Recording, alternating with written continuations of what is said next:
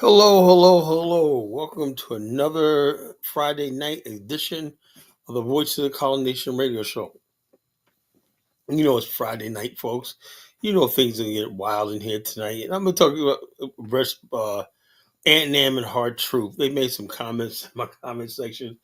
They said, "Yeah, Kala, 15,000 somewhere is 100,000." There's a difference with that. Is this? Person make $100,000 a year, let's say all that money goes to bills and everything like that. That person is still generating wealth and contributing to the GDP and everything like that. Someone making 15, which with most people around the world, I would say 90% of them don't even make $15,000 a year. So it's still better, even if 90% of your money is in bills, it's still better to generate that sort of money because you have more value.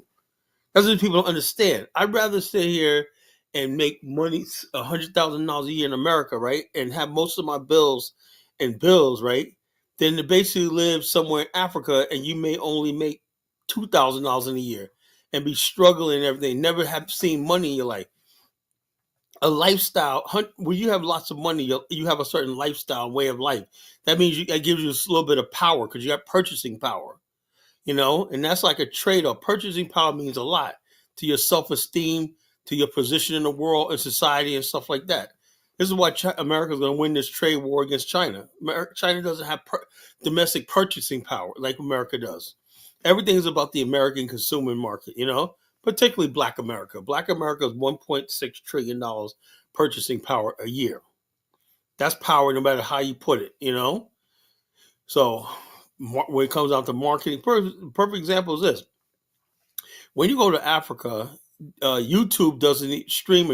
One thing I do love about when I'm in Liberia, I could play YouTube all day and not have to worry about a commercial because most commercials around the world, they don't market to Africa. There's nothing in any significant numbers. No, when they do their marketing, their research, and everything like that, they find that Africa is not a good place for 90% of the stuff that YouTube advertise on. How you gonna sell money markets to people who have no money? How you gonna sell Fidelity Investments? How you gonna sell Robinhood app? You see the Robinhood Gold app? Oh yeah, that's only gonna go to a new emerging investment class in America, which is minority groups. Minority groups are new to investment in America. That's why a lot of these groups are companies are targeting minority groups because we're new to life insurance products. We're new to these things that in large numbers that you see on social media, and they know this is a medium to reach a lot of people. A lot of products you see on Amazon, stuff like that people advertise. Even stuff like I've seen advertisements for uh, get this trading app. We'll show you how to invest. Well, you ain't gonna see that in a third world country. You're not gonna see somebody put an advertisement for learn how to play guitar in 2 weeks or whatnot. You think you're gonna see that when you're in Nigeria and put on YouTube? Of course not, because they know the probability of somebody purchasing that and whatnot is almost zero. It's like negative to the millionth power. So, which is what I'm talking about. So, when people like Ant Nam and all those other people talk their nonsense, they're a bunch of fools. It's always better to be in a position where you're making money and stuff like that. Even if you don't see the net of it, don't see that much, but the growth still gives you power and access to credit and capital and stuff like that. It's better, like I said, better to have love and loss than to never have loved at all. You know, the people who never have loved at all, the people who've never kissed a girl in their life and everything, cannot talk about somebody else's failed relationships. Well, I say, well, you never had a relationship. You never had a girlfriend, so you can't talk about that subject. So that's my little message to Ant Nam and the hard truth, whatever the hell his name is goofball. But all these UK dudes, man, these UK dudes, what these dudes, what's up the UK, man? They got always so much to say. The black people in the UK got the least amount of anyway. They got less than the people in the Caribbean, but they're always online talking and giving advice. He my brother IC3, man. Like, dude, man. Dude, you got to get out of that Captain Crunch uniform, man. Give it advice on how to solve problems in Black America. Oh man, the fun never ends. The fun never ends, you know. But like, share, and subscribe, folks, because you know when you got a topic like, do streamers and social media podcasters have a social, an ethical obligation? You know things are gonna get hot tonight. You know there's gonna be accusations. You know it's gonna get heated tonight. You know I picked this topic because you know it's timely for this topic. I really do believe that we have to basically get to the point where we're holding ourselves accountable. If you black people are the only group of people left alone, we said we don't seem like we could govern. We used to be able to. I remember I heard that idiot Cornell said it, which was true. He said the reason why black community functioned back in the days, how we lived in all black communities, and it was peaceful, there was a sense of black love. So people knew to do the right thing. The show, the movie, Do the Right Thing. Do the right thing meant that no matter how poor you are, no matter how life may throw you a curve and adversity, right? You know, no matter what, you do the right thing.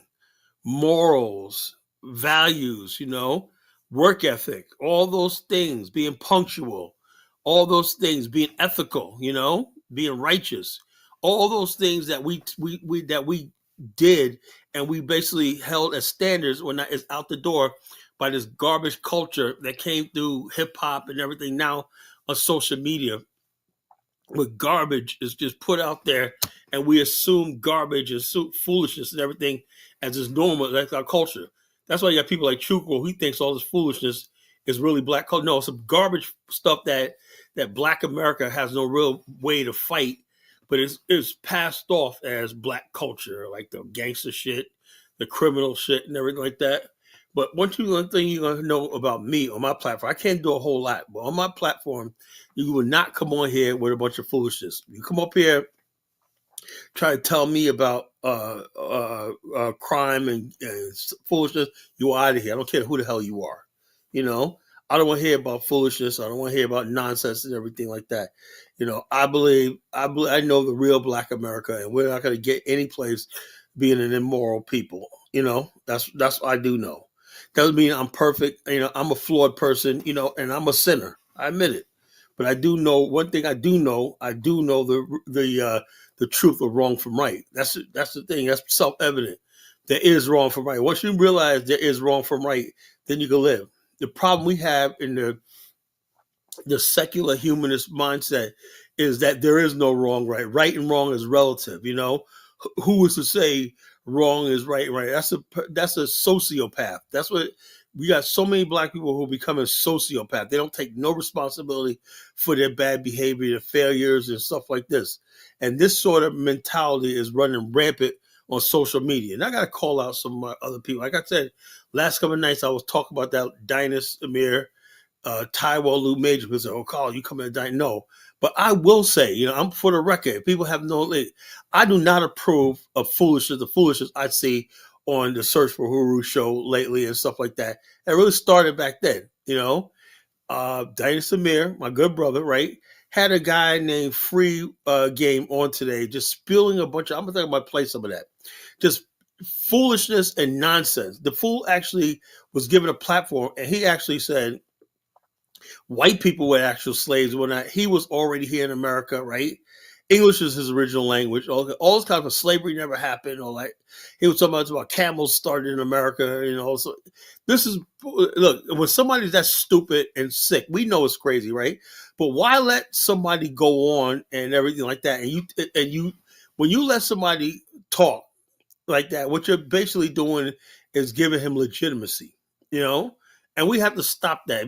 If we could have shut this FBA wobble stuff down a long time ago, but too many people for your clicks and goddamn views and everything like that, and your monetization. That's why I said I don't really care about making a career. I refuse to make it. I don't trust anybody who makes a career and YouTube is your main source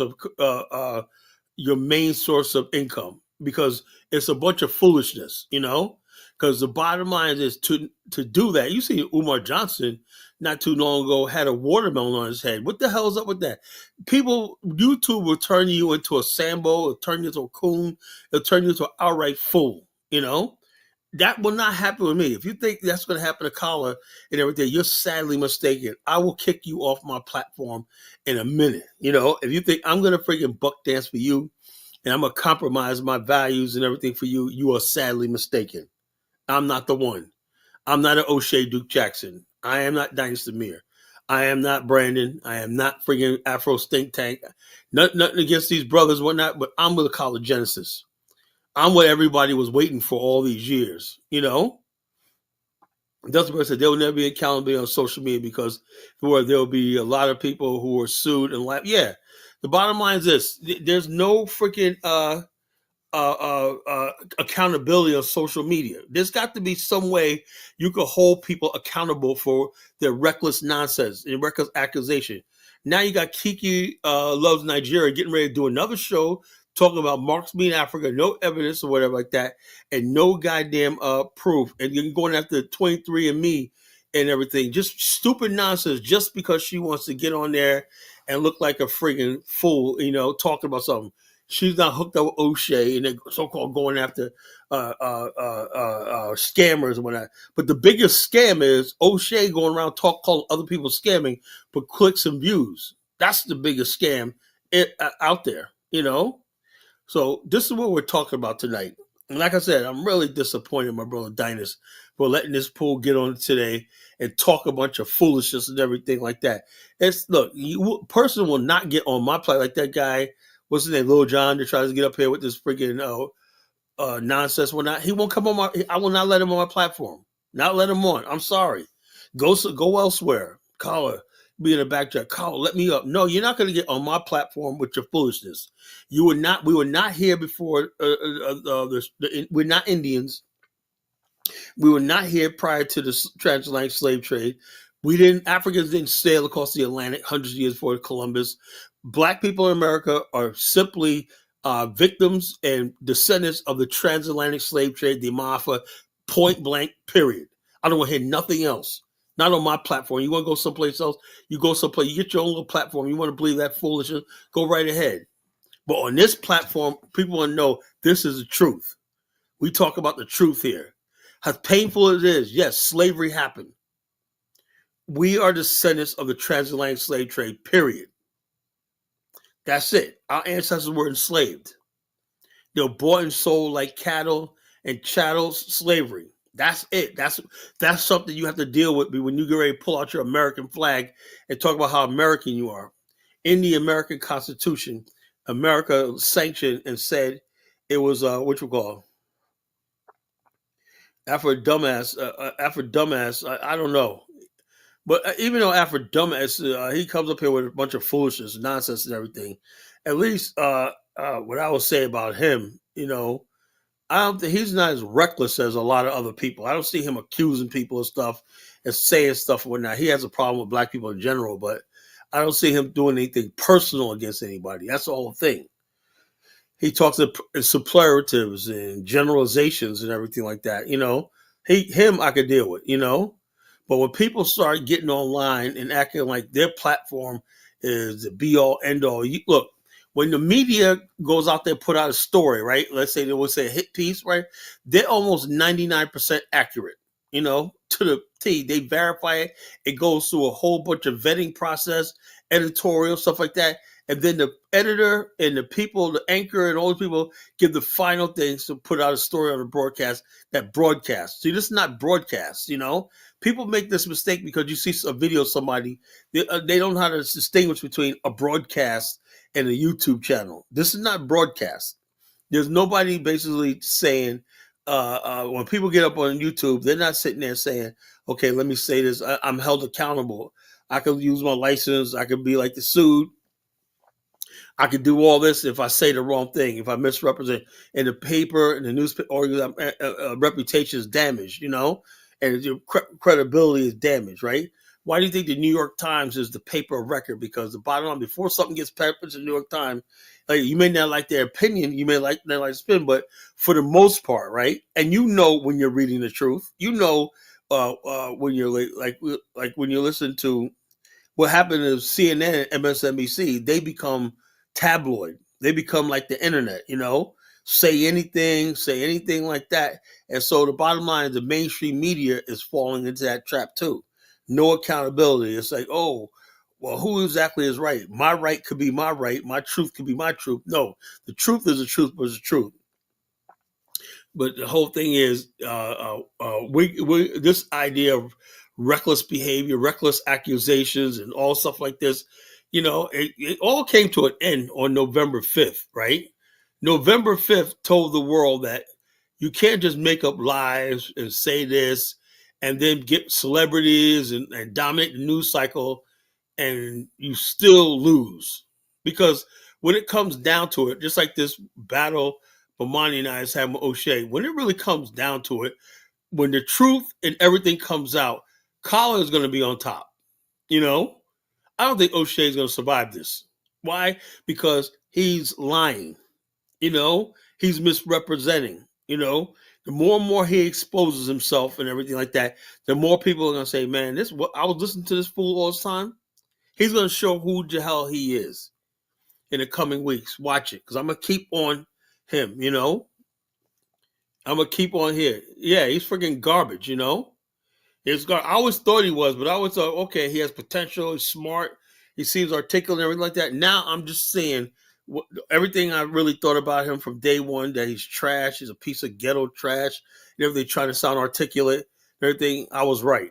But I never said anything, I was like, okay, let's see what he got. Then when he did the Kanganda, how would I know this guy would turn that into a friggin' BT foolishness? Not saying, yeah, negativity, gossip. He's like that's what women do. O'Shea, what the hell do you need friggin' Gayle King and Oprah Winfrey for when you got O'Shea Jackson around? The reason why we do these spaces and everything like that, to get away from that nonsense. People want to hear about real politics in Black America. They want to know about repatriation, about living in Africa. What about this idea Colin talks about in Afghanistan?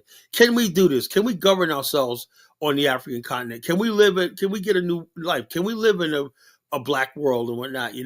Yes, there's people going to Africa. Yes, there's people making mistakes and everything, but because there's no real organized thing. That's what I tried to build with the BAIO. I wanted to build the BAIO, a way to organize where we can actually do live on the African continent because we're working together.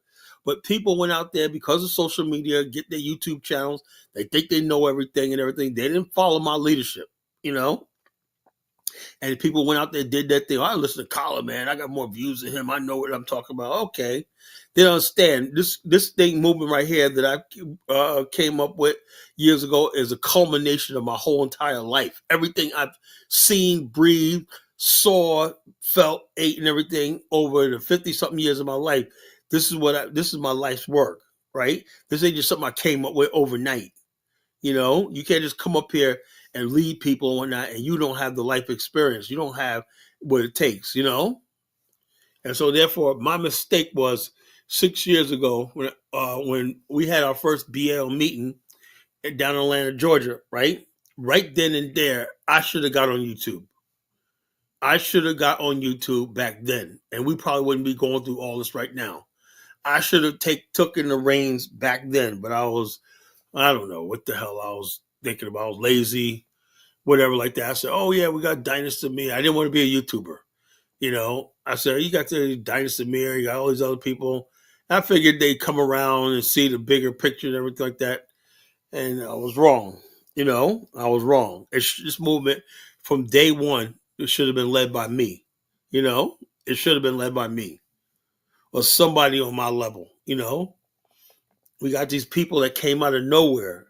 O'Shea, Dynasty Mir, Brandon, Afro Stink Tank. These people don't have any background in this stuff. They've read a couple of blogs and everything. Now they get on YouTube, they get a YouTube following, and suddenly they're certified Pan-Africanists and Black nationalists, with no background, no anything, no scholarship, anything,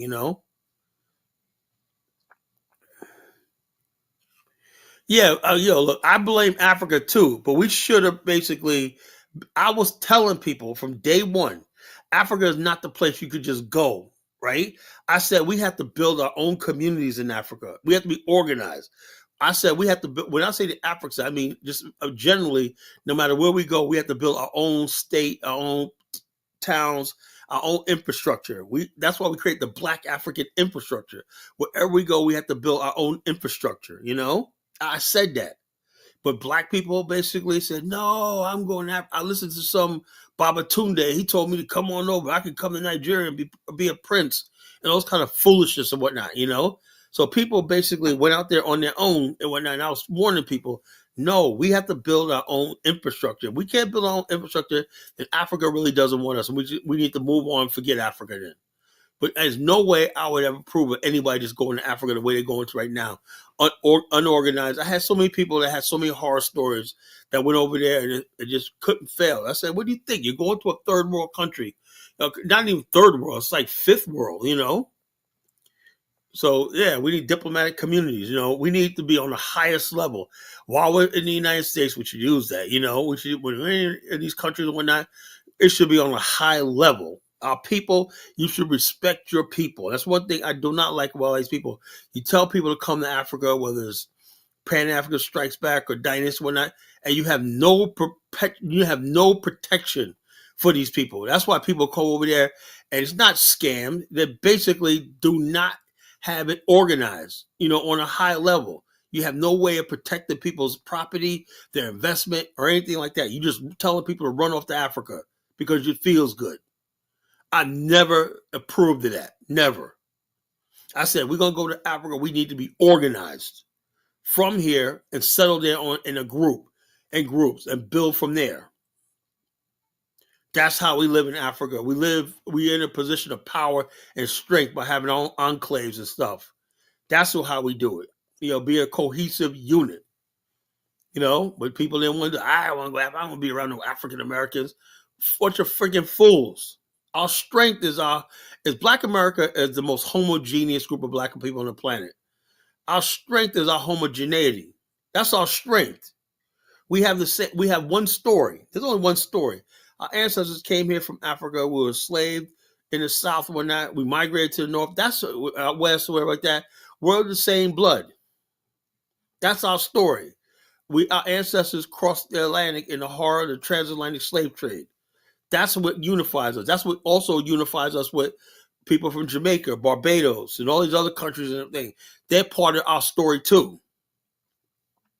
But we need to move as a unit on the African continent, you know, based on the people that returning from the transatlantic slave trade.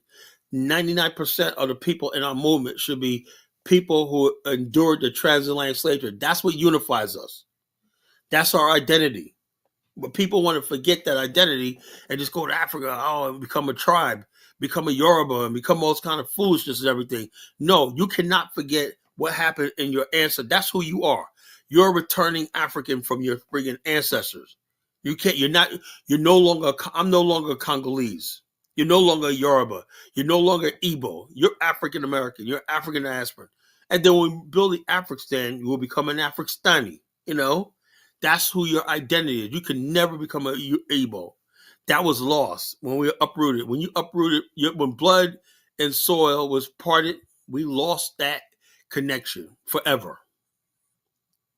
That's slavery and wars have consequences. So when people like Baruti tell us we got to go there and just become Bantus, what you're doing asking us is forget 400 years of our history. That's what shapes who we are, our history, you know? Yeah, so Liberia was really set up for us to go back there, but we got the native Liberians. Just I don't know how it turns out. I have no idea. You know, I have no idea how that's going to play out. But Liberia is an ideal place to start building communities. You know, that's probably an ideal place, but I don't know. It's like you have Black people in America who don't know the history of Liberia. They go over there apologizing.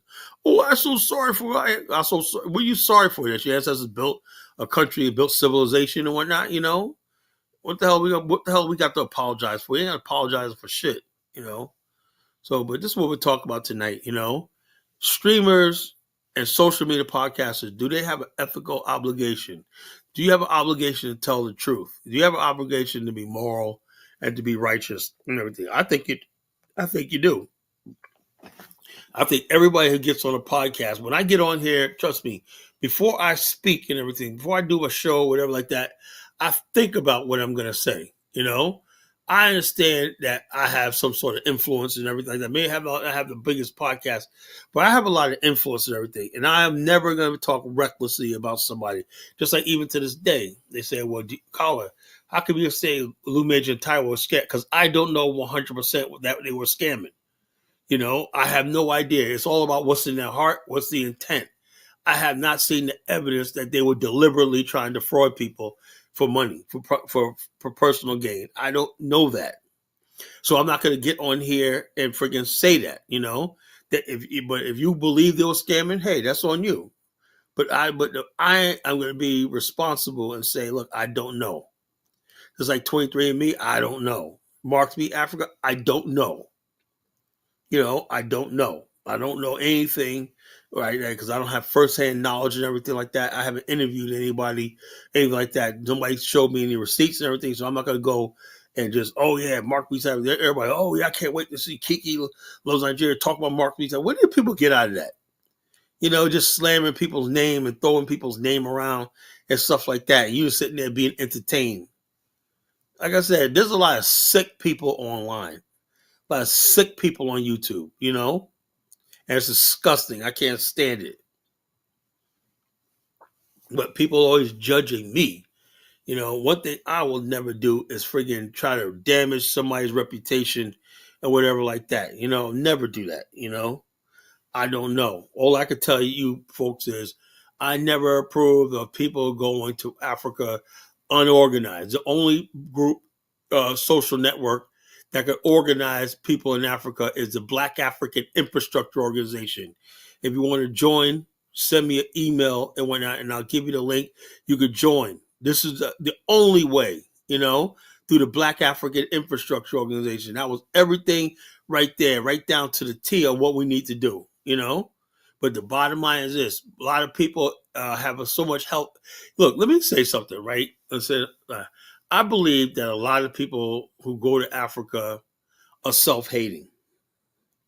So what I mean by that is this: America teaches black people, teaches you there's something wrong with being black. That's why you got the Candace Owenses and Jason Whitlock. I say like this: that dude Nick Fuentes has really ripped into Jason Whitlock, right? He says, Jason, you just say what white conservatives want to say because they were racist. So that's the truth. Black conservatives only say the white person's point of view. Like, perfect example, this Carmelo Anthony situation, right? Now, it can go either way. Some people could say he could stand. Most likely, black people will say he stood his ground. I understand he was probably bullied, whatever like that. Maybe he shouldn't have killed him, but things happen, right? The white person will say, oh, he's a thug, blah, blah, blah. He killed that white boy, blah, blah, blah. It's reverse racism, whatever like that. Okay, that's fair enough, right? White people, they have a way of seeing the world. We have a way of seeing the world. For example, most white people 99% strongly support law enforcement in this country, where black people, something like 40% of black people strongly support and trust law enforcement. Now, it does not mean one is right, just two different perspectives, right? The black conservative, what he does is basically takes the white perspective and tell black people, you're wrong because the white way of thinking is the right way. No, it's just that the white man has an opinion, and what's up, Dark Migo? And the black people have an opinion, right? It's just based on how they both see the world. But what they want to do is erase your thinking and basically, you know, well, I don't know about that, but the bottom line is this. Yeah, he shouldn't have. But a lot of people carry knives. A lot of people have knives on them. Whatnot. A lot of people, I carry a pocket knife. But the thing is, though, what I need to know is if the guy Austin was the aggressor, which it looks like it was. If Carmelo flashed a knife on him, then that kid should have backed down. He should have like this. I've taught self-defense for years, and I always tell people, If somebody pulls out a gun or knife, just let them go. I carry a knife. And be honest with you, after what happened to me when I got jumped and almost killed, one time, I would use it. If I thought I was getting jumped again, and when I had a knife on me, I'm gonna freaking cut everything in my sight. That's just me. You understand? When you get attacked, your survival instincts take over. You ain't thinking about things like that. You just look up and there's blood everywhere. Trust me, I've been through that. I've been stabbed. You know, so you don't know when you're in that situation. That's why, although I have a gun, I don't like carrying a gun around, because I don't know, because I know myself, I'll use it. If somebody pull a gun on me, I'm going to pull a gun and shoot back. I will do it. That's why I don't carry a gun on me, for the most part in public. I'll make sure if you come to my house, I can use it. Yeah, if he was jumped by a bunch of white boys and everything like that, that tells us we don't know the whole story. This is what I'm talking about, this irresponsible media, right? The media is going out there, oh, yeah, this, that, and the other thing. The media is not really doing any real, people are on edge. They want to know what happened and everything like that. But they don't have a timeline. No one's trusted enough to say what exactly happened, right? So we got to wait till the trial. And all these months are going by where people are at each other's throats, you got people, talking about Kamalo's guilty, even my brother Chief X, he's like, y'all know he's guilty. And then, it's like, why is it that every time when a black person has a point of view or we feel something, people got to belittle it? And I said that to say, when it comes to the Pan-African world, right? Black America has a right to feel a certain way about Africa, its place in the world, whatever like that, even towards black immigrants. When we feel a certain way when people come here and don't want to have anything to do with us, but benefit from the struggle and that we create, that our ancestors fought for in America. So we think people come here should be more respectful of our history and our legacy in America. That's what Black Americans think. But we got people like Dynasty Samir, Brandon, when I tell Black America, you stupid for thinking like that. Oh, yeah, no. And they wonder why this ADOS FBA movement came up. If somebody like Tariq can have power. If we would have been on the thing saying, yeah, I'm a Pan-African or not, but I'm still Black African American, right? You're gonna respect my thing. You're not gonna think that there's something wrong, inherently wrong with me because my ancestors. We had no choice in coming to America, right? So it's not my fault that we speak a certain way. That I don't know my tribe and I don't know my language and everything like that. You gotta accept what we are. What we are right now and what not is how Africans have to respect us. We shouldn't have to change our name or get a freaking renaming shit and all that kind of. I've never approved of this shit, because what that's doing is devaluing our experiences and everything like that. Your parents gave you a name. Your parents like that. Who is somebody that's you're gonna grow up so esteem? Somebody's gonna rename you. No, my father gave me my name. My parents gave me my name and everything like that. And so I'm tied to a legacy. And I made the mistake because I did change my name to an African name. So I felt the pressure of, oh, you're Black American. You got a slave name, whatnot. Yeah, okay, we did that. We do that.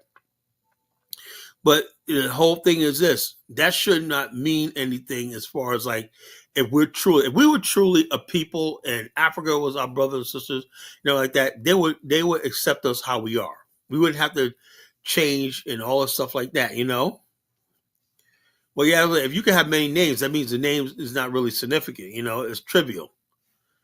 So it is what it is. That's the case. So bottom line is this: my whole thing is we can have that, they can have that opinion, but I'm saying my job is to protect my people, Black America. That's how I go into the Pan African world. I'm not gonna serve my people up to people I don't know. That's why I tell people all the time when we deal with people and everything like that, understand we're together first. I'm not going to take African sides over my people, But when Black Americans are wrong, when they're basically bullying Africans like that, I do not approve of that shit. I say it all the time. I have not approved of Black America bullying and picking on Africans, Haitians, whatever like that. I'm disgusted by that, But at the same time, I am not going to let my people be bullied, and everything. But you got too many platforms let people get up online, talk shit about us and everything like that, and call it Pan Africanism. You know, they be thinking, how you gonna be a Pan Africanist and you're using white supremacy talking points to talk about Black America? They don't even put it in proper context. You know, we're a minority group in America, a benign, neglected minority group in America. And the bottom line is no, we can't just, we got so much in America. But yeah, but if you're communities on the whole disenfranchised, and the only time you really are successful in America is when you are trying to abandon your blackness. The closer you are to white in America, right, the more better you are. So therefore, when we do succeed in America, because we got to give up our names. Whatnot. People say there's a thing that said the more black sounding names, the less likely you get called for a job interview. So it forces us to basically assimilate into the white world. At the same time, instead of Africans understanding that, they mock us for having European last names and stuff like that. We don't name our same Africans names and whatnot. You know, they only put it in proper context. Well, they're forced to live in a white country, you know, and to succeed in that white country. You know, white people do not want to hear nothing about black people talking about your Africa. White people say, "Oh, you guys aren't African. You're Americans now. You know, you're Americans. Forget about Africa." You know, that's the pressure we in America to forget about Africa, forget about slavery, forget about our roots, everything like that. That's what white people are offering us. If you forget about slavery, forget about Africa, or even have contempt for Africa, the more of America, the more you could succeed in America. But Africans don't seem to understand that. When they see Black Americans having nothing to do with Africa, they don't blame white America for their racist thing. They blame Black people. Oh, y'all are cotters. Y'all don't know who y'all are. Y'all don't know your name, whatnot, you know, because it was not necessary. Knowing your tribe in Africa was never necessary to survive in America.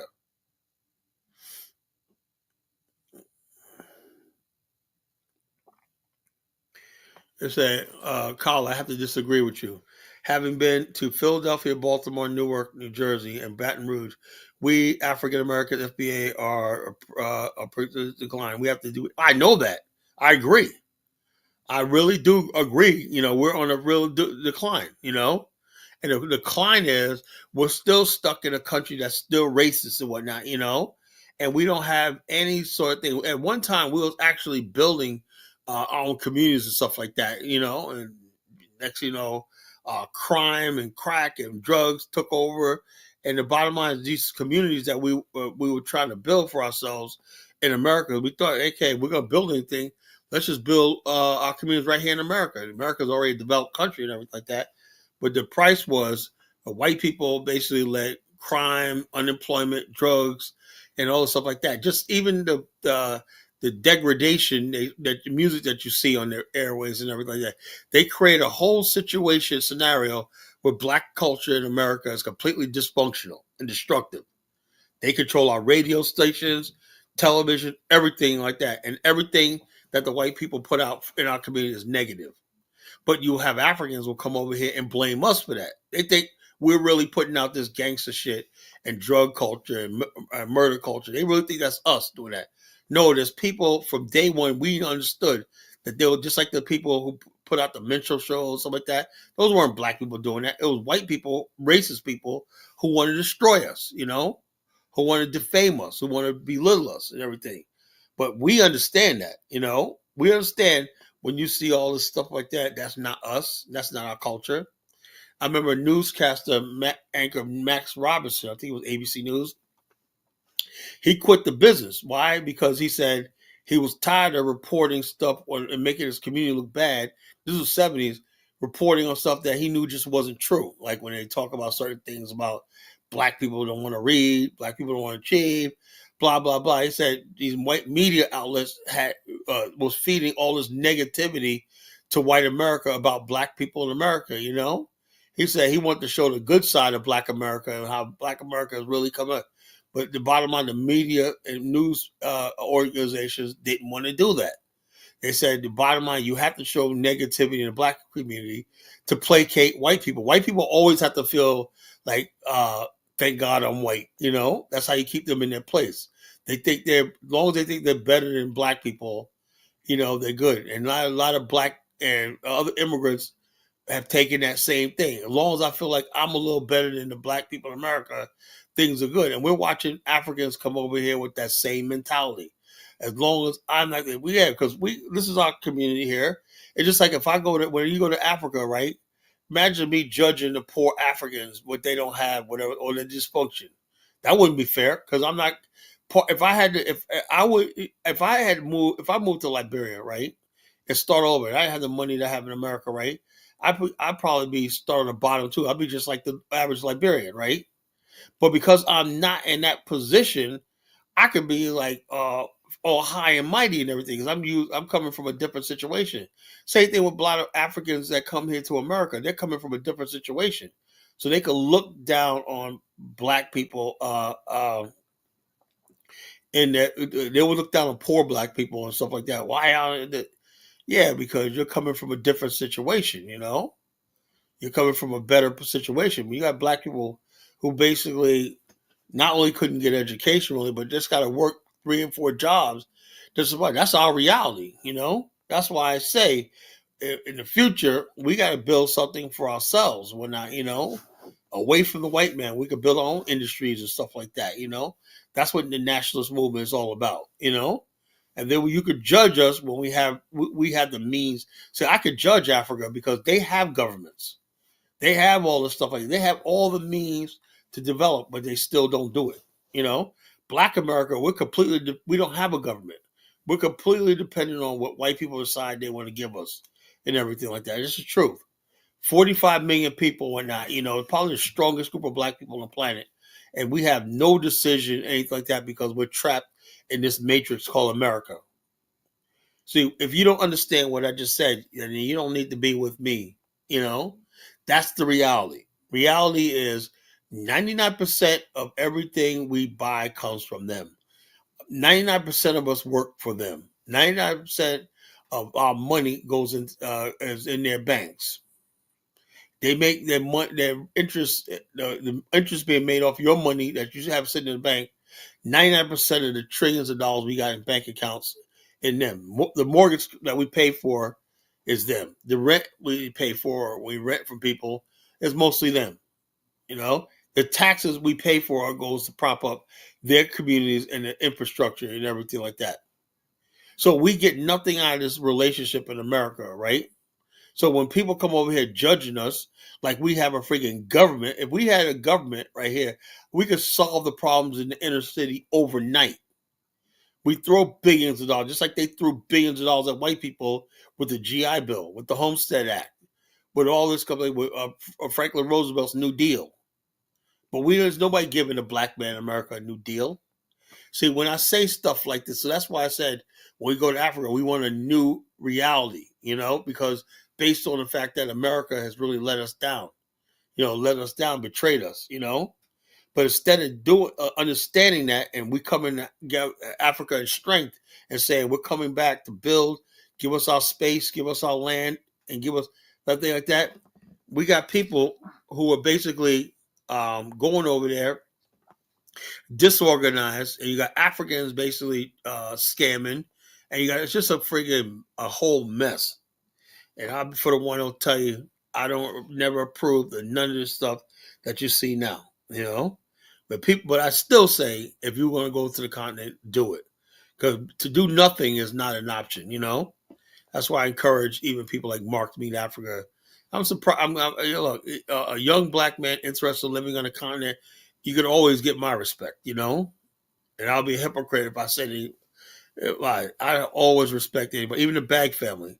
I respect anybody who says I'm gonna take a chance and go like it don't mean it's gonna turn out perfect, whatever like that. But the bottom line is the fact that you took that journey and went to Africa, to live, and build.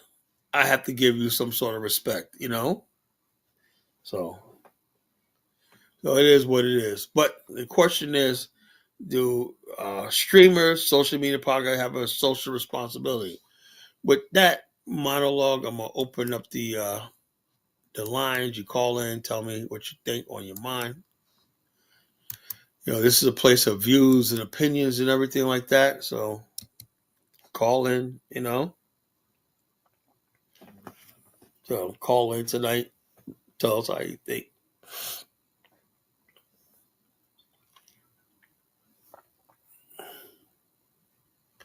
Yeah, but while sitting there, I just couldn't even watch that show today, the Dynasty show today. Where this guy talking all this weird shit. I'd be like, no, you are not going to talk. I don't care how funny it is. I don't care how many people like it.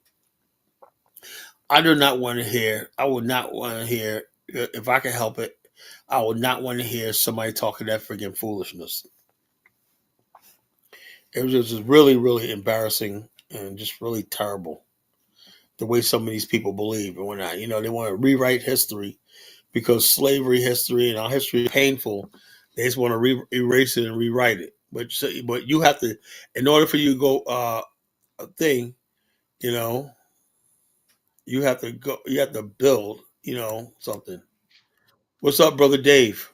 Yeah, good evening, Carla. How you doing, Carla? Doing great, man. What's on your mind? Yeah, man. You said streamers, yeah, the streamers owe us an obligation. They're supposed to be truthful. There are new media. I thought, what happened to the new black media? Right, it's a new New black media is black a media is freaking supposed to be joke. truthful. They're It's a supposed to joke. tell us the truth.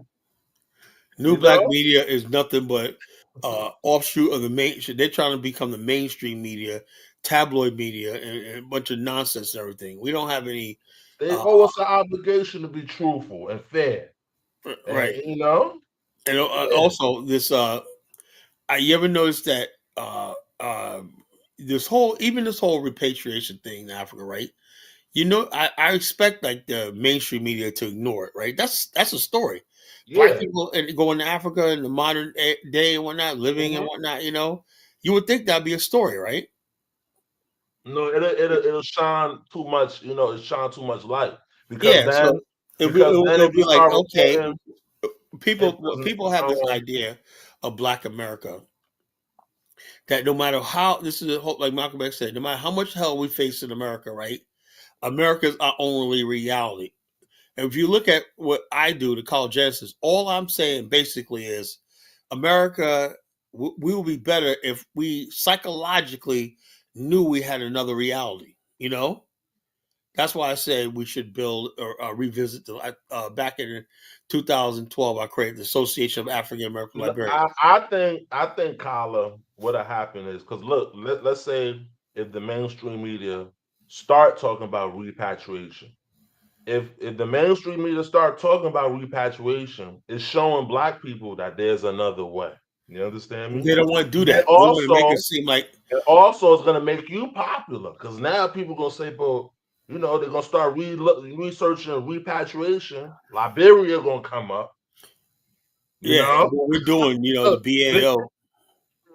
BIO going to come up, and then Of course, it's going to in all explode. these years, Yeah, so they don't want to, that's what I was waiting to happen.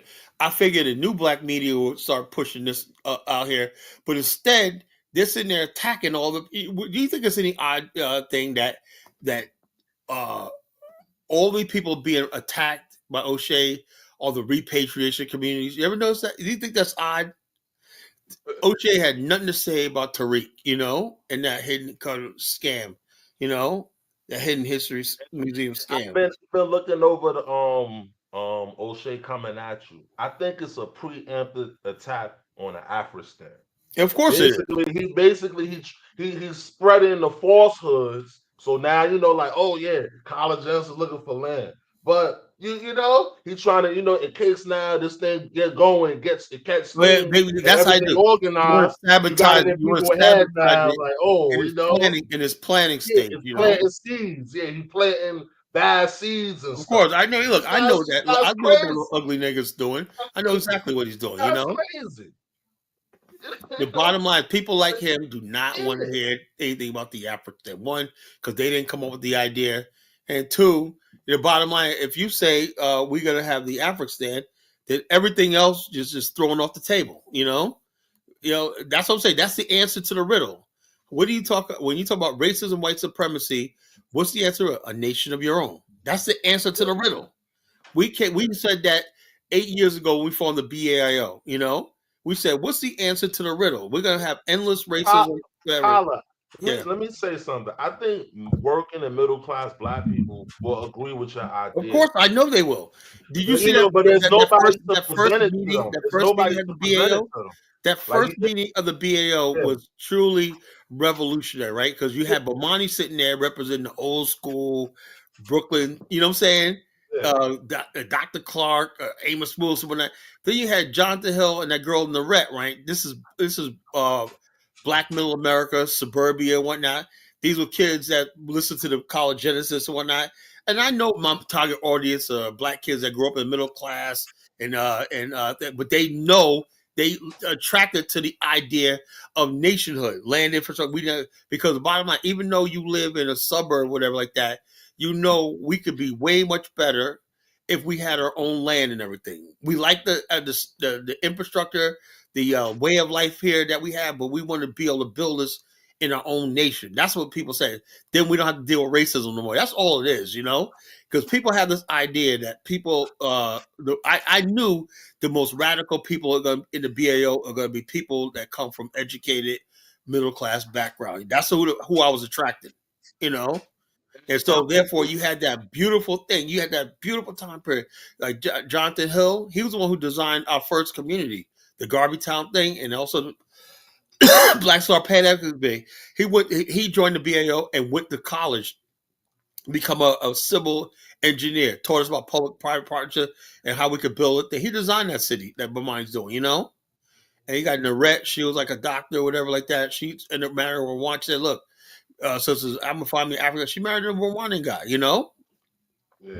So, and the bottom line is this. So we're saying those young people were saying, we want opportunity in Africa. We want to build in Africa. We want to look for love in Africa and stuff like that. That's what the BAIO was founded on, And so therefore, those are beautiful times. What my mistake is the fact that Dynas was at that meeting too, right? He was there too. He helped organize the money. I want to tell you something too, man. I want to tell you something. Don't be discouraged with when these Africans come on Well, online. I'm not. I am not No. thinking about these people. Let me finish saying. Don't be discouraged when these Africans come online and try to discourage the African. The Africans on ground, and a lot of people will they love your idea. Of course they would. Don't listen to these guys. They just want to. They're living in America and Europe, living on a high horse. You outpacing them in development and in the minds of people, and they don't want to step on. So that's why they all support those yeah. Yeah. So Let me get my brother. Let me get my brother $1 Bill on. $1 Bill. $1 Bill. Hey, what's happening, brothers? How y'all doing today? How you doing? Yeah, I heard you. I was checking you guys out, in the background yesterday. We'll take shots at you a little bit. Yeah, y'all was making some shots. It's all love and brotherhood, though. Yeah, listen, I know you guys don't know any better. But we gotta take shots. I wasn't there, Dollar. We knew you were listening. We knew you were listening, man. Oh yeah, without a doubt, man. Your show's happening, man, and it's what's popping on the internet, and so people come out and they listen, and even King King Krabby, even he knows, man. Who's that? Supposed to be King Gonda. O'Shea Duke Jackson. Kunganda.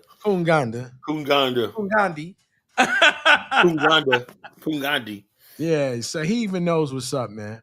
He's out there listening, trying to find ideas, checking out your show and seeing what's going on and what's popping. So the whole thing is, man, I think we should have a responsibility, okay, as men, okay, and as we used to say, race men. We do have a responsibility to our community. We have a responsibility, not to be coons. We should not be on the internet trying to destroy other people on allegations that have not been proven.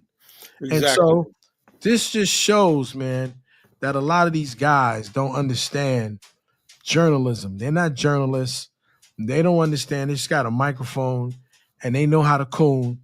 And, this guy's been doing a good job of cooning because he doesn't want to take responsibility. He wants to sit on the sidelines and he wants to get celebrity junk and celebrity gossiping, you know, and he doesn't want to be serious about something. People, let's say you're out there and you're a young person. That doesn't mean that you're trying to scam people. You might Exactly. legitimately try to do something, but you're gonna have ups and downs, especially when the money that you're dealing with basically is the money that you're generating off of YouTube. And he has to understand that this guy Mark, he's being scammed constantly. He's trying to go in and negotiate and make deals with people. They're looking at him. They're Of course, looking, didn't I say it from day one, Dollar Bill? I yeah, said we have to be organized in Africa to the highest level.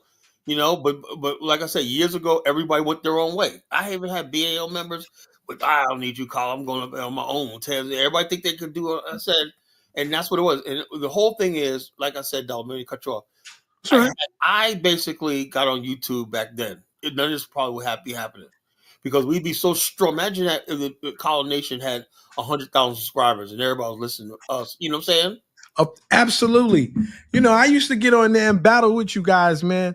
When you were on Search for Uhuru, man. Yeah, I remember you. I didn't like, the fact that and I think I like Dynasty. I don't know him personally. I've been DMing him for years, and I don't, he'll tell you that. I don't know him personally. But I used to say, look, man, you better than this. Why are you allowing these people to come on and talk crazy about your own people? And his response to me is, well, I agree with 90% of the things that they're saying. And I'm like, really, man? You really? My whole thing is, if you believe that, you have no business leading us. You have no business taking people to Africa. You have no business taking people's money. Come on, man. You can't. And the thing to me, it was like self-defeating because I was saying, you give a platform to people like Elvis, who basically want to bash African Americans, and really, they're not taking any tours with you. The people that are taking tours with you are African Americans. Let me tell you, I was with Dr. Harnet's group. Yeah. And Dr. Harnet said out of her own mouth that her number one membership is African Americans. Of course, everybody knows that. Not Caribbeans, not Africans on the not Africans on the continent, not people in England.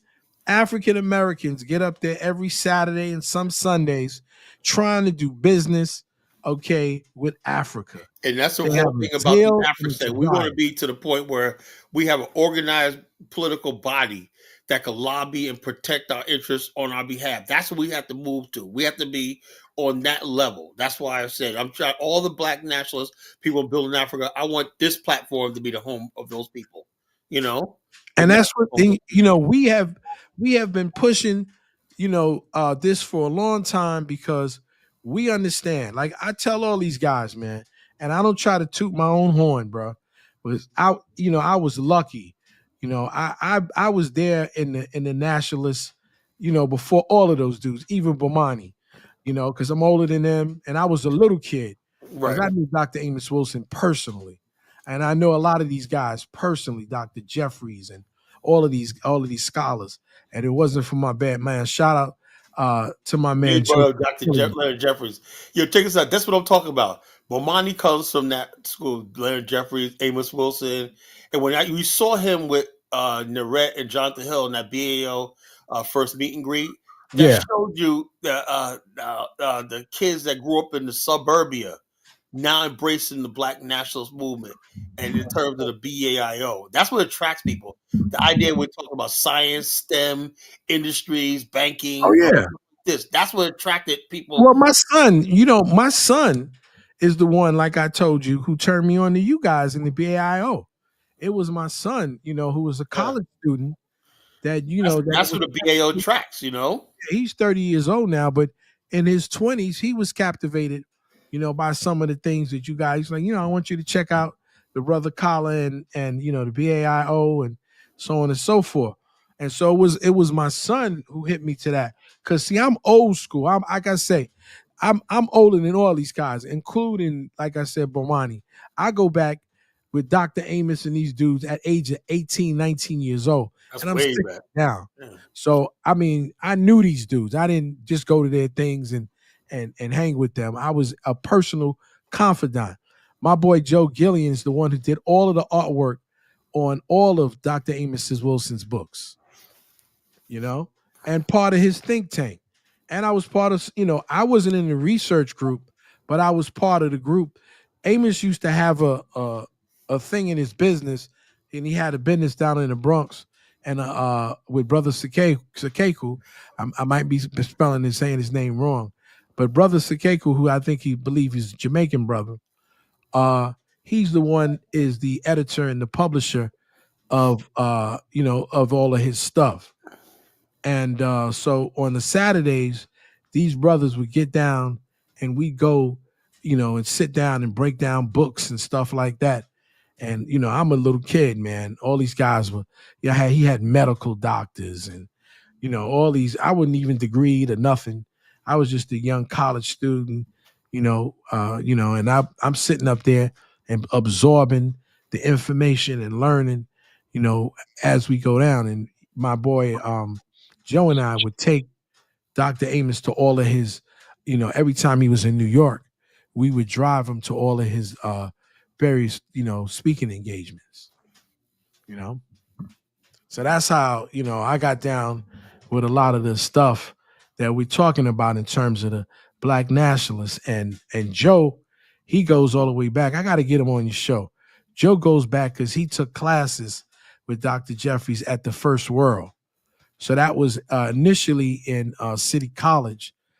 They have moved out. I think they started in the church, and they used to have what is called in Brooklyn the Slave Theater. I don't know if you guys, Brooklyn Slave Theater. Yeah, I heard of the Brooklyn Slave Theater. Yeah, that's where Amos Wilson used to always. Amos used to do that, and a lot of the different schools and at night, he would go there, and various places. And I miss Amos, Dollar Bill. I miss Amos, man. He was ahead of his time. I miss him, brother. I miss him so much. Oh my God, man! What a loss, right? What a loss to the community. He was ahead of his time. He was so much ahead of his time. And the brother was so, and you know what I loved about the brother, all homage to the elder, is that he was such a respectful person. He was and a funny guy, man. A real and a southern brother. He wasn't a New Yorker. He was a southern. I can't remember. From down south. Yeah, he's from down south. You know what he kind of reminds me of? Amos Wilson. Remember that dude, Sweet Daddy on Good Times? No, man. To be honest with you, you remind me a lot of Amos. Amos was a tall brother in stature, and he really didn't play a lot of games, but he loved his people. So you remind me a lot of the brother. Yeah, I miss him, man. I remember I used to tell him, I used to say, Amos, man, I know you get it. Sometimes you get tired trying to teach your people because we so, we're so stiff-necked and rebellious. And I tell him, I said, sometimes it sounds like, you yelling, and he's like, I'm trying to wake people up. I can see that my people are asleep and I'm trying to wake them up, and that's a hard job when you try to wake up people who basically have amnesia, and people don't realize that amnesia is not the amnesia that we talk about in the movies. Amnesia is that you forget because that's what I did the show last trauma. night. I said black people in America are getting too comfortable. Well, it's all over the world. Letting their guard down. It's all over the world because like I did another film. I don't know if you saw it, but I'll play it tonight. But one of the things that we're inflicted with here in this country and all around the diaspora is because of our trauma. And see, we talk about the Africans, the triangle slave trade, but and this is something that continental Africans like to beat us over the head with.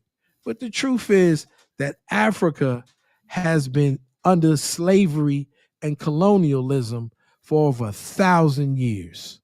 Yeah, more like 2,500 years. Yeah, At least If 1,000. you count the Arab, Yeah, exactly. So when you're talking about people who are trying to shame us about our slavery that happened 400 years, and they got 1,600 on top of that that they're dealing with, and that's why they respond the way they respond. This is why they're trying to hold on to these tribes that need to be put in museums. I know. And they don't want to face the fact that they're Black Africans. And so I likened it to social emotional, IQ, and when I say people have low social emotional IQ, they get upset and like, what are you talking about? You have low social. We have people that go to Harvard. Yeah, that's true, but it has nothing to do with your emotional IQ, your skills, the competencies that you need to have, okay, in order. So I'm going to read it out for a minute. Social emotional learning is the process of developing self-awareness, self-control, and interpersonal skills, essentially for success in school, work, and in life. And their 5 competencies are self-awareness, understanding one's own emotion, thoughts, and values, self-management, regulating your emotion, managing your stress, and setting goals, social awareness, the understanding the perspective of others and recognizing those social cues, relationship skills, building and maintaining positive relationships, communicating effectively, and collaborating with others. And the last one, the responsibility, decision making, thoughtful and ethical choices, considering consequences and problem solving. So, hey, that last one you said is important yes, because that's the topic of the show. yes, responsibility, right? So, Kala put it in. Do we have a responsibility? Absolutely. This is why. I know people get on me and they think that, oh, why do you push so hard for that Ubuntu? Because it's a way of us understanding and collaborating, okay, with one another. We don't all come from the same situation. Some of us come, okay, out of the ghetto, out of the hood. Some of us come from middle backgrounds. Some of us come from elite backgrounds. Some of us went to school, okay, and had to get free lunch. Other people didn't get free lunch; they had to pay a few dollars, and some paid for their whole lunch or didn't do lunch at all. So when we understand that in the Black community, because we were forced to be together, it wasn't just the fact that we loved each other. Hey, check this out. Hold up. Oh, Dollar Bill. Hold up. I got this person, and I just let it on, named Syed, right? I don't know what it is, but Syed, you got 2 minutes to explain who you are and why you're trolling me. Hey, man, yeah, you seen that shit, what he was doing? But he put his foot up or some shit? He put his feet on the camera and shit. Okay, remove. Some kind of weirdo. Remove, and you are permanently blocked. Yeah. Not his feet, man. Nobody interested in your feet, you weirdo. Yeah. kind of homo weirdo are you? Well, that's what they do, man. The trolls, man. Yeah. The trolls. Well, you know what? It's a good thing, Kala. The fact that you're getting trolls lets me know and lets the world know that you're striking a chord. Of course, yeah, of course. I'm ready for him. You know, he just got permanently banned from the chat room, and I kicked him off the platform when I saw it was a nice try, nice try, but you're out of here. I don't play that. And my point I'm trying to make is tonight. You use the Dine Show today? Nah. Okay. Well, anyway, he had this guy free game up there. Hey, play the clip, Colin. Play the clip. I said, play the clip. Let me look for it. Go ahead and talk. Let me look for it. Yeah, okay. I wasn't around. I actually was trying to get some things done in the house, and I got off work, and thank God I got me a little spring break. Man, I love having these breaks. I got me, and I needed it, man. I needed this spring break to kind of like chill out, relax, and and put myself, because dealing with some, some health issues and stuff.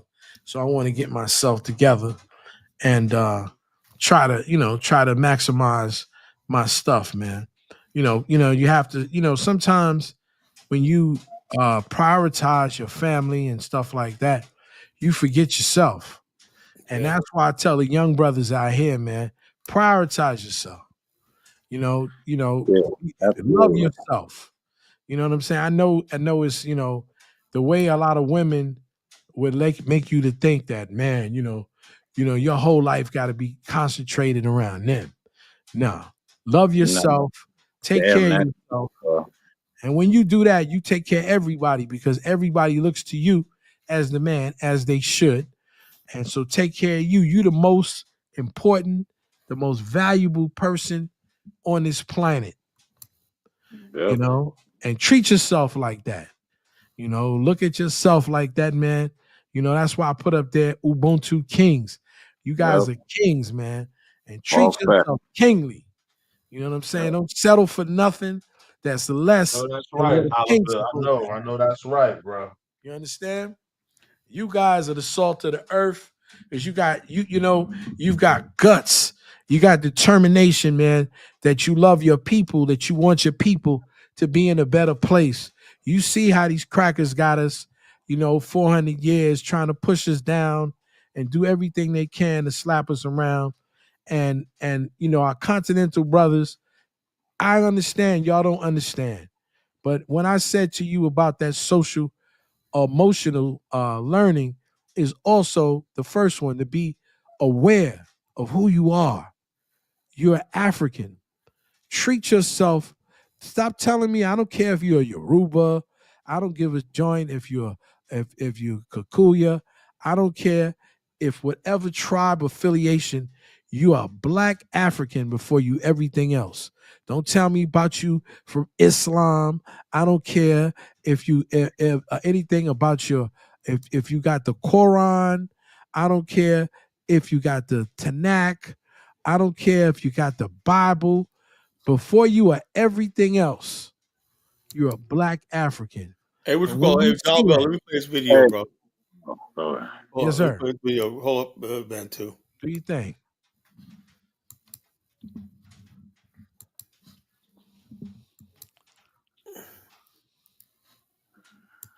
All that stuff comes from America. You see what I'm saying? So there was nothing in Africa. Africa is the wasteland, desperate, desert. You see what I'm saying? So they wanted to come to America. Now, how did they get us? How did we let them? How did they trick us out of our land? Brothers and Yeah, that's sisters, the part I the want to know. How they put our foot? They put so far up our butt where they say, "Now we kick your butts. Give me your hair attire. Okay, now I want to put that on." let me finish. They got us through service, brothers and sisters. They got us through service. See, they are the servant. They come here. Like, if you don't understand that they had to build houses for the Indians. They like everything in America, like they use free stuff to get us off our land. They give you stuff. They build you houses. Like, the European is the original servant. You see what I'm saying? So Oh if boy. you can understand, like, how you give up your land to become American, like, why would the black people, like you said, why would we just give up a reservation? Well, they're going to give you welfare. They're going, like, the reason why black people stop being farmers, because they called these subsidies. They would give you money not to grow food. That was the original welfare. They wanted you to That's stop not what growing food. subsidies are, brother. And I finished my thought. Oh, well, you can look this up. It's the Tennessee Valley Association. That's what subsidies were. I don't know what they are today, but that's what they were when they started. The subsidies from the Tennessee Valley Association were for farmers to not grow food. This guy's So stupid. this is how they stole the land. They took the It gets food from worse. it. They took your job. Your grandpa said, "Okay, I'm gonna take this free money." So, but the only trick is you gotta send your kids to school, and then when you get to school, you get this miseducation. See, the European only been here since the 1900s. We want to nah, But believe how do we actually This trade guy is places? Was it crazy. like the sucking it's place just where crazy, they bro. Big Black. Big we Black was just trying chilling to with them, and then, like, okay. they invite us So to their house and they trapped us downstairs and It's a took a part of madness our lately. brain, and then oh we my didn't they god. trade came out places. and we came They out as children. them, and they start wearing our They were attire. adopted children. They are children. Like you have to understand, these are servants. These are slaves. It's this thing called an orphan train. Like most white people don't know their parents. Like 100 years ago, they thought they was born Wow. by a stork. The stork used to bring them their baby. That's their thing. They don't have Wow, parents. wow, wow. You have to look at incubators and in the orphan train. I get it. He Earlier doesn't today I gave understand. y'all I'll some history explain But that how did off we Hey, air. switch and some places, hey, science that brother? this y'all never Big heard Black, of. he This said something bro, important. He said that. Now, this the bro. reason why I play that is I'll listen to that today, and I had to turn the damn thing off. I'll say to myself, Dinus, man, how you allow that on your? I would say, look, somebody get on this platform, like you're gone. You know, I won't even let that go on. You know, the bottom line, these guys are given a platform to talk freaking foolishness. You know, Is that little boy down with them? Pan Africanists want Black America to be sacrificial lambs. Hey, what's that saying you be saying, Kyler? Exaggeration is the bastard child. Exaggeration is that's a joke from the College Genesis. Exaggeration is the bastard child of enthusiasm. There you go. That's what Ain't they this on. And fool? also, hold up. I said that when you can say that with Dinus when Lou Major Tyro. Exaggeration is they were very enthusiastic about buying land in Africa, so they were very enthusiastic. So they tend to what exaggerate. Now, I'll be honest with you, I'm guilty of it myself, right? Yeah. I'm enthusiastic about Liberia, you know, in the Afghanistan. So I'm basically, sometimes I exaggerate, you know what I'm saying? So that's why you got to check me sometimes, you know, and you got to ask me questions. Colin, that don't sound right, man. Colin, you know, because Yeah, I think we are guilty of that sometimes. yeah, Yeah, everybody is, you was you know. guilty of that last night talking that smack. But Oh, yeah, right. Wait, And we'll tell the truth about that, man. I gotta educate y'all on that. Okay, But all I right. will do I that know. in the winding moments. I'm gonna have to really educate y'all about certain things, man, when it comes down Yeah, you're to gonna tell us dealing with something. foreign people on an American soil, man. Because let me tell you, man, in New York City, I want you guys to understand this. Those who know New York know New York. I would say that most of the people, even the black people that I run into in my neighborhood, at work, are mostly foreign people. And so I got a lot of stuff, and I know them. You know, I heard my man. I wish he'd come up tonight. I'm just waiting for Hustle Smart because that's who I want to get. You know, I'm waiting for the brother to show up tonight. I'm calling them out tonight, Hustle Smart. I'm gonna straighten you out, man. I think our sisters are getting a real bad shaking here because I think y'all exaggerating these foreign women. I don't think y'all really know them. Uh, like I do as a New Yorker, you know. And so we want to get into that. But this whole idea, like he says that Pan-Africanists want Black America to be sacrificial lambs. No, issue FBA dudes, okay, who want to be sacrificial lambs for white supremacy. Exactly. You know, How you is it have that nowhere to go. how is it that they went from fighting white supremacy, race soldiers, to say I'm a foundation? They dug into America now, waving an American flag. How the hell did that happen, man? Like overnight, you know? Well, you know what Now it my is? whole I thing think it's about for my whole white thing Well, people. it started off with that, the Yvette Carnell with that Adolf shit. let me tell you something how it happened. It started, right? I'll He's tell you how here. it started. Yvette Carnell, it was right around the time I got on Search for Who, right? And I came out, the BAO came out. Everything you see, the FBA was a reaction to the Black African infrastructure, believe it or not, you know, and also Search for Huru at that time, 6 years ago. Shit, there go your boy, Dollar Bill. Yeah, I'm gonna get him. That's why I put him up there. You know, make Sippers Yeah, got his. check So this out. Dollar Bill, you calling out Simp? Let me You finish what I'm calling saying. out? Let him finish. Check this out. Okay, Yvette Carnell was with Boyce Watkins. Remember that? She Yeah. had I a book remember called that. Breaking I remember Brown, that. right? Breaking Brown. And Yeah. then basically Boyce Watkins was talking about this. Listen to this carefully. Boyce Watkins, even though I think, we call him Moist Watkins, he's a clown, Yeah, we call him Moist. Moist Yeah. Watkins, but he's a clown and everything like that. He married that lady that probably don't give him no sex. You can tell that's a weird relationship, he's a clown, Anyway, Yvette Carnell, several other people, somebody else, that girl, Paris Milan, they were basically out with Boyce because, and they weren't talking about a lot of money because he had There was a dude that was with him too. I can't remember his name. I don't remember any dude, man, but Tone Talk. It was Tone Talks. Oh yeah, Tone Yeah, Talks. Tone, Yeah, Tone Talks. He's another clown. Anyway, check this out. Yvette Carnell had a falling out with him over Dr. Claude Anderson, right?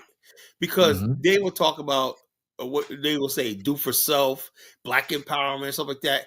Yvette Carnell was saying, we don't need that. We need government we've been neglected, blah, blah, blah. And then she started making the cases. Well, immigrants, she started talking about immigrants, right? She was like, well, immigrants are taking jobs and stuff like opportunity for black people in America. We owe some recourse, whatever like that. The government should give us something specifically because we're here about something. And now let me tell you something. Years ago, I didn't understand what she was saying. Now, so you know something, I do agree with her in one sense, right? In this sense right here, the United States basically said to us, be Americans, right? Forget about Marcus Garvey. They even had Booker T. Washington. Cash your bucket down, right? But you have large black communities, as Dollar Bill and everybody know, right?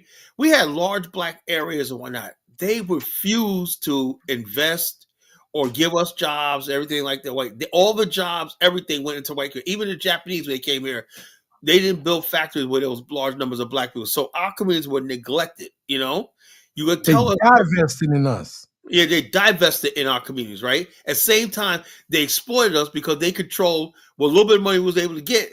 They made sure the retail, everything we did was sucked right back into their system. We didn't have our own post offices. We didn't have nothing like fire departments, police departments. We didn't have our municipalities and everything like that. We didn't have our shopping districts and everything. One of the things about Medgar Evers was black people, even though you would think in racist Mississippi, right? You think people have this idea that black people live on one side of the track, they didn't see no way. No, white people counted on the fact that black people was then like 40% of their customer base were retail stores, everything, but they weren't treated and they wouldn't hire black people, right? That's what started Medgar Evers. Medgar said, like, we're gonna boycott people who don't hire us and whatnot, That's why they killed him, because he was talking about their money, Yeah. See, even when we start talking about civil rights in our history, people don't even frame it right. The whole idea wasn't about us holding hands with white kids, everything. Our people were trying to get black empowerment, You don't put no jobs in our communities, right? We're barely underpaid and everything like that. That's what the sanitation strike was in Memphis. You right, Dollar Bill? It was about that was the one that got him killed. Yeah, that's what got him killed. When you start talking about economics, that's what they talk about. But we don't even talk about that. Anyway, so in one way, Yvette Carnell was right. But on the other hand, Dr. Claude saying he believed that we could have did it ourselves by buying black and also like that. Yvette Carnell said, no, you do for sufferers. She was talking about Elijah Muhammad. Y'all failed us and blah, blah, blah. The government needs to come in and start funding black communities and giving black people subsidies to live, whatever like that, And then she latched on to the reparations movement. People started saying reparations. Okay, she latched on to the reparations movement, right? At the same time, she was like, the reparations should be for people who have a history in America, right? And then people at the same time, she made some comments about dying. Why y'all talking about Africa? We're not Africans. We're Americans, blah, blah, And she started wearing the American flag on her platform. Then she started really going in on Africans and black immigrants, right? So they come over here and they're undermining what we're talking about and everything. America doesn't owe them anything like that. Before that, we had an understanding. When you came to this country, you're black and we're all one people, But they came with this ADOS FBA movement to freaking undermine that, Yeah, I think that's where Tariq got his idea from her. No. Hey, what happened was this. Tariq saw the writing on the wall that he said, oh, wait a minute here. This I see a lot of black people who don't like Pan Africa. They think Pan Africa is for suckers and black immigrants and whatnot. You know, because basically at the time there was a lot of black immigrants online talking greasy about Black America, right? So this was all came together. Tariq was more of a militant version of ADOS. You know, we're gonna clown. We're gonna. So the bottom line is right then, the Pan African, the idea of black solidarity, the movement had literally died. You know, because everybody had to choose sides. You know, you're a Black American in America looking for a foundational Black American, or you're African. Then you still have people like Dynas, you know, which was a big mistake, right? It seemed like he was taking the side of the people that were the reason why Yvette, Tone Talks, and Tariq even exist. You see what I'm saying? Mm-hmm. You know, with the Luke Majors and stuff like that. People would see them. When they say people like Luke Major, that's what pushed people into the ADOS FBA movement, you know? He actually gave a platform for people who really who hated African Americans. Exactly. He gave a platform. So that's why. But I'm going to tell you where it started. And I remember as a little boy, man, the whole idea. See, we got to understand. And this is why I keep telling you guys,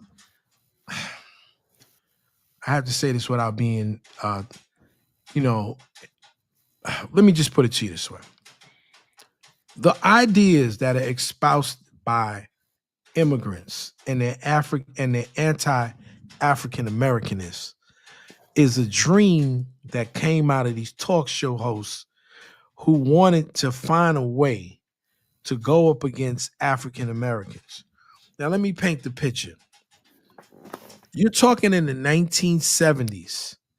The average black family was the leading black family in America. That means that we didn't have the most money. That means that we were together. We were over 70% of us, despite people being in poverty, we're in a 2-family household. That made all the difference. And so white people were something like 50%, and we were 70%. So in spite of all of the things that, you know, in terms of poverty that we were going through, we were able, in spite of the government, making it illegal for young women to be on public assistance and not have a man live in the house. Despite of all of these things, we were still in our homes with our fathers and our mothers. This was not an anomaly, right? And so we had a certain togetherness. So white people wanted to do something to pit us against one another. And so what I'm going to do is, and they did it in boxing, they did it in baseball, they're trying to do it in basketball and football now, is to spread the fake news, okay, that these black people are lazy, they don't want to work. You guys are coming from Africa, you're coming from Mexico, you're coming from all of these places where, you know, to become an American, and you have this work ethic. Now, mind you, we had our own communities, no matter how poor they were. We kept our structure together. We were going to school at record rates. We were getting into jobs and all of these other things. So they had to plant the seed in people's heads and their minds. This is not something that they came up with their own. And That's I used to listen to them all the time. your father was talking about too. Not to cut you. Yeah, that's okay. So when we go fast forward 20 and 30 years, okay, we have been hearing these things that people have been saying, and we hear them primarily from people that we went to school with when they talk to their parents, and their parents would say, don't be like these African Americans, don't do this and don't do that. So in the 1980s, when crack hit America, specifically the East Coast, okay, and violence erupted in the street, and people who were together who might have been smoke a little weed on the side, and if they could afford it, were recreational, a little cocaine on a recreational tip. When the crack hit, it decimated our communities. Yeah, it was bad. And so when our communities were decimated, now you have an influx of people from the West Indies and people from Africa. Now, they grew up looking at the excellence of African Americans. They had Ebony Magazine. They had Jet Magazine. They saw Grambling and the Homecomings. And they're witnessing now the destruction of the African American. So now the white people are saying, yeah, you see them? They're on drugs. So you got people for 20 years who've been listening to the things that have been said, right? And so now in their minds and their thoughts, they're saying, you know what? Maybe those white people are right. They're not telling you that black people who are killing each other don't manufacture guns. They're not telling you that they're You don't not know hiring proper people. context. They're bringing drugs by the boatload, and so people are taking advantage of our communities. They are being allowed, okay, because they can't do it without the help of the police and the government. They've been allowed to exploit the black community, right? And so now, when you're in a compromised position, people feel in their minds, now I can talk. They couldn't do it in the 60s when they came here, right? Because the blacks were going to school in New York for free and all that. They were buying homes and doing. They couldn't do nothing but assimilate into the black community, because that's how powerful we were. That's how everybody wanted to be part of our community. You got Harlem, South Jamaica, Queens, but you have Caribbeans who bought homes right in the black area of what you call Hollis, Queens, and whatnot. Of course, a lot of Caribbeans moved out there. They always moved Islip, Long Island, Central Islip, Amityville. It was African Americans. Those are African Americans originally built those areas. Of course, that's what Amityville and those areas. People don't realize Amityville is like African American and Italian. That's what Amityville is. Well, when Italians left, man, we took over the community. Yeah, when I went to go see that movie, me and my boy Double Dated went to go see that Eddie Murphy Raw. Half the theater was like when we was coming in, all you see is black people and Italian people. Black people on one side, Italians on the other side. Half the movie theater was Italian, half people black. We thought something was like, we were like, damn, we're gonna go down here tonight. But Italians were like, and I went to where he's from. I went to the Long Island neighborhood where he's from, and at the time, I don't know what it's like now. Long Island. It's a very middle class neighborhood that he came from. When his mother married, he was originally from Harlem.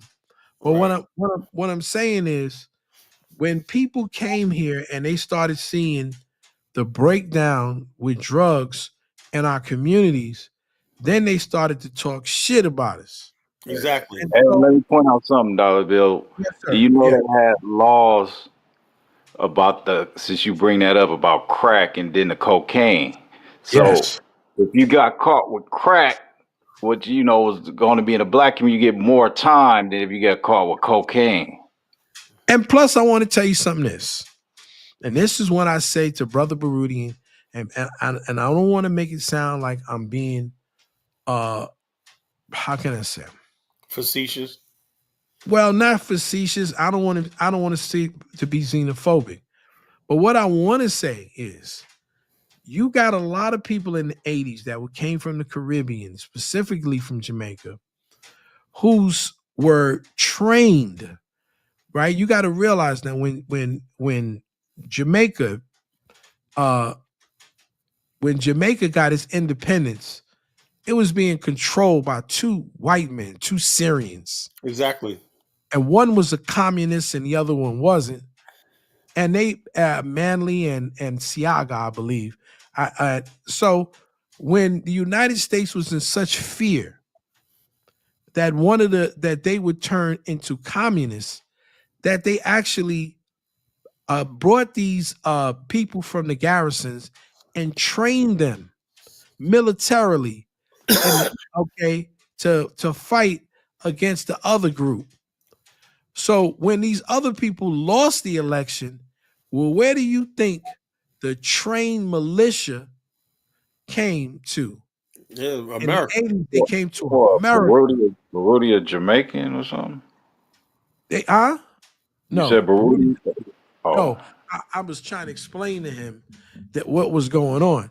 Now, when these Jamaicans came here, they were militarily trained by the United States government. Right? They were in large influxes. They came to New York, they came to Florida, all the way up Hey, 95. I want to say something, Dollar Bill, And they- before you finish, right? People don't Mhm. understand something, and I don't mean to disparage my Caribbean brothers, but they are very responsible for the drugs and everything that came and that culture, you know. And we always get the blame for the crime and the drugs and everything. But Black America was pretty peaceful until these people influx Yeah, of people. well, that's what I'm trying to explain to people, that these people who they unleashed in the Black communities in the 80s were military trained people. They weren't just a gang, who didn't know how to do. They would cut people's heads off. So when they got here, even though they're small in stature, they took over the middle management. They even had the Colombians scared because of their ruthless killing style. They had the Italians scared. Well, they pushed the Italians out, and they had the Colombians who were supplying the drugs. They had them shook because they would murder them, because they would see, people who were selling drugs in America into that time, it was a cottage industry. They weren't really professional mercenaries. But when you sent these guys, and some of them would call themselves the Shadow Posse and such, these were militarily trained dudes who had military grade weapons, okay? And they were smuggling marijuana, okay, from Jamaica on planes and stuff. And listen, they wreaked damage in the Black community. So when I say things about certain things, people don't want to hear it. They'll say I'm xenophobic and all this stuff, but I lived it. I was here in New York, and I saw what was happening. How New York, and it went upstate. It went to Greenburgh, up those areas, man. Newburgh. And Newburgh. It went up to Newburgh. It went up into Connecticut. You understand? And so the response of these youth whose parents were probably drug users or drug dealers, they became more vicious. They had to become more vicious to deal with the onslaught of people who were from these other nations who were coming here militarily attacking people. Right? And so that's when I say things are not always as they appear to be. Right? And don't let some of the Africans who had diplomatic purses, who used to come here in the Bronx and sell heroin too. So I'm not putting them. I'm not giving. Everybody fed on the Black community. Yeah, that's the problem I have with a lot of Pan Africans. They think that everybody, the African and Caribbean, are so wholesome, hardworking. They buy into that nonsense, and if we forget who we are and be more like them, we'll be all right. That's the problem I have with Brother Baruti. He thinks that we have to just forget who we are. When you look at Black America, we're like the only group of people that you could say built a successful middle class. Oh yeah, it's in shambles right now. But tell me the equivalent of Roosevelt, Long Island, any place, Nyack, New York, Yonkers, Mount Vernon, Spring Valley. We didn't have a problem in letting anybody who was Black into our communities. And Black people were so. Who else? Unless we were first world people, right? That's why people were able to at one time assimilate into our culture. You don't assimilate into somebody. Just like when people came to this country, they assimilated to the white culture or the Black culture. That's it. Puerto Ricans had to assimilate into the Black culture to survive. The dark skinned Puerto Ricans, the light skinned ones that assimilated to the white community. That's how it was because there was no. Well, you know, let me tell you what white people did, what Hispanics did, and it was very ingenious if you think about it. Hispanics traditionally decided that they were going to become supers in certain white neighborhoods. And when they became supers in these neighborhoods, you know, white people didn't look at it as any big deal. But what they did was the supers at one time, okay, would be the ones to recruit people in. And the rich white folks, they didn't care who was in their buildings as long as their rent was being paid. So like a couple of years ago, yeah, you know what I'm talking about. A couple of years ago, you know, maybe 10, 15 years ago, you wanted to get a place, you had to go through the super. So instead of you paying a real estate person, if you wanted to get into a building, you had to hit the super off with 1 month's rent. And then you pay 1 month's rent and 1 month's security, okay, and you pay it to the owner, you know? And so what did my man Dusty Brother 2? He must have got knocked off his Dusty Brother. So he came his Dusty Brother 2. Dollar Bill is a black apologist who has a very naive, nostalgic view of FBA African-American culture. Black people across the world are messed up. Stop trying to glorify. First of all, I'm not glorifying anybody, right? I'm telling you, Dusty Brother, that I was there and I know how it is. You weren't there and you don't know how it is. I'm not glorifying anybody. I'm just telling the truth. We did have good, nice communities at one time, up into the early 80s. We really did have nice communities in America, you know? Okay. So, you know, let me just say something about this Dusty Brother here. So you said, honestly, African-American culture has been in tremendous decline since 1965. You're absolutely wrong. In the 1970s, black people, okay, in the middle class were the fastest growing group of middle class in the United States. You can go and look it up if you got a computer. You're probably on your little in the 70s and the 80s, we were doing good. More black people were working in we established a Mecca and black, what we used to call chocolate cities across America. And so we were doing well, okay? But in the 1980s, okay, when the crack epidemic hit. About 85. About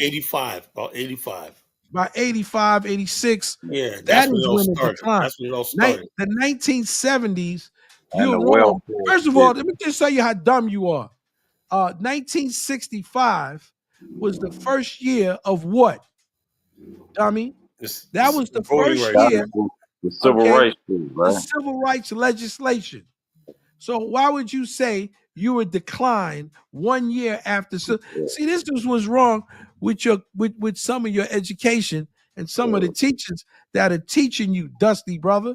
That's why you dusty, because you're stupid. What you need to do, get your dictionary and start learning and start doing some stuff so you can find out. You know, you're probably a cracker who's trying to talk about everybody who's black. Well, he's definitely black. They say, Dollar Bill, let me get let Jonathan Miller. Jonathan Miller, what's on your mind? You're on the panel. Who else didn't speak? Bantam and Dinker, you speak yet? Yeah, I've been speaking. It's all good. Okay. All right, Jonathan, go ahead, bro. JM. All right. What's popping, y'all? I just got on here. How you doing, Bantu? I just got on here. I don't even know what we're talking about. Well, we were talking about the unethical fools on freaking social media with no more. Basically, we'll continue the series on our good friend O'Shea. And I had to extend the dynasty a little bit today. Would you listen to that show today, Jonathan? No, I haven't been listening to shows lately. Okay, well, anyway, he had a guy free game one, just gave a complete fucked up history, and Diane's let this guy talk. I'm like, dude, man, you gotta know when you shut somebody down when you're talking nonsense, that tells you always listen. That's foolishness. Don't go down that way. But when you let somebody speak and complete their sentences and everything like that, whatever, you be a host, you're the ultimate moderator, right? when someone starts talking that babbling that nonsense, talking about we brought white people here as slaves, and we were original to America. Wait, no. It's been it's been a Somebody lot of said madness. that. No, Yeah, let me it's been a play. lot Oh, of let me play madness it on back. Let me play it Oh, back. man. Let me It's been play a it lot of back. Let me madness. play, somebody. let me We play brought it back. white people as slaves to America. Yeah. Let That's me what play they it back. said, Let me John. play it back. Man, He was that's going back and forth. crazy. He was going back and forth with Big Black. That shit was so freaking funny, man. Yeah, hold up. Big Okay, black cuckoo too. Black people have also been here and where they've been. And the thing is, hold up. Not taking us anywhere. So that was my question. The same way how we got here is the same way we need to get out, and that's through trade. People bring up the slave trade. Look, it happened. It's over. We can't go back. Free game real quick. So the Portuguese are the ones who introduced peppers to Africa. Go ahead. Okay, so um, um, we have to do the same thing. We can't sit up here and be broke and talking about, hey, I'm from America. Okay, you still broke in America. I'm from Africa. You still broke in Africa. We have to set up a trade system. Simple stuff. Simple manufacturing. I think it would be better for us to set up manufacturing in Africa because America, have all these regulations, all this taking out the loans and all it. No, we need to set up trade just like we talking about now. Ain't never gonna work. You ever, unless you've done business in Africa, you know that is there's a lot of red tape, and that's why Africa is where it is right now. Why France They and can't they can't get. the UK can do it and we can't? How we can't do it? Like, oh, it's a definite. Oh, we can't. It's impossible. No, it's not. Nothing is impossible. It is free Nothing is game Well, have you ever talking. impossible. done business? Have you ever Yeah. done business on the continent? Man, that Dude, I dude's get dumb. her. I get. I sell herbal products from Kenya, from South Africa, from Nigeria, Hmm. uh, online, on my Etsy shop. They send it to me. It's real. It's 100%. So you Hey, have done business in Africa. Yes. So you should know all the hoops that you got to go through. Ask an African Do living in I Hold America up. do that's Hold trying up. to. Fight for it. I Brother, let order me from finish, man. Let me finish. I just don't understand why it's so hard to believe, even when the U.S. government themselves and the generals before, and the generals who actually fought the Indians for this land, that gave descriptions of what these Indians look like. I just don't understand how it's debatable. Also, in U.S. history, the Dawes Rolls Act, in which uh, land that was taken from the Indians was supposed to be given back, but only to Indians who were listed in the U.S. Census Bureau as Native American.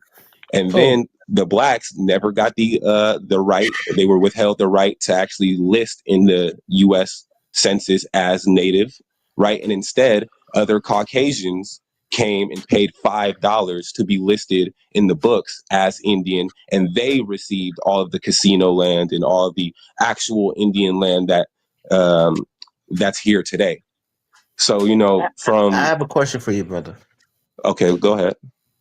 So I want to understand again. You're well spoken. You sound reasonable. So I appreciate that. I can't But stand this are you nigga. saying that those quote unquote light skinned, as they call them, copper color, straight hair people who are on a reservation today are people of stolen identity, and the black people are the real Indians, and they're just masquerading as Indians, but they're really not? To a certain degree, yes. Well, the thing is Indians with admixture can still be considered Indians. And the thing is they do still have some type of blood that was connected to an actual original. But the problem really comes in when these people who are, as we said, listed under the U.S. oh my God, I my think we ears lost them. started. Guys, hit the like button again. Please hit that like button. I'll put the link in the chat room. If you want to call in, add to the convo, you're more than It welcome to gets call in. worse, man. Can I cite my Do we have source and to I'm hear gonna it? push out? Oh, Oh, go ahead, Michael. Cite your source.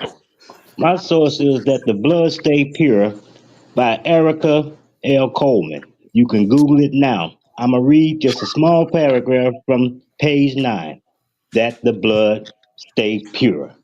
It says here, the Gengaskan tribe located along Virginia's eastern shore, for example, was declared no longer Indian, but free Negroes, and depossessed of their reservation land in 1812. By the close of the 19th century, the Powhatan remnant on the mainland enact anti-miscegenation laws that forbade intermarriage and association with blacks. But if Virginian Indians thought this continuing relationship with blacks safeguarded them from white persecution, they were sorely mistaken.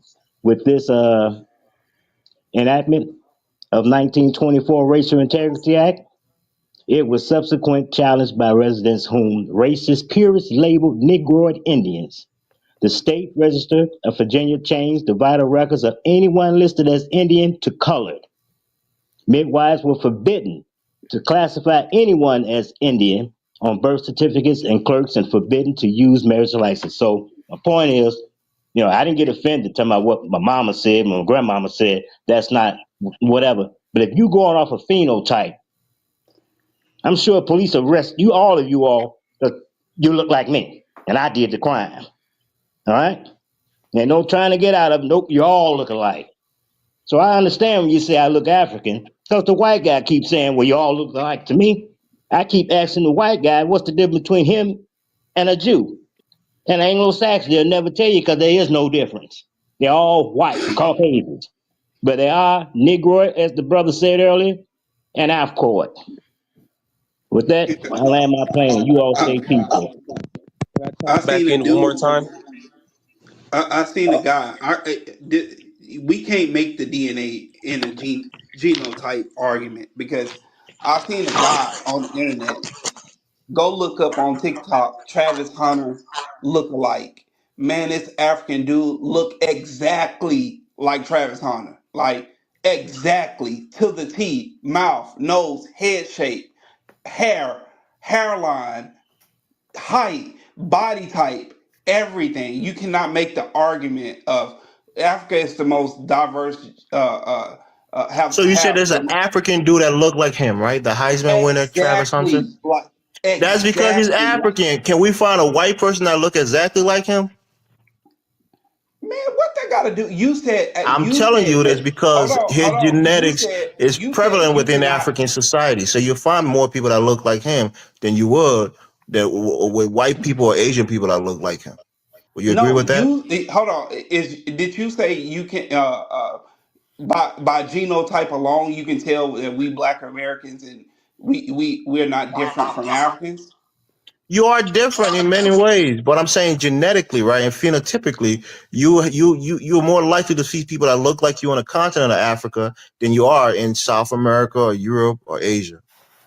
Oh yeah, that's true. That's Okay. so. What I'm saying, I don't know who was that before.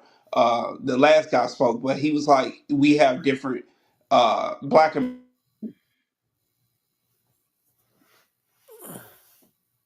Yeah, free games. Getro went out. Big Black, go ahead, Big Black. My own throat. Listen to this. Okay, I'm starting to believe this whole Indian stuff, man. But I want to ask a question before I fully jump in, right? I guess the guy that said that. Is there any Indians on the panel still? The guys that. I'm so Indian. I think free game was there, but he just left. So there's nobody representing like Aboriginal in here. Oh, damn. Yeah, because I was wondering. I guess this question I gotta ask is like, Hey, 1 minute. Hey, D Money though, you got feedback and an echo coming from your end. I gotta meet you. Go ahead. My bad. I'll keep it muted. Thank you. Go ahead, Big Black Paul. it's like the tribes there, right? So the tribes, the people in those tribes that are on the reservations, they're saying that they're not the real people, and we are the real people. We're supposed to be on the tribes. It seems to me that we got conquered really bad, and I guess colonization did happen in Africa too. They came in Africa.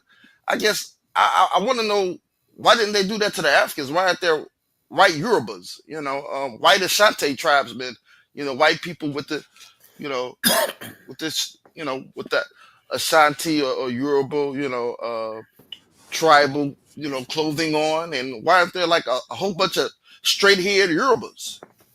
Yo, Big Black, let me say this, right? The people who are on a reservation right now, I talked to the brother earlier. He said he thinks so. They traded places to be in a worse position than African Americans because they're living on a reservation. They have a pandemic of epidemic of alcoholism, domestic abuse. They're very poor. They're not really integrated into the wider American society and really benefiting from the economic prowess of this nation. So to say that they traded places willingly to be in a worse off position than the African Americans who are quote unquote the original Indians, I just think that doesn't make sense to me. And again, my brain is small. I don't understand everything. But maybe the brother Priest Kane could explain it to us.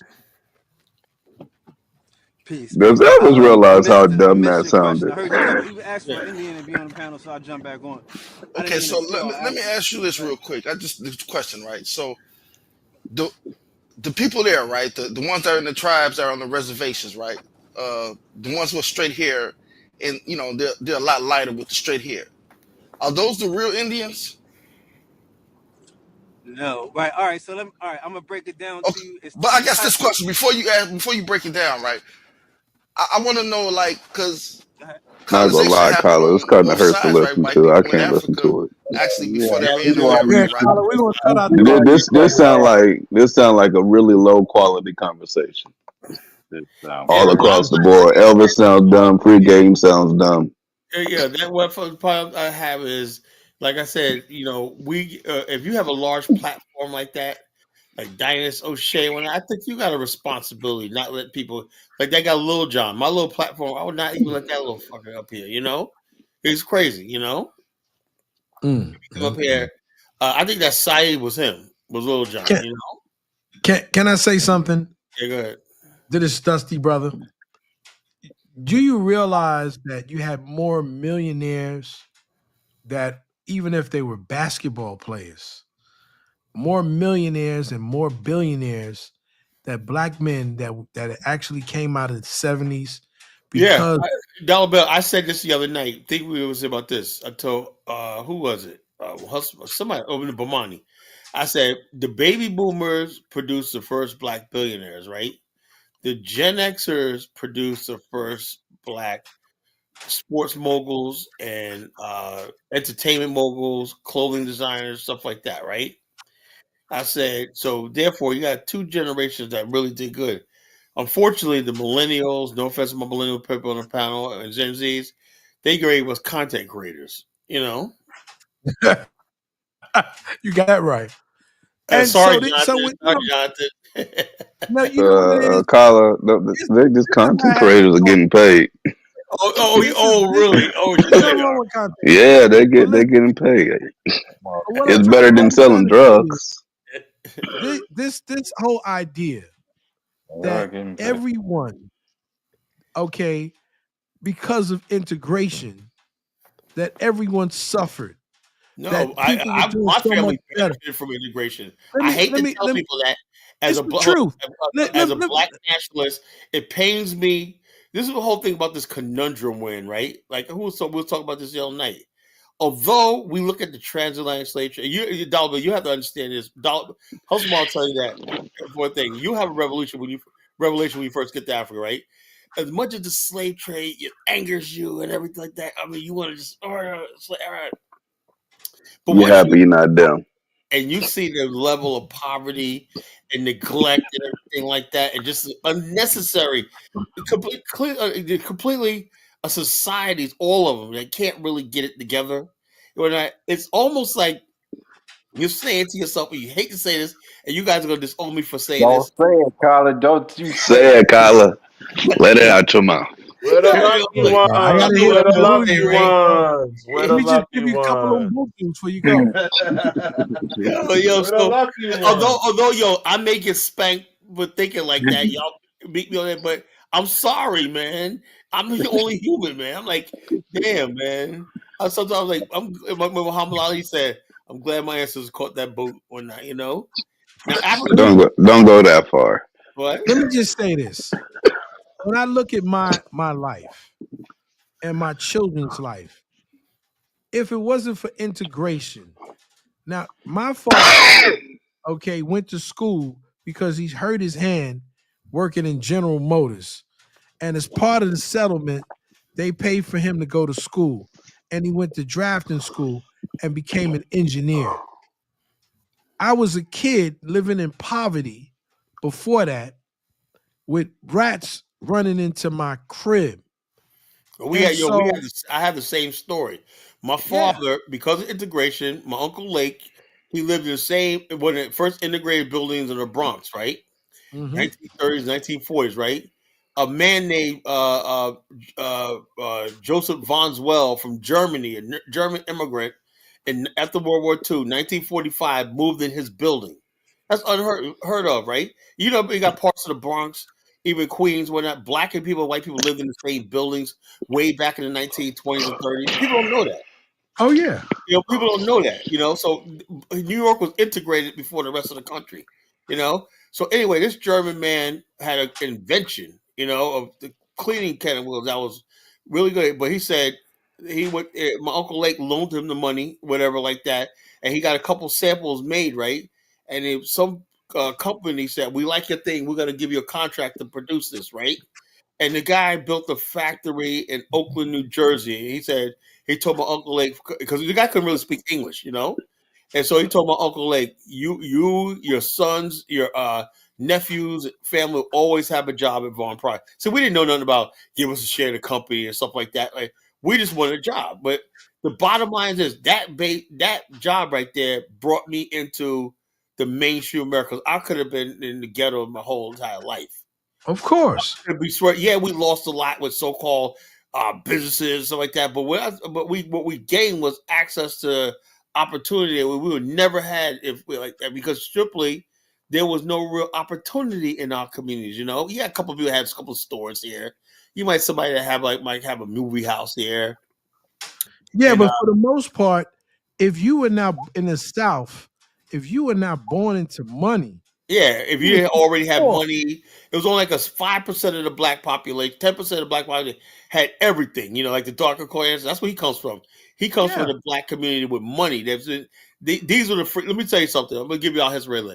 The black people, the elites of the South, right, were people who were descended from the free blacks, who were always free. You know, so when slavery ended, everybody moved around them, and they were the ones who owned lumber companies. All stuff like that. They were the main business community. So yeah, they got it good. When they said we lost, yeah, because you're thinking about black people, like the brother who gave that money to Morehouse College. He's a fourth generation college graduate. Yeah, Robert Smith. So that means that you had black people who had their own, who were part of black colleges and universities, who were educated and professionals when most white people didn't even have a high school diploma. Right. So you always had that black elite in this country, you know? They always exist. When these young people talk all this nonsense, because what they're trying to do is go on YouTube and piece together and become revisionists.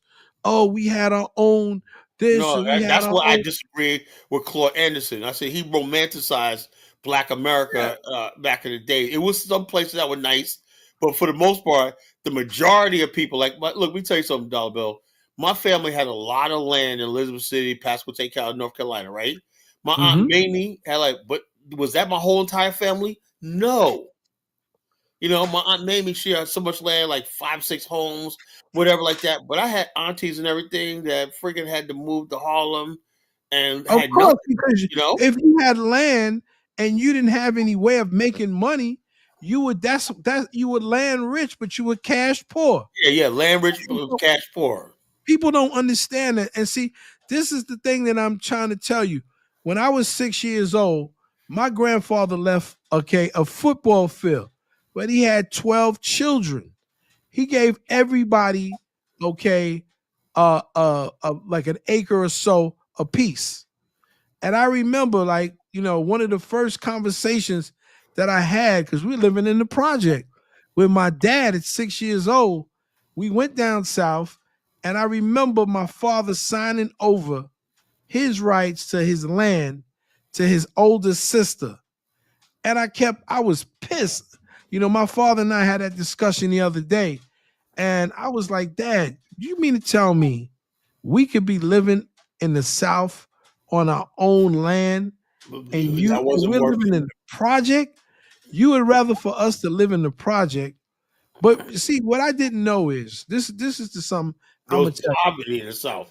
My father, when he got that position working as an engineer, my father, that's the first time I heard of headhunters. My father used to go from job to job, okay, because one person would pay him more than the next. So in the end of April, my father's going to be 90 years old. You know when my father retired? When he was 50, 40 years ago. And when he was 40 years ago, when he retired, he was making six figures. 6 figures 40 years ago. Do you understand what I'm saying to you? This is what integration did for Black people to get jobs and opportunities to work for these big corporations. So when this dude over here from talking about the decline and since 1965, he's an idiot. He don't know what the hell he's talking about. I can tell you, Black people were working in these top corporations. Let me just say one more thing, and then I'm gonna let somebody else speak. I had a friend. Do you know the phone companies, like those phone company jobs, Marbell and AT&T, before they split it up? Do you know in New York City, people without a high school diploma were making six figures working for the phone company? I got a friend who worked for the phone company, and she had stock. Part of the portfolio was that you get stock. There was only one phone company. When they broke up the monopoly, she got all of these stock. She's got so much money. I hope she's still alive. She's got so much stock that been reinvested and tripled and doubled. And she didn't go. And when she went to school to get her bachelor's degree. Everybody was clowning her because she was a woman over 40. But she already had so much money saved up, and she came from a little town called Tarboro, North Carolina. I know that. These folks don't know what the hell they talking about. Hey, check this out, Dollar Bill. Now that my grandfather, third grade education, came to New York. He got a job at Con Edison in 1956, right? He retired in 1986, 30 years at Con Edison. When he went back down to North Carolina, he retired. What was $300,000 in the bank? He had stocks, everything. He was worth his stocks, everything, pension, everything worth like $300,000, $400,000, right? He had a house in North Carolina. So the bottom line is this: had he stayed in the South, even though we had land, right? We got the land now, right? Had he stayed in Windsor, North Carolina, on his land, what would it have? I probably wouldn't even be here right now, But the reality is the South was riddled with poverty. It was poverty. That was the reality. That's why millions was left. The reality. People came. My great grandmother came. Yeah, my great grandmother came up here during the Great Migration. It was riddled with poverty. Because you could get a job. Yeah, you get a job. Send money back down. You had most Black men. A rite of passage was a longshoreman's job. On the Brooklyn docks. That was a rite of passage. Anybody knows about that? That means you're from the Carolinas. And then young people don't know. You take the civil service test. You get a longshoreman until you get the city service test comes through. You're a bus driver or sanitation or something like that. You know what the biggest Black middle class was in Detroit?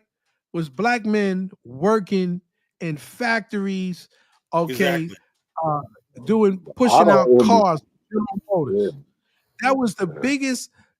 People who lived in Ohio, people who lived in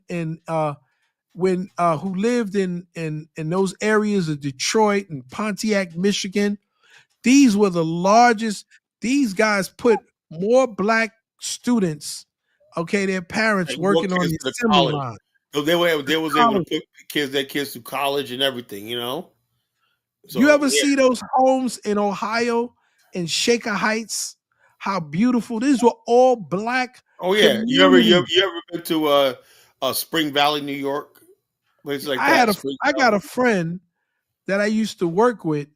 He has a beautiful home. I don't know if he sold it by now, but he had a beautiful home in Spring Valley that even had. You ever see you? Hold on a second. Let me tell you what he looked. He even had a part in the back of his house for the servants. This is the beautiful home he had with swimming pool. Can you imagine that in the 1920s? You had black people that had homes, nice homes in places like Mount Vernon, Spring Valley, Nyack, you know, Nanuet, all these places. Like, people have no idea how once great Black America was when we basically. But the thing is, the reason why we did that is because we had to have jobs. You know, jobs was the way how to do it. You know, so people were getting educated. People were going to school. People don't realize in the 19. This is something that these folks don't tell you when you get these young people who are romanticizing about integration, okay, and how bad it was and how it destroyed the Black community because now, you know, back then we had.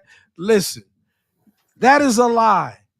Those places and those businesses were probably, some of them were fronts. Let's tell the truth. Some of those places were Black owned. Other ones were fronts for gangsters. Remember, check this out. Remember, Dollar Bill. Let me tell you how well you go back. Do you remember? I've never been there, but my parents did. A place called Jack's Nest. I've never been to Jack's Nest. You heard of it, right? But I heard of it. But have you ever heard? Right. But guess what? Everybody was told owned by. Yeah. People don't realize. He put a black man up there. With a suit on and whatnot. It was a Jews in the back making all that place used to be packed. My father said, "Oh, that food, man!" Like the Cotton Club. They should know how to make a rib. Like the Cotton Club. Cotton Club, everybody working in the Cotton. My aunt, she was a dancer because she was fair skinned. She was a dancer during the first dark skinned woman that could dance or sing in the Cotton Club was Ethel Waters. You had to be light and bright and damn near looking white. And it was a spot that crackers came down, okay, to get women and prostitution and all kind of shit. And it was run by by the gangsters and the mobsters. Yeah, like Only Madden. Yeah, this is what I'm trying to tell you, man. So when you tell me about these Black institutions that we had, some of these dudes were in the bed with gangsters and mobsters.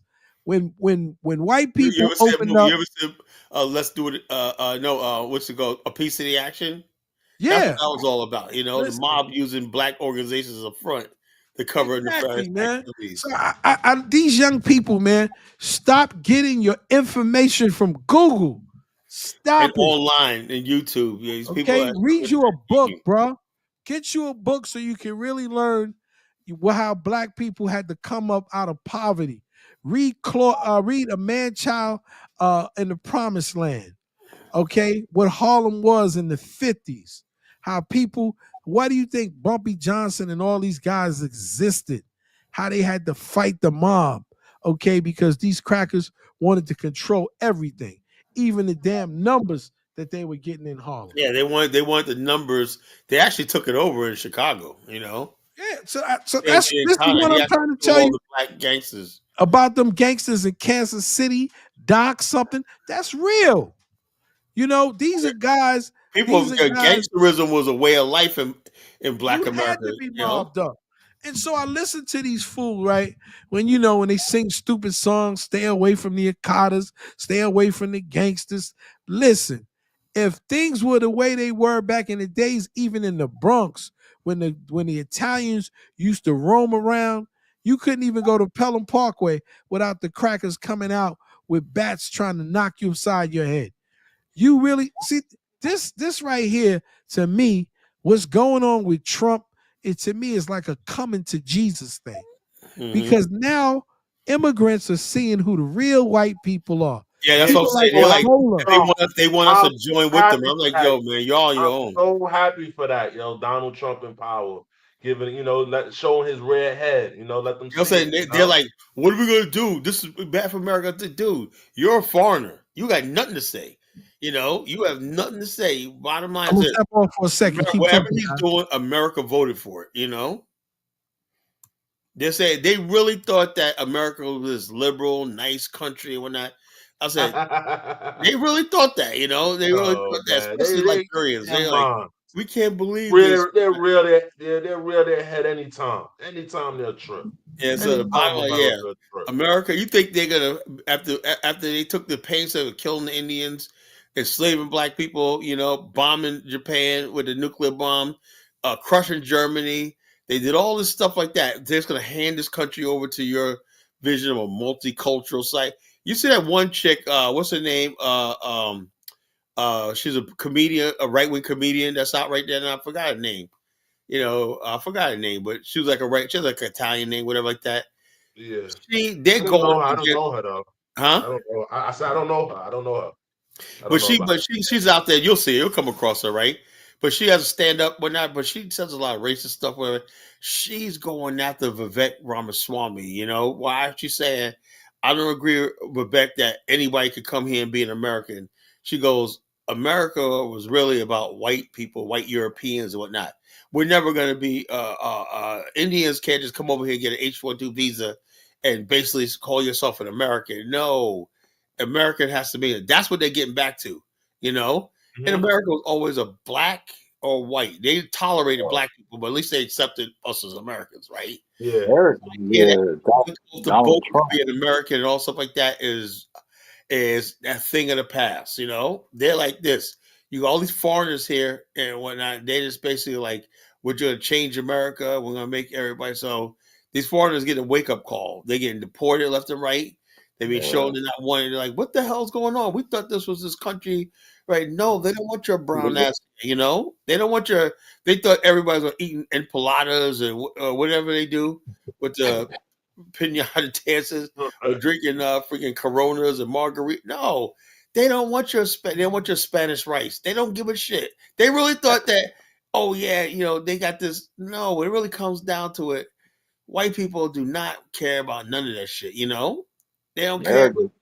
It's gonna be about money now, because that gold card, it's gonna be about money. And then even with that, right now, Chukwu said, watch like millions of Nigerians like that. If Nigerians got that sort of money, how come they still reeling over Trump cutting $200 million from them for healthcare? No. They not finna buy that card, man. They ain't They're finna gonna buy a qualify. car just to come to America. Okay. They got the money like that. Okay. All right. All right. So, but the thing is, only thing good in the position is Black America. We don't have to worry about that shit, So we're right here. Hopefully, like I said, people don't like when I say this, right? Something good can come out of all this. If America's gonna be adding trillions of dollars to the economy and jobs are coming over here, we could go back to dollar bill. Like black people, Malcolm X had to admit, post World War II, Black America benefited because of the jobs in manufacturing. That's what built the black middle class right there, manufacturing. If that comes back, yeah, you're gonna see black people, black men working again with jobs, money, and stuff like that. That's all. That's a good. You think China about to cave in on this Of course tariff they will. shit? Look, let me say something. All these people talk about China. China does not have, like I said last night, does not have a real domestic consumption base. I said last night, Africa will be rich tomorrow if it did one thing: invested in its domestic and build a middle class. And then when they say GDP, you know what that means? Gross domestic product. That means the goods and services produced and consumed in a society. I think they're gonna cave too, because they just don't have it like that. They don't. They do not have it like that. They're already looking for people to sell their product. But Carla, they already making videos complaining about what's going on. Factories closing down. The Chinese are counting on. They're counting on people like Chuck Schumer and these white liberals and whatnot. Oh yeah, these globalists. They're counting on that. Yeah, And they're so already making. They're already making videos. Oh, this Chinese factory got to shut down. They can't handle the, they can't handle And the also, tariff. They can't, Africa right now, Africa it could be in a good position to replace it because I said right now, I say Liberia could, if it was learn how to mass produce and shit, it could probably make furniture and stuff like that, or even industrial furniture run that. It was way better than China because Africa, Liberia's. I don't think so though. You know why? Because China's already over there building factories and shit. So Well, what I'm saying is this: yeah, but in Liberia, you don't see Chinese doing that. They're taking the wood out into China, right, and doing the factory themselves. I'm saying Liberian craftsmen, right? If the Liberian government got serious and they said invested in teaching them mass production techniques, they could basically get into the U.S. market. But no, they don't think like that. Mass production. Mass production. Africa has to industrialize. And then what you do with that, you also create jobs for the average Liberian. And when he has jobs, he's a consumer. He's going to buy a house with a refrigerator, with electricity and stove and everything like that. And then you can measure your economy by how much every household produce. When a society like builds a nation, right? They put up one apartment building. They say, okay, this apartment building, Dollar, help me out here. How many units is an average apartment building? I would say maybe 30, 40 units. 40 units. Now, you got 40 units. What you do is say, okay, that's 40 families. Yeah. Let's calculate what would take, okay, that means 40 breadwinners, 40 jobs, right? You got the wife in the house. She's going to be the one purchasing the stuff, right? So you got to appeal to her. Now, all those houses are going to need what? They're going to need cleaning supplies. They're going to need, to maintain that household, you're going to need the refrigerators, the cupboards stocked every day with food, whatever like that, utensils, everything like that. So they calculate, this is what we need to produce. We need to produce this amount of eggs, this amount of milk and everything. So that all the industries are stimulated by the speculation of how much is going to be consumed. You know what I'm saying? But if you have a situation where people are not living in an organized way and just living hand to mouth or subsistence and everything, you cannot basically build anything. That's what Africans understand. Asians built their own domestic economy by building the middle class, and they did it by not so everybody building a big house, by giving everybody the basics: one apartment unit flat, with your family in it, and that's what it is. Japan, all of them have that same system. So they created a makeshift middle class just like that. That's how they always say. Asians are not smarter than Africans. They don't have more resources, but they were smart. African societies think individualistically. You'll have Banana Island right there, but you have Makoko right next to it. You see what I mean? Why did Nigerians say, we're going to bring all the people from Makoko, we're going to build apartment units for everybody. People aren't going to have Banana Island. We're going to, instead of having Banana Island, people have mansions, we're going to build nothing but apartment units for everybody, And people say, well, that sounds like socialism. Well, it's not socialism. It's basically, because you're going to put more people on the grid. You're going to be more consumption and everything like that, They said somebody said still stamps on. No, I'm not talking about. Yeah, you got factories here, but they mostly use day labor and temporary labor. We need those factories that people go in and they can work 30 years. They got 30 years on a job on that, and they got good pensions. Those things are Dusty brother disappeared. Yeah, we got factories, but they're using day laborers, foreigners, and everything else. Temp services and everything like that. We don't have the factories like we do back in the days. Before, you could join a company and you always expected to like 90% that you're going to work there the rest of your life and retire, with a pension, 401k and everything like that, vacation pay and everything, healthcare and all that. They'll take care of you, We don't have that anymore, no place. So it is what it is. Where's Dollar Bill at, man? He said he was jumping off for a minute. Yeah. You say he was dozing off? No, he said he was going to come back. I said I had to pick up something. Okay, it was being delivered to me for a minute. And I couldn't do it on the broadcast, so I said, keep talking, fellas. I'll be back. Oh, I wasn't paying attention. There I go. I Where's said, what that y'all doing? police, man? I don't know, man. He ain't coming in tonight. Yeah, He made a thing talking about if it's not foreign, it's barn. but I said, even what I would say about that is this: when a foreign chick dollar bill comes to America, she's basically American now. She ain't foreign no more.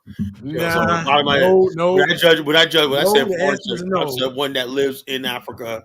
And No. like women in Africa, man, they know. Let me try to explain this to y'all because y'all don't understand. No, you better keep them out of America. Let me hip y'all to the mini dips. First Eddie of all, Murphy on Fufu.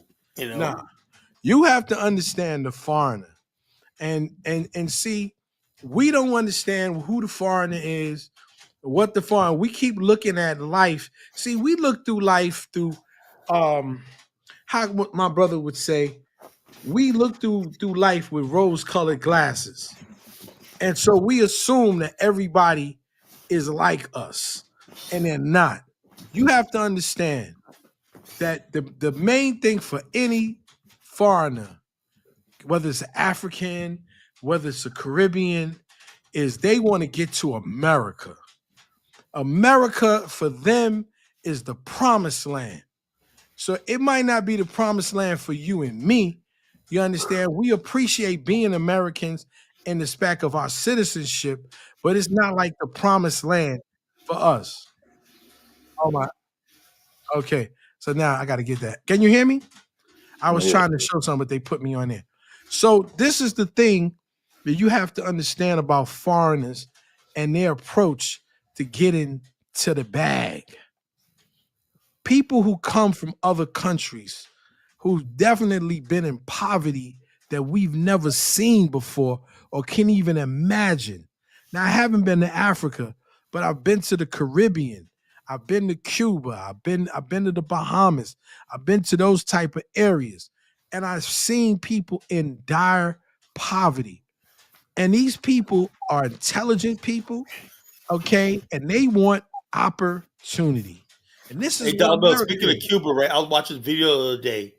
That shit looked horrible, man. They were showing life in Cuba. They said a person, the Cuban salary, they said, don't make enough for a month worth of food, you know? They said a bag Cuba of rice. was absolutely beautiful.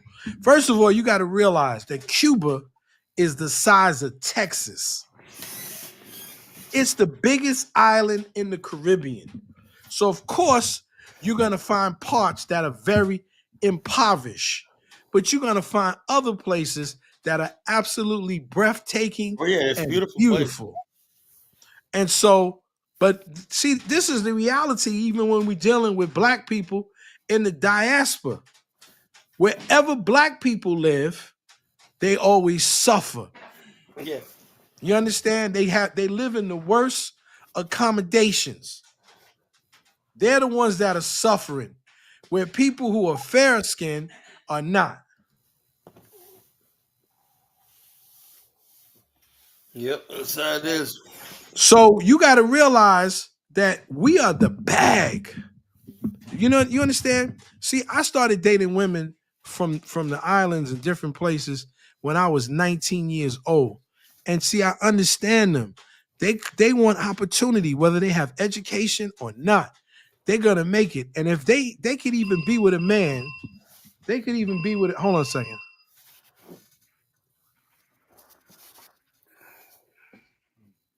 Hold on. Yeah, that's why some police like them foreigners so much because they cheap. Shit, you can't pull that. You can't pull that shit over here. Yeah, so with some men, you know, that works out good. If you got money and whatnot, you don't want to hear what a women that say. It's like this. With foreign women, a lot of foreign women, what they do is they allow you to be a man. In American culture, it looks like to me, I could be wrong, right? It seems like a lot of women resent men. You know, it's like you tell a lot of women, it's like, whoa, you got a good job, you got good money and whatnot, or they see you with a nice car, right? Particularly black women. Black women are the only women that's jealous of their men. Yeah. Well, yeah. I And mean, also, they really they are. like that. The foreigners are like that too, but they live in a patriarch, so they really ain't got no choice. Shit. Right, yeah. So that's what I'm saying. Black women, it's like, and they're bred that they're supposed to be doing better. They're Yeah, supposed black. to, Yeah, them- like I said, you have, like I said, I never forget this, right? You got, and I'm gonna get on my big girls, right? You have a lot of big girls, right? I see them out there. They're like, they try to talk to you, whatever, like that, and they always throw up their credentials. Oh, I got my degree, I got my condo, whatnot. Then you tell them what you have and everything like that, and they're like, "Oh, okay." You ain't supposed to have nothing. You're supposed to be like, "Oh, I need a place to stay. I need this. yeah. I got like 50 felonies and whatnot. I got." That's what they almost like they But see, expect. that's the same reason why they like to go with the foreign dude, because that he cheap too. Yeah, so yeah, like a lot of sisters going over there. And speaking of that, right? I want to say something about O'Shea. I was getting on these sisters that's going to Africa but I'm going to start being a little more respectful, right? Because a lot of women went through a lot of hurt in America, right? And he's talking about ES. He's putting ES's business out there. I'm beginning. This is really getting out of hand. He's put him. Who was that? Who was ES? Who was that? East Love and Migrate Uh, situation. Her and Prince Okoye, they got into it. Negro Pen covered it. They had it on. oh, is that the chick that was out there tripping, man? Yeah, in Northern Ghana. Yeah. Yeah. Okay. Yeah, so he's basically going after ES now, man. Like, oh yeah, she's a passport granny. It's people in his comment section. She's a passport granny. Blah blah Nah. blah blah blah. I mean, O'Shea is a really nasty dude. I'm I like mean, this. You have not I heard mean, me say anything about anybody in Africa because, like I said, there's some people go to the continent. You can't tell people what to do with their life. They're grown. If they want to go over there and that's what they want to pursue, younger guys, whatever like that. Maybe I don't know. That's what they want to do. What's wrong with that? So long as they ain't hurting nobody, whatever like that. But he has a way of making it seem like they're paddling. But does he forget that video that's out of him? And they got him to talk about he's a freaking sex tourist. Remember that? exactly. Yeah.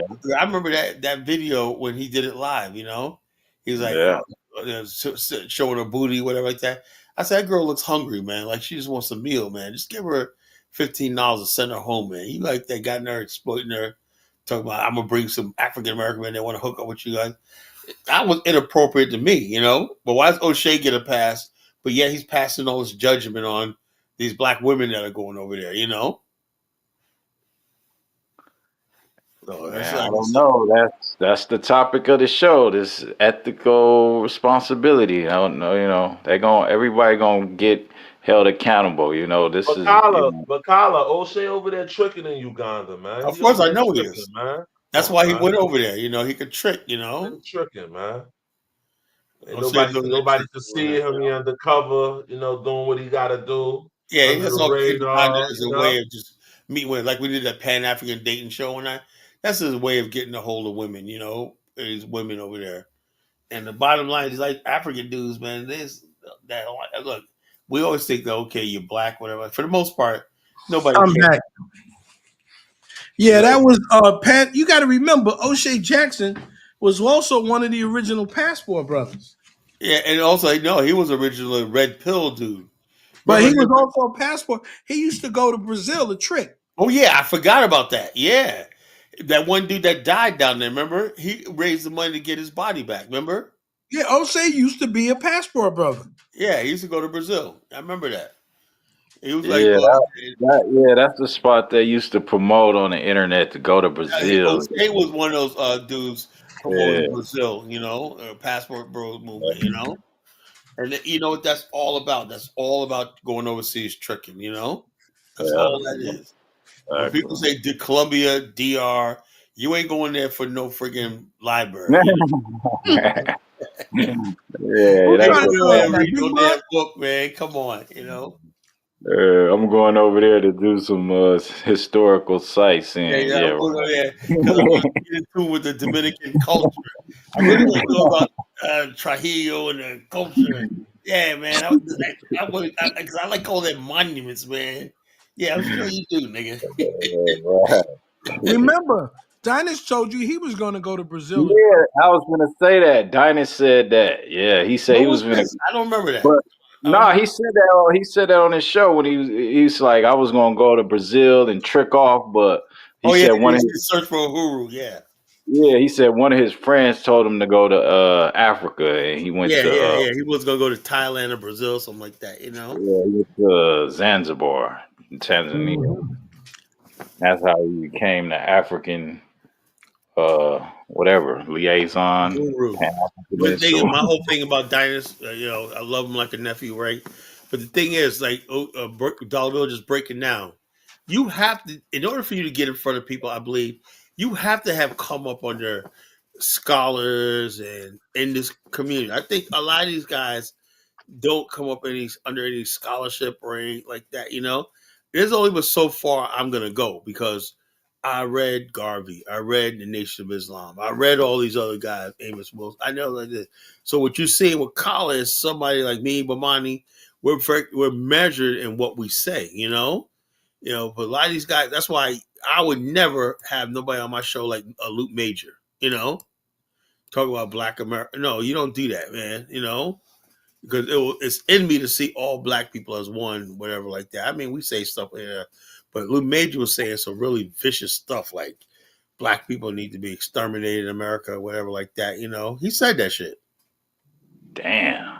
And then you got people in the chat, black people this, black people that.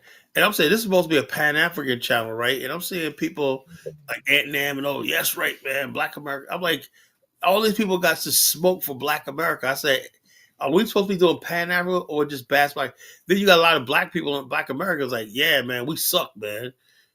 We start hating ourselves. So what's the difference between you going a bunch of rednecks and then calling everybody black with niggas and you agreeing with them and going around a bunch of Africans? It's still you going outside your race and letting somebody bash who you are. You always defend who you are.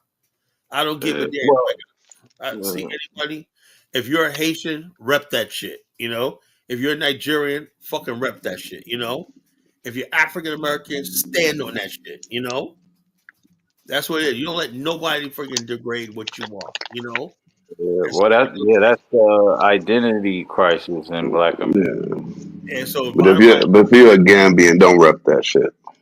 what's wrong with Gambia? Fuck you, Afrodemus. Just saying. Damn, Johnson's like that. Afro dumbass. Afro dumbass don't want to represent Gambia. Zongo, what the hell is Zongo? I told Dongo he should go back to Ghana because you can get some females. I said, you ain't getting no hot chicks. You saw me, I was messing with him last night. I said, Zongo, one thing is for sure, you're never gonna get I get all the fine chicks in America. Yeah, right. Zongo, you ain't getting no hot chicks. Kids asked me when I was going. I was like, nigga, when you going? No, I'm not going back. Well, shut up. The Africans always try to bring Black America. Like, you had this guy on a dance show called Black Lion. That guy was annoying as shit, He's basically the whole time he's like, yeah, man, it's just so Black America, this police brutality, unemployment. Black should be going to Nigeria. Why is it? He's a Nigerian, right? Why are you trying to say black people in America should just give up and go to Nigeria, right? To do what? And basically, while you're a fucking Nigerian your damn self, and you sitting here in America, If they sitting here in America talking shit, I don't even take them seriously. Yeah, they say that's what I said. A bunch of people sitting up there, like that Sister Farah or whatever her name is, right? You go, what you need to go is just forget all this stuff. Go to get your piece of land in Nigeria and dig a hole to shit in. Okay, man. Now I can't see my brother Dollar Bill copping a squat over a hole. I can't see that, man. I can't bring my brother Dollar Bill. I'm going out to listen. I'm being honest, man. They have this brother Pitt talking about how all the COs become African. Listen, you become a CO, a correctional officer, taking a test. Now, the same test that is given to the African is given to you. If you don't want to work hard, Dusty brother, Don't be upset with other people who are taking advantage of opportunities you could be I getting. told all my people right here, like I said, this movement is here. I love Dusty Brother. You know, I love all these brothers here. But I'm the type, man, I believe in FTA, foot to ass. Yo, Dusty Brother, I suggest to you go down there, put the application in. This is what we want to basically get people. It's in order for you to be a part of this movement, right? You got to be productive. You got to have a job, you know? I don't give a damn. Let's say if you work at McDonald's, apply for the management, go for the management training.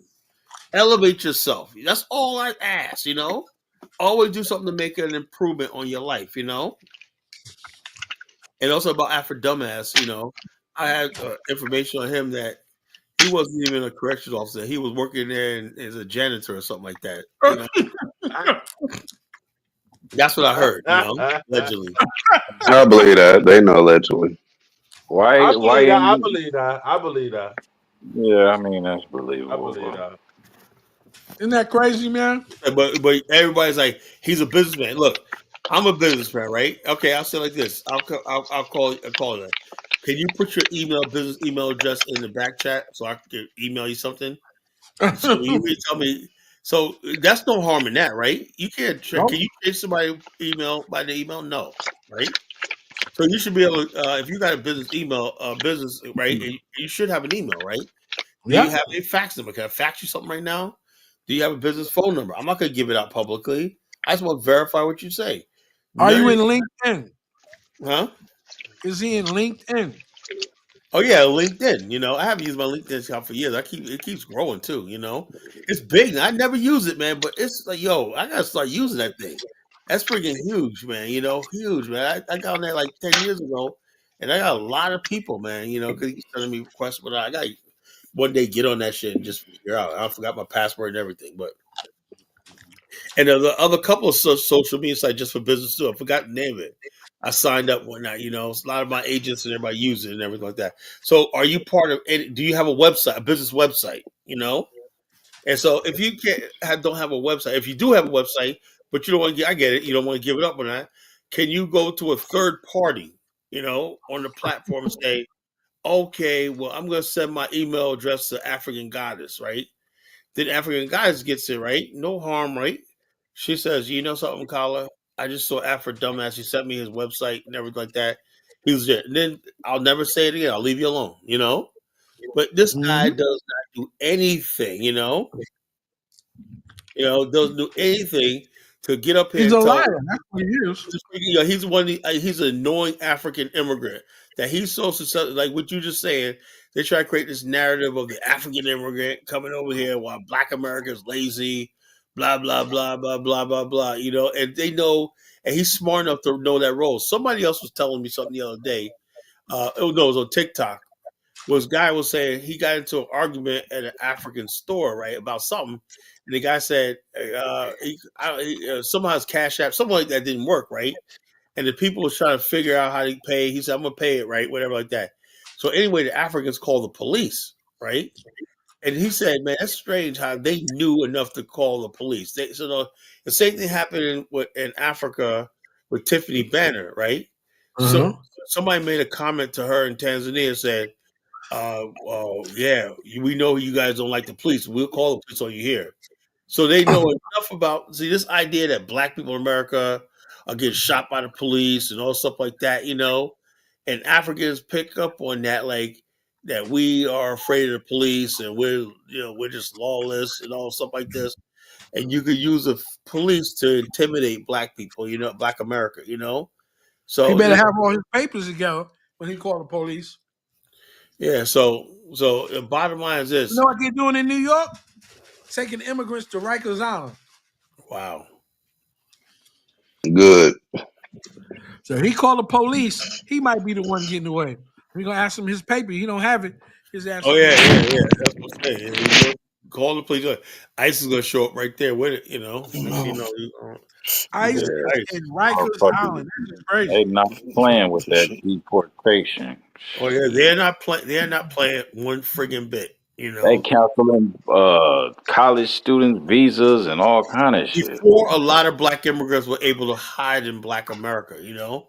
Because the bottom line is, if you're black, you always assume that everybody black is African American. Now, for some reason, white people understand there's like a schism and division among black native born people and immigrants and whatnot. So they know that now is the time to strike, you know? Now is the They time. coming after. They're really coming after these black immigrants, man. And Like, there's nobody to help them. Nobody to help them, man. yeah, nobody. We're not Good. Get them. Stop, bro. Man, we can't be like that, Jonathan. Get them. Nah, get them. Our people, man. Come on. Our people. What? Well, you got to say that. You know, it's something you have to say. You know. Nah, we gotta say that. In the spirit of Pan Africanism, you gotta say that, man. The spirit of Pan Africanism. In fact, go ahead and get them. Round them up in the spirit of Pan Africanism. You know what? We always talk about the brain drain in Africa. The best thing to ever happen to Africa is that these people get sent back to their home countries. That's real Pan Africanism. The thing is about that is this. Unfortunately, if Africa was this type of place that was detribalized and it was a pluralistic society, you know, pluralism. If Africans ever adopt pluralism and delayed gratification, the place would have a chance, you know. But when you go to Africa, if you're not born in a certain family or a certain lineage or political background, you're like, yeah, you're screwed. You're done. It's a death sentence. There's no. It ain't like here in America, like you got an invention or an idea, you can come from nothing, and then next thing you know, life's gamble. Like I always said, life's gamble. You know, sometimes let me tell you about life's gamble. And I was thinking about this with my brother Bomani Tyehimba, right? He basically 20 years ago, he could have been he has a degree in aviation mechanic. He's good. Mine's really educated, right? He could be working for major airlines, everything like that, but he took life's gamble and said, I want to do this Africa thing, you know, and Pan-African thing, right? And him like I am, but the only thing between him and I is I never got into the business aspects of Pan-African, you know what I'm saying? I never really thought it was going to pan out. I knew Africa had to be a certain level before me to like that. So anyway, he wanted to go for it. So he started making money doing tours and whatnot. And talking about building a community so we could be free. I guess that's when you listen to Dr. Clark for years, Amos Wilson for years. You want to put it into practice, you know? So what he's doing like that, he took life's gamble, you know? He could have took the safe way and worked with white corporate America, but he just said, look, I want my own business, Bomani Technologies, and I want also to build tours and build what Africa, you know, for a future for our people, you know? Self-determination. That's what you take life's gamble. People, you know, see people like O'Shea, he's a horrible person. See, because now he really is trying to fuel this FBA thing. Because I heard that he said out of his mouth that he's gonna talk about all of the Jamaicans. He calls them the shadow posse, people who are selling property in Africa. He's gonna go after them next. You know, he's talking about Bomani and everybody. Yeah, else. all this, you know, but you know what? I'm just trying to figure out. Is he running out of content or something? That's what it is, man. He is. I told you. He probably is. Something must be wrong with his thing, and he has to stoop this low. You know what? I tell you what it is, right? This because of this channel and a couple other channels, this movement is actually, he don't understand, is really serious. It ain't just like a search for Huru going over there and okay, that's cute, you know. You got people actually taking life's gamble and going to the continent. That's like he hates the Bag family for some reason, you know. And I said, be honest with you, we always clown on Ricky, you know, Bag family. But he got a lot of guts, though, Kyler, to go out there, man. He got a lot of guts. He got a lot of guts. That's what I'm saying, man. He got a lot of guts. He got a lot of guts, man. He's in the trenches, man. He's in the trenches. You know what I mean? Yeah, he's definitely in the trenches. Yeah, man, he's in the trenches, man. Bill got a kick out of that with that. I couldn't get that trenchy, but I can hear him, you know. Yo, it's risky, man, but you know what it is? I think this is what I think. I think O'Shea is threatened by other people. He wants to be the only one, like the gatekeeper type Negro. And he really don't like that Timothy Ford Jr. of 2023 because he's a young, good-looking that guy with dreads, and he got a beautiful wife. Man, they are such a cute couple, you know. And that Yeah, to that kind me of is thread. I everything don't I know why he dream didn't about hook a up. young black couple trying to build in Africa. That's exactly what I need for the Afristan. You know, I think he hates them because they're a family and he doesn't have a family. you know, yeah, But it's all what's that. stopping I him think from that's getting a what it family? is. All those big booty women out there in Uganda. No, What's you going? know, I Yeah, but think he's more freaking. They're not wifey material because Why not? Because I look. Bottom line, a woman has to respect you and like you. You know, I don't care how much money you got. Right? Women are not African women are not stupid. You know, I'm telling you right now. They tell you there's It certain must be he's gay. there's Or certain something. They guys dumb than the they motherfucker. still can't. They still He gotta can't. be gay, man. It Yeah, must look, be check he's this out. gay. African You women are not cannot stupid. be in Africa and get a woman. No, but I still, that's what I'm saying, right? African women, where you come over there, right? If they feel, they have this way of knowing that you really don't have it together in America, right? That's why you're there and everything like that, because you try real hard, whatever like that. So therefore, when they look at O'Shea, right, they see his insecurities. He's very insecure, you know. He's like me, people like me, I'm looking at women like real confident, whatever like that, talking and the way I I'm with present Dark myself, Negro, tall seeing them guy, big whatever like thighs. that. But somebody O'Shea basically, and another thing is, every time you talk about women, you know, the last thing I talk about is I'm gonna get the booty. I'm gonna do it. Booty, the word like booty cheeks clapping and whatnot. Who talks like that? You know, he was like, Because he wants to try to be a pimp. You got to realize, look, the man. bottom line is, yo, check this out. Like I said, you asked about lifestyle, though, right? Look, the main thing about a woman, right, is when you love a woman, right? Of course, the sex and the body, all that comes in, right? But when you're talking about a wife, whatever like that, there's a certain chemistry you have to have, right? She has to have a certain respect for you as a man. She got to look at you like you're a man, that you could pick her up, you could be her all in all, whatnot. I mean, you're a man, you're serious, you got authority in your voice, you got authority in your life, you know.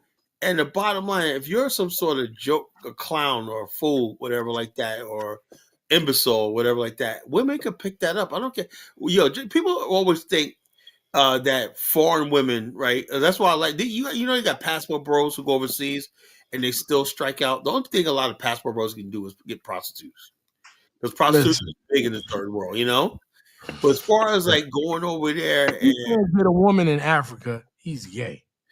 well, I'm telling you right now, you basically, if you're going over there and you think your money is going to buy you love in Africa, you man, I'm Well, I'm not even talking about love. Hey now. Don't be taking shots at people, okay? Oh, Because listen. Dinus ain't married either. Well, listen. Well, You taking shots and don't know you taking shots. Oh, Dinus has a son. He has a son. He got a son. What's the son?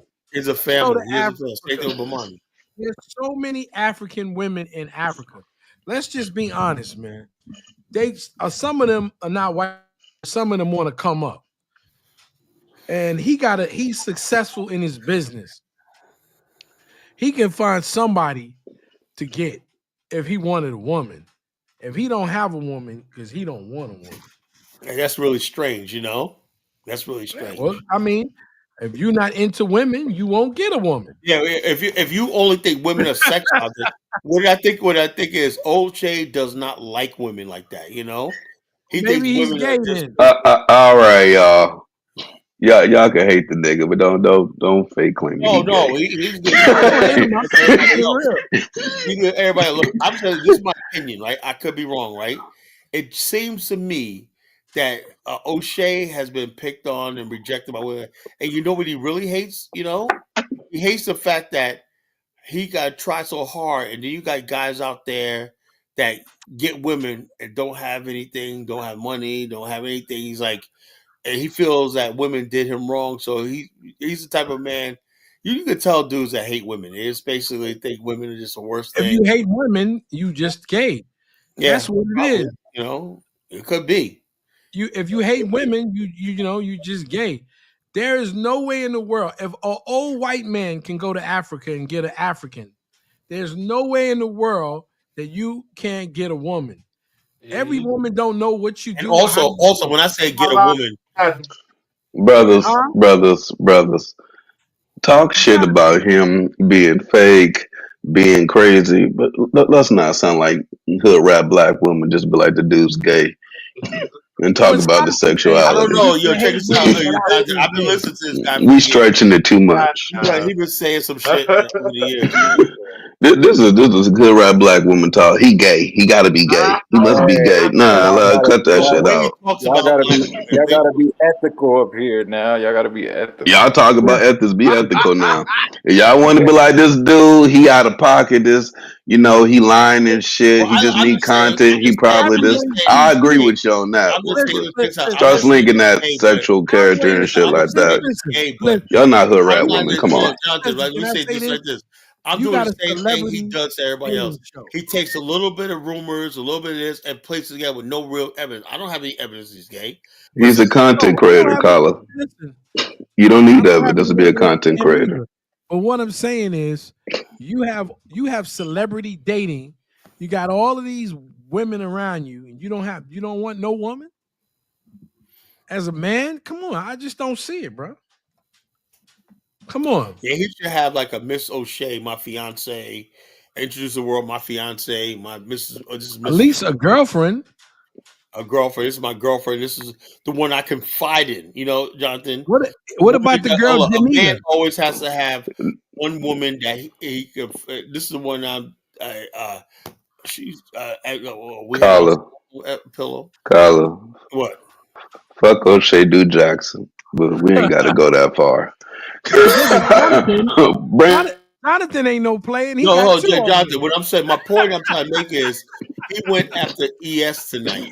ES East London Migrates. I don't know who the hell that is. Okay, well, you don't know enough. You just got into I listen. I'm not up on game about who he's going at. I don't even know No. most of these What people. I'm saying is this: Only person I heard of he's is going Bomani at this after point. all these women, and I think it's odd. Like me, you'll never see me talk about. Oh, let's talk about East London Migrator. Let's talk about this chick that's living in Ghana. She had a video. Let me talk about. I don't do that. Well, hopefully, Colleen makes a video about you and your channel blows up because of it. Enjoy it. Yeah, I hope he does, man. He gonna go right to Chantel. Wouldn't you like to have 100,000 people looking at coming to your show like O'Shea talk shit about you? Bottom line is this. Hold on. The bottom line is this. He already talked about me, right? So it's my response. So he put misinformation about me. So but I'm going to be responsible, right? Like I said the other night about the Luke Major situation. I don't know.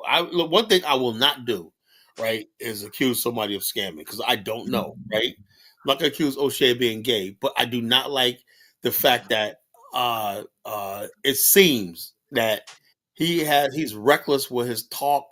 Even the way he talks to other men, that's what women do. Fuck you, fuck you. I don't want to talk Men to you. do that. Women do that. Men don't act emotional like that, So that's why I say it's a little suspect the way he acts, and also the way he bends over Tariq. This guy literally is terrified. Tariq, no man should bend to the. Tariq just told him, "O'Shea, don't say that." This is what happened, Dollar Bill. O'Shea tried to objectify or objectively talk about the beef between Brandon and Tariq, right? That's what he was talking about, right? And then on the side, he was basically saying, "See, with Brandon, Brandon sounding a lot more like Tariq lately, bro." Who? Brandon. Oh yeah, well yeah, but he sounded more like Tariq now, though. Yeah, but he learned his lesson. Yeah, but check us out.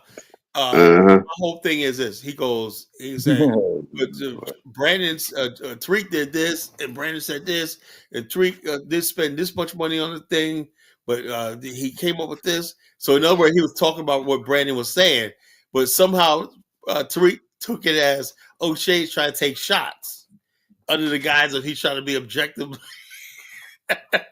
Tariq goes, O'Shea, you just shut up. You don't say nothing. Don't say nothing, O'Shea. O'Shea, you're too easy. Don't say nothing, man. O'Shea, don't say a damn thing. Don't poke the bear, O'Shea. O'Shea was basically trying to explain to the audience what the beef between Tariq and Brandon was, but it came off like he was taking shots at Tariq, you know. And so that's Tariq shut that shit down real quick. O'Shea has never said anything about Tariq after, you know. Hold on. Who's this? Collar, you're gonna mess this channel up. Why you giving a wrench to Dark Migo? Oh man, Dark Migo is a Collar Nation warrior. That's a warrior right there, man. That's a warrior, you know. I He's love blocking you, Dark. Ant-Man. I'm doing a good job. You're doing a good job. And when you see Frenchie, block her too. No, I mean, no, Frenchie's still a moderator. Don't block my baby. Now she your baby. You need to stop it, man. You know you don't like her like that. I haven't seen her in a while, but she's still a moderator. She got to change her character. After she changed her character, don't block my baby. She was on here the other day. Oh yeah. Yeah, she dropped in for 5 minutes. She couldn't take it anymore. I think we're being nice and whatnot, you know. She was like, I don't think it's you. She don't like me. Yeah, so you on that night? It's not you, Color. It's Stella Bill. Sounded like the Manosphere. Frenchie should join us against O'Shea, man, because that's a Manosphere poster boy, man. You know. But thinking about the Manosphere is this, man, right? I still, after all this, now Obsidian is a funny dude, man. You guys know Obsidian? Obsidian, yeah. Yo, oh my God. He and this one female went at it for like an hour and nine O'Shea stove. He kept filibustering her and said, she goes, like that. Then he said something like, yeah, you females and you hang out with the park apes. It's about the dudes that hang on the hood. They call them park apes. City was funny, man. He was actually really talented, you know? And he basically, that's a Manosphere dude, but that Donovan Sharp is a fucking clown, you know? Donovan Sharp is a fucking clown. That was O'Shea's right-hand man, Donovan Sharp. Oh, okay. So they are all these people like that. Minister Jap, you know? Somebody Minister Jap is funny. What happened? All these people died or something? What? They died or something? Or you can say They're still around. They're still around, but just because we're doing a lot of Pan-African content, the algorithms separated us. You know, when we first got on YouTube years ago, all the black content was connected, right? Black was just black, right? Now it's sort of veered off, right? If you're not talking about Africa or something like that, and your talking points and stuff like that, and you only talk about things in America, you're the people that's going to drive towards you are on one side, and the Pan-African is going to be outside. That's why in our circle now, even whether we like O'Shea's part of this, unfortunately, he should be over there with them. Ever since he found that Kunganda shit, he's been popping up in our algorithm, you know? Mm-hmm. That's why we used to look at the one with the big butt women. I did that. I used to look at that. Yeah, so I'm like, so that's what, but Mr. Jap, he never got into the Pan-African world. He doesn't know nothing about that, you know, so you don't see him, you know? They're still around. These guys are still around. Obsidian, all these other people. All that shit came through Sarnetta channel. All them motherfuckers came through there. Oh man. Yeah. Sarnetta. I have you look. To be honest with you, right? I don't even see Sarnetta anymore. Why? Because he still come up on my algorithm. He used to, but not no more. Come up on my algorithm like that no more. He comes up on mine. So the more you listen to shows like this, he got his channel suspended and shit. So, but he still got other channels and stuff. No, like that. He's still on the internet, but it's not popular no more, I guess. Yeah, because the bottom line, the algorithms have changed. You know, Black YouTube is now divided. And I'm surprised. Now, Phil Scott, the reason why you see him is because he talks about Africa, you know, and world issue. You know, you can't be just talk about Hotep shit and then and stuff like that. This, you know, and the whole thing about that polite shit, man. You know, all that stuff. That broke down everything too, Colin. That broke down a lot of stuff too. Yeah, people like, yo, you give us that platform. Yeah, that polite shit is crazy, man. Nah, yeah, I used to watch that broke down a lot of platforms. But I say it's because it's just too much stuff for them. Like, you know, as a black man, Colin, you know, you're older. 2 things you can't be and claim to be a leader is a sexual deviant and a drug addict. You know what I'm saying? So that's 2 things, you know, like I see that as a young black man. I can't look or listen to information from somebody that deals with either two of those. You get me? Yeah, Yeah, and the yeah. bottom line is, and that's what I try to tell people right there. I said these young guys are watching that, right? They know I know there's a certain way I gotta be. You know, they expect people. They have an expectation. Collar, you're older guy. I have to act a certain way. That's the way I am. You know, I got a wife, and that's all. That's it. You know, I'm not out here running the streets. You don't see me out here trying to trick. I'm not trying to get with these young girls, whatever like that. So basically, people will listen and follow me because they see me as a leader. Because I lead by example. I'm a role model. You know. There you go. And so I'm gonna lead by my example. You know. That's what I was Just trying leave to the tell big girls Jamal. alone, you'll be all right.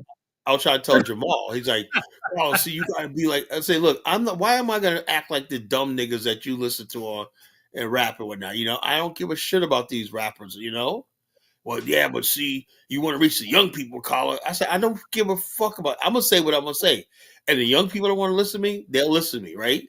The rest Brother of them, Jamal. huh? Where's Brother Jamal in I that? haven't seen Jamal in a while, man. Ever since that night you got into him, I haven't seen him, man. You know. No, you gonna blame me. No, it's like this, man. You came at him about that Jamaican shit, man. That was the last time he came up, man. I was like, Okay, damn. listen, I'm trying to save him motherfucker from getting the STD, man. Yeah. No, you ain't gonna do that, man. Jamal, he's gonna be in Colombia, Brazil, DR, whatnot. You know, I'm like, dude, man. I go, let's come out there and call. I said, what the hell am I gonna do in Dominican Republic? You know, what the hell am I doing? I am not getting with these fucking little chicks, man. You know, I mean, they're good to look at. I'll be honest with you. I like looking at females about like that, but that's it. I'm not gonna go to bed with these females. I'm not gonna touch them. You know, Right? It's like that's like the Do end your goal for thing, most Jamal. black men, Yo, well, I know Jamal. having sex. Do your thing. Nah. Do your thing, Jamal. Get every STD you can. Hold Nah, on. What I'm he's saying is bugging. this. Hold on. What I'm saying is this. You guys I'll want say this. medicine for Now, life? Jonathan. This is what I'm saying. This is what I'm And then saying. go to United Healthcare and increase the stock price, okay? This is what I'm saying. Right? Increase But this is what I'm statistics, all saying. that. Now, if somebody who's not trying to be a leader, whichever you do. But somebody like me, I can't do that. I gotta lead by example. You know. Yeah, Carly, you definitely, you got to lead by example. But I gotta lead Jamal, by you never example. say you want to be a leader. I'm saying I said, look, I would love to be out there, but I know this movement is too important. This is what I put on this earth for. And like I said, my only regret was I should have got on YouTube or something like that 6 years ago. You know, that was my mistake. You know, No, you need to be on TikTok. I'm more well. The bottom line is I can't do this first or do TikTok. Look, the bottom line is this: if I would have had a good jump like 6 years ago, and basically did my own shows as a dinosaur show, I could have steered all the people to this BAL. The BAL could be right now breaking ground in Africa right now, really, if I would have did that, you know. But I just put it up to that. Oh yeah, dinosaur come around and Brandon and whatnot. You know, I thought let them do the I don't know YouTube. what the hell you was drinking, thinking about them two cats. Like I said, it was a dumb mistake on my part. That's why I said I don't listen to no one anymore. I said I know what I gotta do, whatever like that, you know, because I can't rely on no one. But that's what. Then when I realized if you could bring somebody like Luke Major on one hand, talk about Black people in America needs to all be exterminated, then on the next hand he said we should have nothing to do with Africa. He said that, you know, we should be. I used to cuss him out. I listen. I used to cuss him out, and I told him his wife didn't want him only because she had it for a green card. He got mad. You remember that? Yeah, I remember all stuff like that, man. Nobody liked that guy. And then what gets me is this: next thing you know, out of all people Dinah's doing business with, Lou Major. And that time he did the see, I don't just talk about it. So it is. He was talking about me, you know. And I was telling Dinah, man, look, you guys are not ready to invest in Africa. I know what it was going to take. Which I told him, what you need is to have an office in Africa, wherever you're gonna go. Office. Mm-hmm. You need to have an accountant in your retainer. You need a lawyer on retainer. You need a whole network of things you need. You need a network of transport, like people who could do concierge services, transport here, and like handlers. You need several handlers, everything like that. You need a place for business. You need all that stuff like that.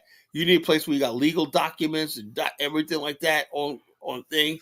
So if you're not set up like that, I don't believe what you're doing will work. That's like me before. Like I said, I want to build in Liberia. That's why I'm incorporated there. You know, and I'm building things with lawyers, accountants, stuff like that. So one day I'm going to be able to launch what they're doing there and build a community there. You know, that's what I'm Yeah, doing. that land was just too damn cheap, man. To be believed, man.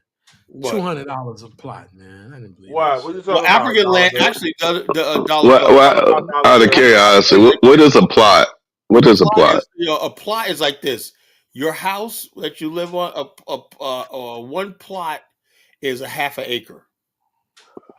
That's a half an acre. That's about the size of an average house. It's like two lots. Like 2 lots. Yeah. Now in Liberia, one plot is $800. You know. Yeah, So, $700-800, man. He wanted $200. $200. I just brought up that was a red flag right there. Who got give away land for only $200 for a plot? So $400 for an acre land. That's crazy. There's no way I'll believe that. You know, that was some bullshit. if she said $1,000 a plot, usually it's $1,000, $2,000 an acre. You know. At the end of the day, the black people that gave their money to that are stupid. They gave him a lot of money because he had a lot of people following Yeah, him. unfortunately, you deserve to be. 5, right? I would say Hey, 1,000. there's another thing, right? I hope O'Shea listens to this right now. Do you know if you're doing something illegal, scamming in Africa, you know the United States government, State Department, and the U.S. Attorney General can prosecute you even if you're living in Africa? Yeah, because you're an American citizen. You're an American citizen. So if that's the case, O'Shea got evidence, right? How come he hasn't contacted the embassy in Ghana and all these Tanzania, all these countries he say people are scamming? Because I think he wants to sell land. Of course, and he wants to get into tourism too. Right? That's for certain crimes. It's not for that. He's just trying to No, it's blackball anything. y'all. Let me tell you something, Jonathan. I don't know what you're planning over there, man. But Kyla, it's for certain crimes. Jonathan, no offense. Take us out. They can't prosecute you for every little thing you if do. you go into a country, right, if you're involved in corruption, public corruption, stuff like that, or laundering, public corrupt, main thing is take bribery. If you bribe somebody in an African country or any country in the world, yeah, you can be prosecuted. You know, that's a law. Look it up. It's a law. You know, it's mostly deal with corruption, scheming, money laundering, mismanagement of money, embezzlement, and stuff like that. That basically deals with commerce, trade, and financing and whatnot. You know, something like. But it has to be done. It has to be done in U.S. dollars for the U.S. government. No. If you're in America, in a country, and you basically an American commit a crime in a foreign country, right? In a foreign country, report you. Whatever like that, yeah, you could be sold back to the United States and prosecuted. It happens all the time, particularly in a lot of Asian countries and everything. After you do time in Asia, the United States wants you, you know?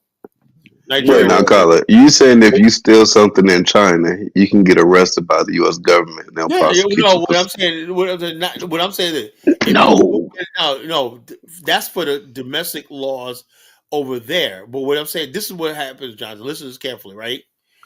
America knows some countries bribery, crime, and stuff like corruption exists, right? They know that. What they're saying is if you're an American citizen and you're adding to the corruption over there or participating in it, that's where you got a problem, you know? Because they basically know that a lot of countries don't enforce a lot of their laws, you know? Now, if you go to a country like China where they enforce the law, it might not apply. But if you go to a country where you know it's known for sex trafficking, it's known for money laundering, it's known for drug trafficking and everything like that, and they know for where people do it with impunity, that's when the United States exerts the extraterritoriality laws against you. You know, they will prosecute you back to the United States. Now, countries that basically have good laws and stuff like that, where people they're transparent and stuff like that, you know, like Dubai, you don't have to worry about countries like Dubai or Singapore, because they got good laws and they prosecute people all the time and people go to jail, right?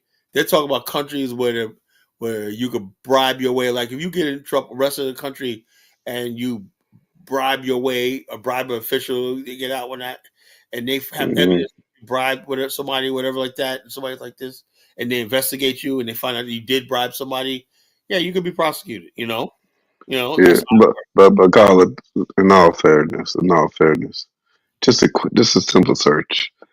You have to commit a crime against a minor, commit a crime on U.S. property that's abroad, like an embassy or someplace like that. I think Commit a maritime. I'm going based off what the federal government says that they could prosecute overseas. They can't prosecute everything, Colin. Let me look it up for you because there's Yes, look it up. Okay, let me look it up for you. Go ahead, keep talking. Yes, Brothers, nah. I gotta bid you a fair due, man. Where you going, Dollar Bill?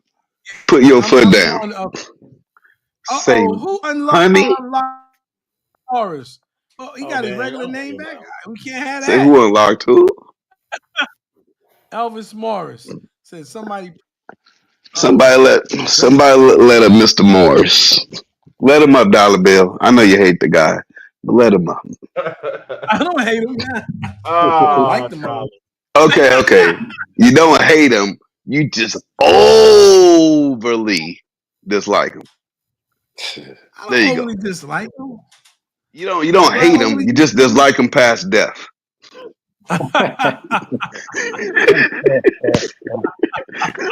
Is that better said?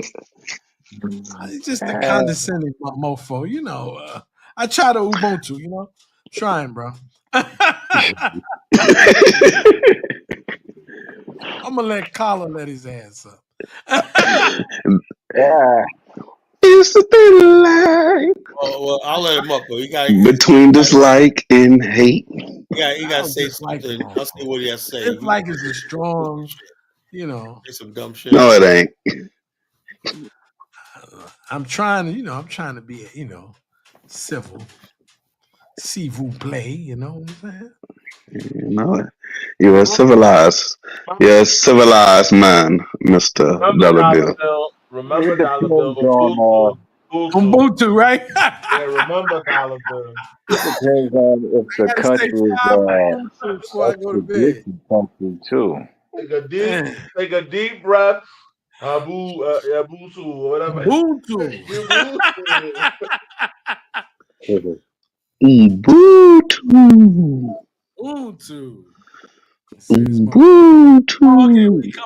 He's true African.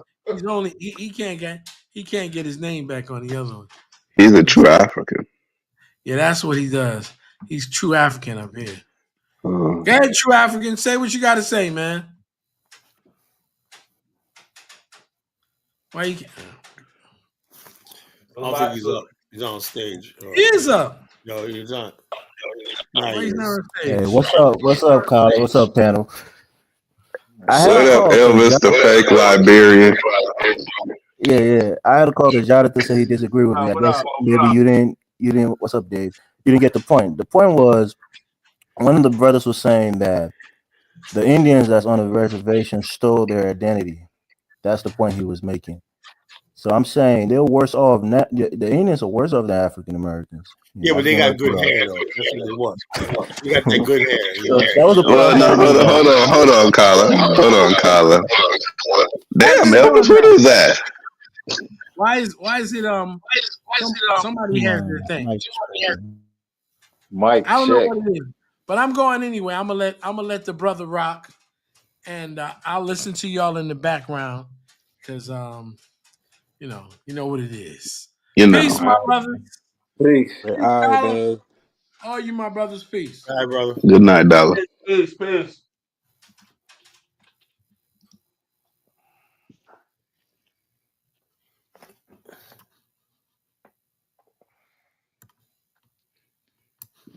What are you saying, Bantu? No, I was saying depending on what country you in for that for the U.S. to prosecute, you got if it's an extradition. It's a point. Bottom line is this: what the United States will say is this: if they know you or know you did commit a crime, right, and you got away with it, whatever, like depending on what the crime is. Yeah, you can't be, as a U.S. citizen, you can't be prosecuted back in the United States. But a lot of times the United States say you're prosecuted on their laws, but their laws are weak. But they know a lot of countries are lawless, And so the bottom line is this: they feel you're aiding and abetting to lawless. America does not benefit. At least this is what they put on paper. America, on paper, right, say they want to stop corruption, money laundering, crime across the planet, whatever like that. You know, their moral obligations to be the police of the world, whatever like that.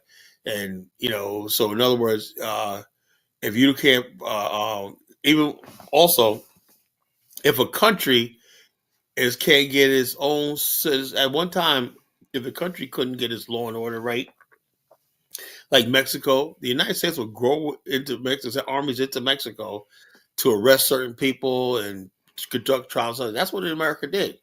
You know, a lot of times colonialism was the fact that they justify colonialism by saying, yeah, this country's lawless. We need to take it over and establish a rule of law and stuff But like that. but But over Tyler, the years, they have Interpol for that, the International Police Force, right?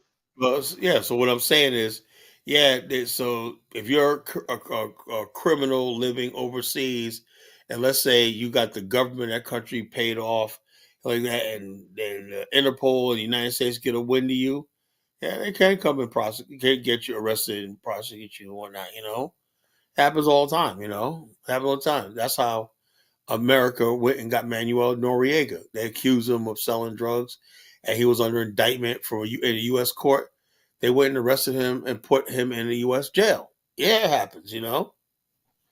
People think But usually, when it comes to issues like that, it has to do with extradition. You got to extradite the person to the country.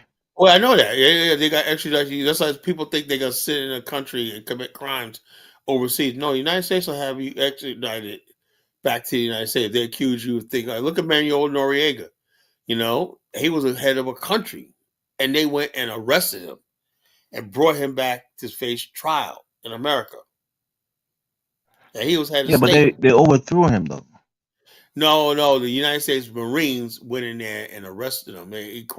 His government crumbled because the United States Marines went in there and arrested him. They were sitting there playing. He was holed up in the embassy and building. They was playing rock music outside and whatnot. And he came out and surrendered. You know, I remember that. Why? Because the rock music was too loud. No, yeah, whatever it was, they were just playing rock music, you know, outside of his embassy, whatever, like that exact. So he just came out and surrendered. And next thing you know, he was in a Florida jail. And that's when everybody turned against George H.W. Bush. They said, this is imperialism. You know, you can't just go and arrest a foreign head of state. All around the world, there were people talking about America's going to pay for that. That was a leading up to 9/11. Then a couple of years later, the Gulf War broke out, whatnot, with Saddam and whatnot. That was leading to these countries saying, we're going to retaliate against the United States because they had a no-fly zone over Iraq, whatnot, the Manuel Noriega arrest, all stuff like that. And the shooting down a couple of years ago of an Iranian plane coming back from Mecca. All this is going on in the late 80s, early 90s and whatnot. And that arrest of Manuel Noriega. The United States, basically, if you basically do something and the United States don't like you, whatever like that, or just they'll come and get your ass. They don't care where you are. Unless you're in a country like Russia or something like that, then you say, or North Korea. Not necessarily, Kyle. We got a case in point, right? Julian Assange, who had a warrant out for his arrest, you know, for espionage against the United States government, lived in the Ecuador embassy in the UK for almost like 10 years. And they couldn't touch him because he, you know, Well, that's the UK. That's the UK. Cool. That's what I'm saying. So if the US don't like you, they can't just come and get you. They got to try to extradite if he was living in Botswana or something like that, or Gabon, he would be safe. Okay, I mean, if you're talking about weaker countries with weaker democracies, and that's what I was talking about. That's what I said. So most likely, black people are going to go to a country, right? And the United States is going to be like, "Hey, you commit just for the fact that they can." They could try you anytime in the world, you know, if they can. If you got power to try somebody, arrest somebody and try them, you're going to do it. You know, that's the whole thing. You know, but if you're like, they say Putin's a war criminal, Netanyahu's a war criminal. Are they walking around? Do they worry about getting arrested? No, because they come from powerful countries. But guess who got arrested? Charles Taylor and the other guys, Milosevic, I think it was. Laurent Gbagbo. A couple other people because they came from weaker countries, you know. That's just the way it is. You know, if you come from a weak country, yeah, you'll face the Hague. You come from a strong country, forget about it. You can do whatever the fuck you want to do. Dick Cheney and George W. Bush, you think they're worried about getting arrested?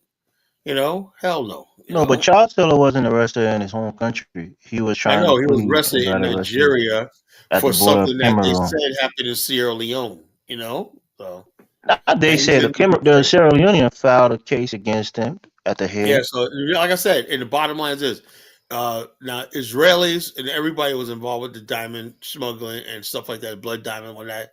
Did they ever do it against them? No, because if an African filed just like South Africa made a fool out of itself by issuing stuff against Netanyahu for the Hague, and they freaking got laughed. It was like the biggest joke. We were like Africa. They did arrest a couple of Russians. Victor Booth, the guy who was smuggling guns in Liberia and other West African But the countries. bottom line is this: you think they're ever going to arrest Putin? No, they ain't got no power to arrest Putin. You know. So yeah, say a couple of people, if you're a criminal, some small level criminal, yeah, they'll arrest you. But the bottom line is this: when you talk about a head of state or something like that, no, it's not gonna happen unless you come from a poor or weaker country. You know, anyway, any African head of state could be arrested. You know, anytime. That's what I'm saying. Not necessarily. Charles Taylor had a warrant out for his arrest. For example, when he went to Ghana in June of 2003, he was in Ghana, and this international warrant came out for his arrest. He was at the bottom line. That was I didn't want to talk about that, Elvis, because it's just pissing me off. That was the dumbest thing. That's the dumbest. The fact that so many Liberians were cheering that your freaking head of state getting arrested by another country or whatnot. That was the most embarrassing thing. No, he didn't get arrested. There was a warrant out. No, yeah, he was in Cooper. handcuffs. Dave, tell this guy he was in handcuffs, and the Nigerian government, Obasanjo, handed him over to the United States. No, you're not listening to what I'm saying. It's a different thing that I'm saying. Just listen for a second. This happened in June. I'm not going by that. I'm saying the fact that I'm just giving you an example, Carla. We're having a conversation. His arrest in Nigeria. That's what got him in the Hague. He was listen to what I'm saying, right? I'm giving you an example of. I'm giving you an example of when this didn't work. Right? I'm giving you an example of when this didn't work. He was outside of his country when the warrant came out for his arrest against the Sierra Leonean people. And in Ghana, they thought that the Ghanaians was going to arrest him and hand him over to the Hague, but they refused to do it. Whole thing is the bottom line is they didn't like Charles Taylor because he wouldn't let the West do what they want to do in Liberia. That was all that was about, you know. And so they create this boogeyman thing. They have Africa is so fucking weak. I'm really expecting them to basically issue a Hague warning against Ibrahim Traore, and you'll see all of Africans. Yes, boss, go ahead and take him. He's been bad. Ibrahim Traore is not promoting the bottom line is other countries doesn't like him. As sooner or later, something's gonna happen. He's gonna retaliate. People gonna get killed, and y'all gonna all be talking about. Everyone, you Africans, gonna be talking about. Yeah, boss, he's a bad guy. We like him because he seemed like a good man. That's wild. Yeah, so wait, Taylor was granted asylum by Nigeria, and then they turned them over right afterwards. Yeah. Talk about bitch made. Talk about bitch made country. God damn. That's not how it happened. Don't just listen to Kyler. That's not how it happened. He surrendered to the. No, this is what I'm reading. Charles Taylor was arrested at the Cameroon and Nigerian border, trying to go into trying to flee, wearing a disguise as a woman. He was living in exile. You know, he was offered. He had asylum in Calabar. He volunteered in Nigeria. If I was Charles Taylor, I would have said, you know something, I am not going to step down head of state. And the bottom line is, I'm going to fucking fight to the end. He should have fought to the end. Yeah, he was going to get killed, bro. Why do you think he left? For what? He should have went out like that. Yeah, that's what we said. He should have got killed, but he chickened out and he left. He was crying. His own useless people who sat there and let him take the blame for the destruction in Sierra Leone that's been going on for decades before he even got into power.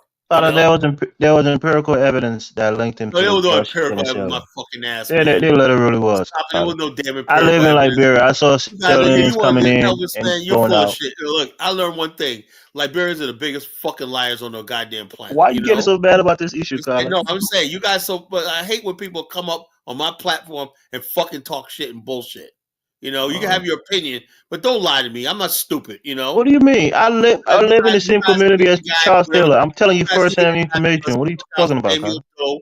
You guys hated him because you took out your Lord and Savior Samuel Doe and you had it out for him the whole time, and you still hate the man to this day. You know, We don't hate him. We just know who he was, good and bad. We know everything. Passed away, y'all celebrate. Oh yeah, anybody that went against your Lord and Savior Samuel Doe. So it doesn't even freaking You don't matter. even know my politics on Doe. I don't like Samuel Doe. That's what you don't know. You assume because he's my Kingsman. I like him. I don't like him. It's so fucking dirty, man. Like I say, you just can't listen to anything an African tells you, man, because you're fucking. What's up? What was that? No, I was talking to G in the chat. Okay, yeah, G's been going for a while. But yeah, Charles Taylor, he left Liberia because other African leaders came and told him the war was closing in on him. Just like the Abraham Traore, other Africans said, you should join ECOWAS. He said, fuck ECOWAS. He should. Charles Taylor should have said, fuck y'all. You know what I'm saying? I got elected overwhelmingly by the people of this country, right? I'm gonna stay here to the end. You know, as simple as that. Okay, and Carla, that's a good point that you're making, right? That's the same thing that happened to Samuel Doe. A lot of people came in and tried to get him to go. You know, Babangida from Nigeria came in and tried to get him to go. He refused. It was your own people that killed Samuel Doe. You know, so you can't say like. What do you mean, my own people? What do you mean by that? The native people. Y'all killed Samuel Doe. You know. Yeah, it was a war, and Charles Taylor was surrounded. Native people. I lived in the same community in Congata as Charles Taylor. What I'm saying is Samuel Doe was a native man hero, you know? Native man hero. That was your redeemer, redemption, whatever like that. People's redemption. There was rockets falling in the president's community. There was rockets falling in the president's community that he lived in. He was surrounded. There was a shipment of guns that was coming for reinforcement that the U.S. Marines seized off the coast of Liberia. He knew that his time was up. Well, he knew it. Bottom line is I got one question for Elvis. Elvis, did the natives ruin the country? Say that again? Did the natives ruin the country? Did the natives ruin the war? After they took power, after they took power, there's no war. There hasn't been a war for a while. Have the natives ruined the country? The country is not ruined right now. The war ruined the development that was there before the war came in. And guarantee you, Jonathan, we know this for a fact. America Liberian was involved in the sponsoring of the war and the formulation of the war. Yeah, Native was involved in the war. Every group of people was involved in that war. Liberians involved in the damn war. Elvis, do you think if the America Liberians were in power, Liberia would be a better country today? Jonathan, hold on. Do you know who John T. Richardson is, Carla? Look. When you look, you want me to play the videos? You want me to play? I asked you a question. You know who John T. Richardson is? Look.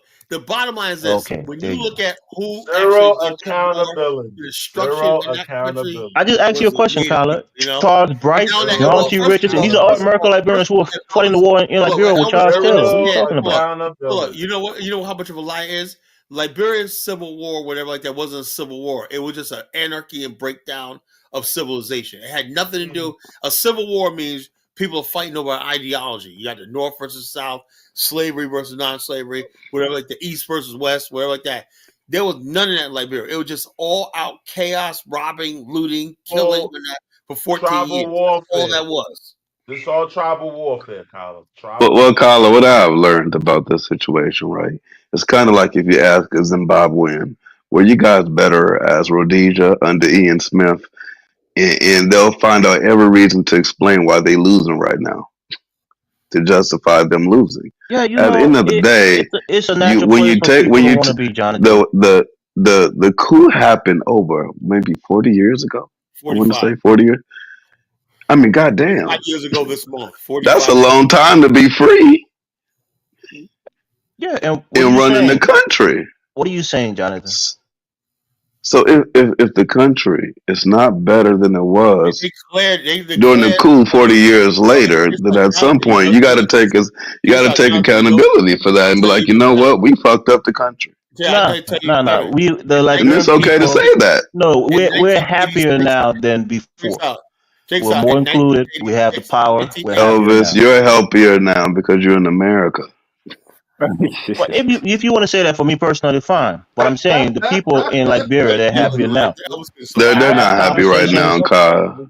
No, I had No, conversations with them all the time. I just Elvis, did a big you show. have conversation look, with people that you send money back to in No, Liberia. no, no, no, no, no. That's We what I'm talk saying. about the You don't regular know, John. Liberians. Yeah, you don't know, I get Jonathan. You people. don't know who I talk to. Look. This is how bad it is, Johnson. Right? I love my Liberian people. I thought I could build a BAO chapter over there, but every time one of them calls me, I cringe because I know what's coming. You know, They're asking for money. oh yeah, I'm like this. I'm like, God course. damn, you don't care. I'm at my I love my brothers and whatnot in Liberia, but the bottom line is this: we admit that something's not quite right when that? Look, Because you Kyler, got we're the gonna do the people. 50-year. We're gonna Native do the people 50. got the power when that, but the bottom line, they do nothing for their people, man. It's like, Look, we're goddamn. gonna do the 50-year report card. We're Yeah, gonna do Kyle. the You 50-year you don't, you report don't need to do You a card. could be 50-year salty report about it card. all you Yeah, want. no, All Jonathan, we we have gotta let to all Jonathan, we we have to gotta let him know rock is out that more. We gotta let him rock out more. Liberia is one of the poorest countries in Africa.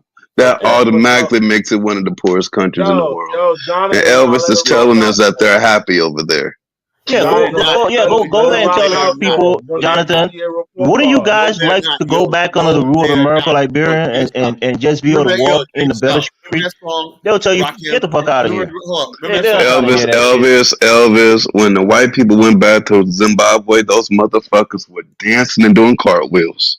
Yeah, that's I have Zimbabweans. no, They rather be I subjugated. have, We and the didn't. Liberians We would wouldn't rather want to be be subjugated subjugated by too. nobody. We would live in a village with no Yo, development and be free. That's a saying in Africa. hold I'd rather be a lion in the how jungle about than be this, a dog in the city. Elvis, you're saying that from the comfort of America. Hey, You they have money got every the America better. opportunity to go back to Liberia and start all over again and Whatever, build up. whatever you say, Jonathan, that's fine. But I'm telling you now, my people and the people I talk to, there's a guy called Deacon Carter. He was one of the main You people that send was money back to agitating. your people. Elvis, you on I this mean, Jonathan, you gotta platform let me speak, brother. has If you want to said get blood, 1 that's year fine. that you send $30,000 back to your people in Liberia.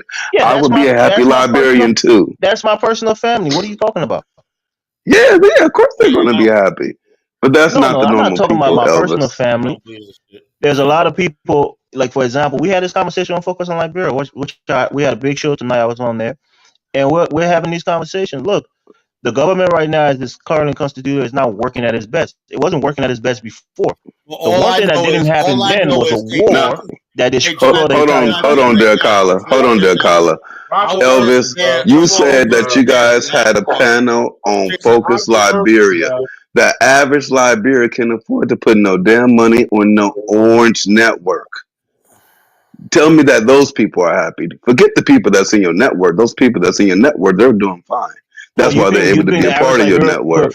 Could afford money during the 1970s? Yo, what I'm saying. What are you talking about, John? They wasn't happy in the 1970s. You don't know their material condition during those days. They wasn't happy in the 1970s.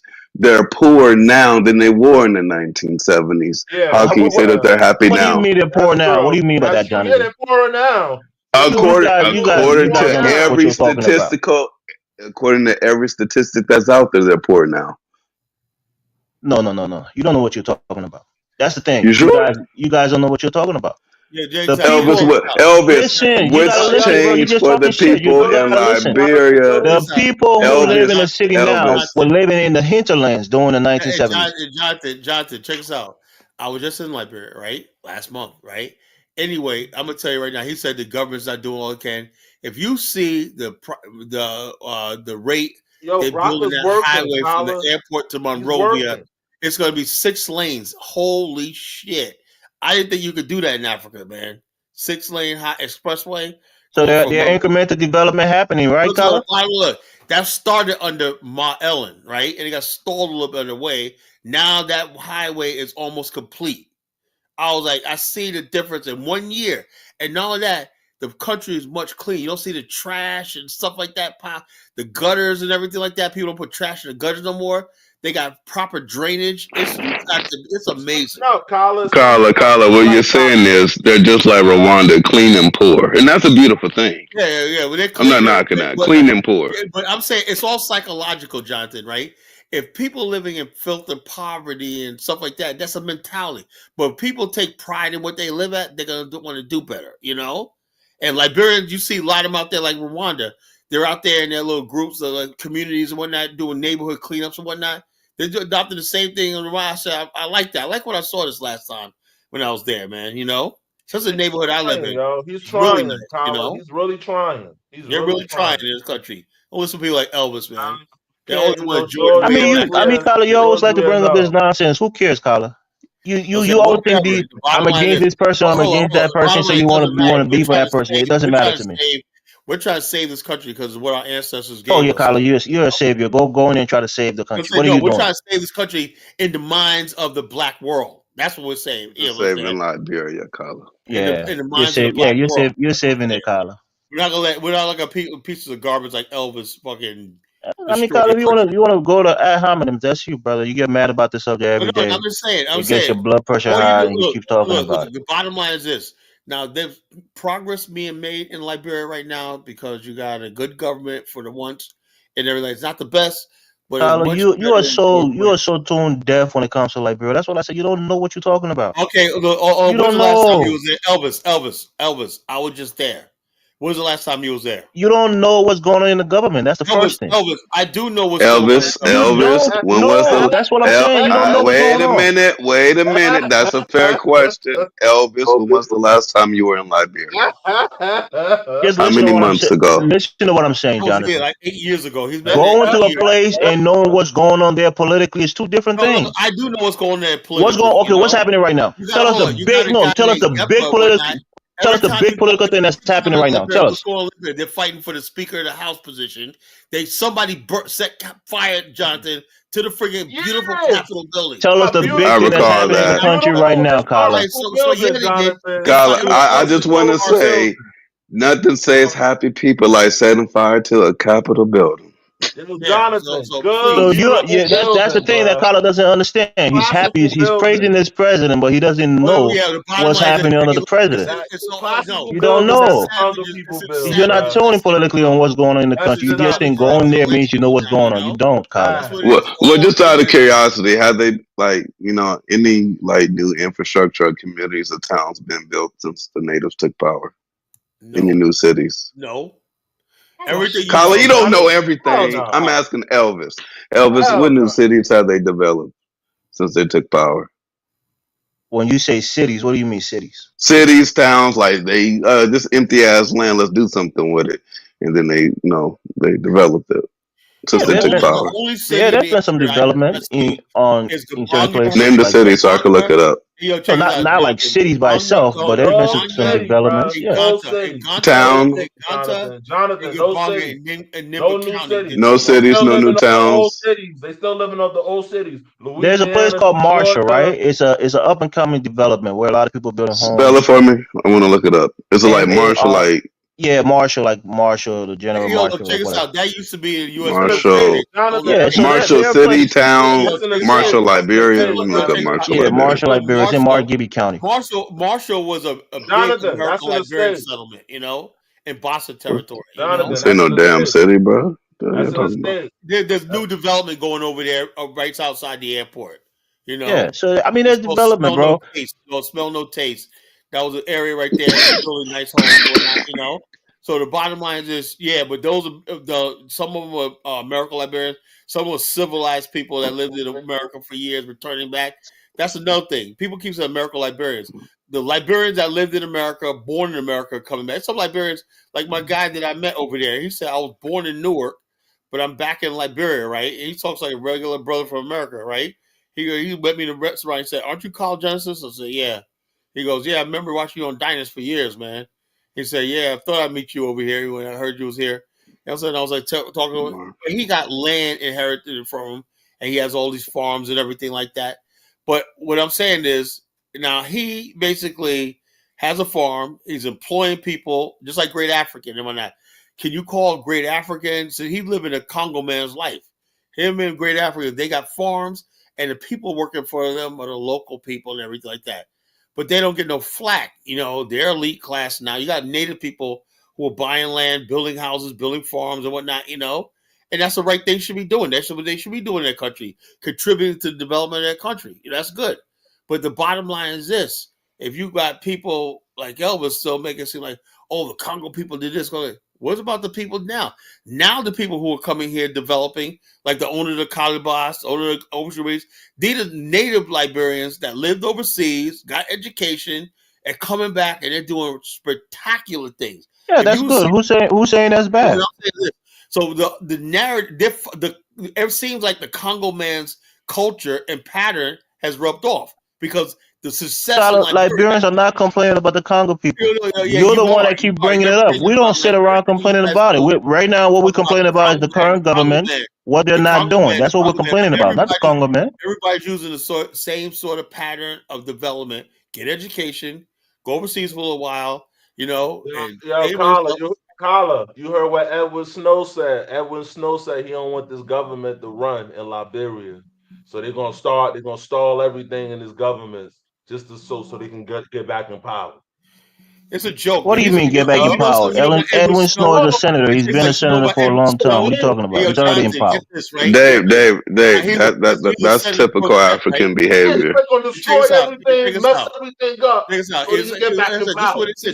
do you mean get back in power? He's in power. He's a senator. He's a sitting senator. What do you mean? No, they want to stall the government because they want George Weah. Everything up. Edwin Snow literally supported the president that's in power right now. He campaigned for him. He's representing Blooming County. That's where the president's wife comes from. So he wasn't against the president. What are you talking about? Edwin Snow goes to Brazil. He's a passport bro. He goes to Brazil. Also right next to my guy Flo's place, right there in Area 2, Dave. Yeah. Edwin Snow got his house right there. A house he built for his girlfriend, right?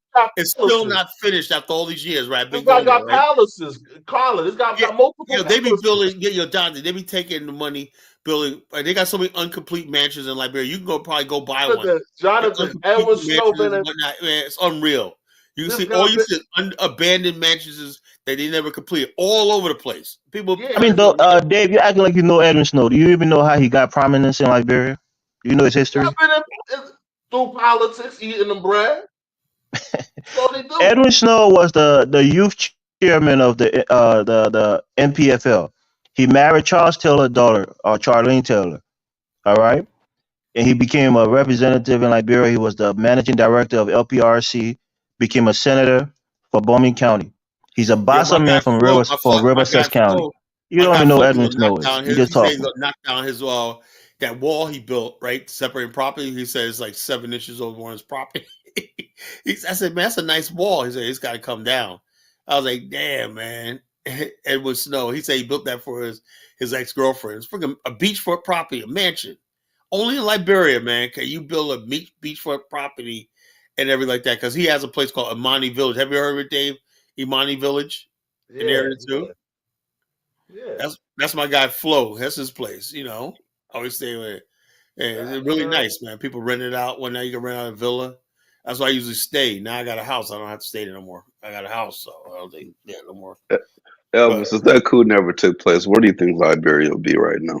Liberia would have companies listed on the New York Stock. That's the thing. That's the thing. Kyla. Right. That's Elvis. That's the thing, Jonathan. I've said it before, and you guys Kyla don't listen to me. I never supported a coup. Right. I supported more integration of the native in the political structure of the country. I don't support How does the native thing go for let me explain. Let Jonathan hear this once and for all. I've said this multiple times. But when Kyla gets emotional and he wants to be disrespectful, I go there with him. That's when I go there and say, you know what? Fuck it. Elvis, it starts like this. But look, Kyla, he asked me a question. Give me 30 seconds to answer, bro. Economic and then politicals always last, man. Kyla, listen. The man that I was talking to, his name is Deacon Kyla. He's one of the last surviving people who were instrumental in what happened when they called the Rice Riot.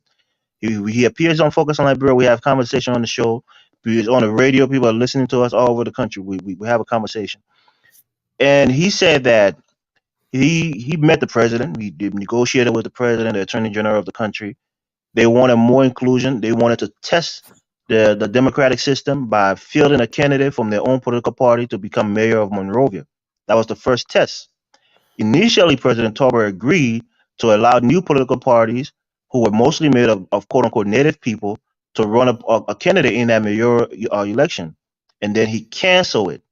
He canceled the election, so they never had a chance to test the political power and become more inclusive and become more free and have more agency on the political space in the country.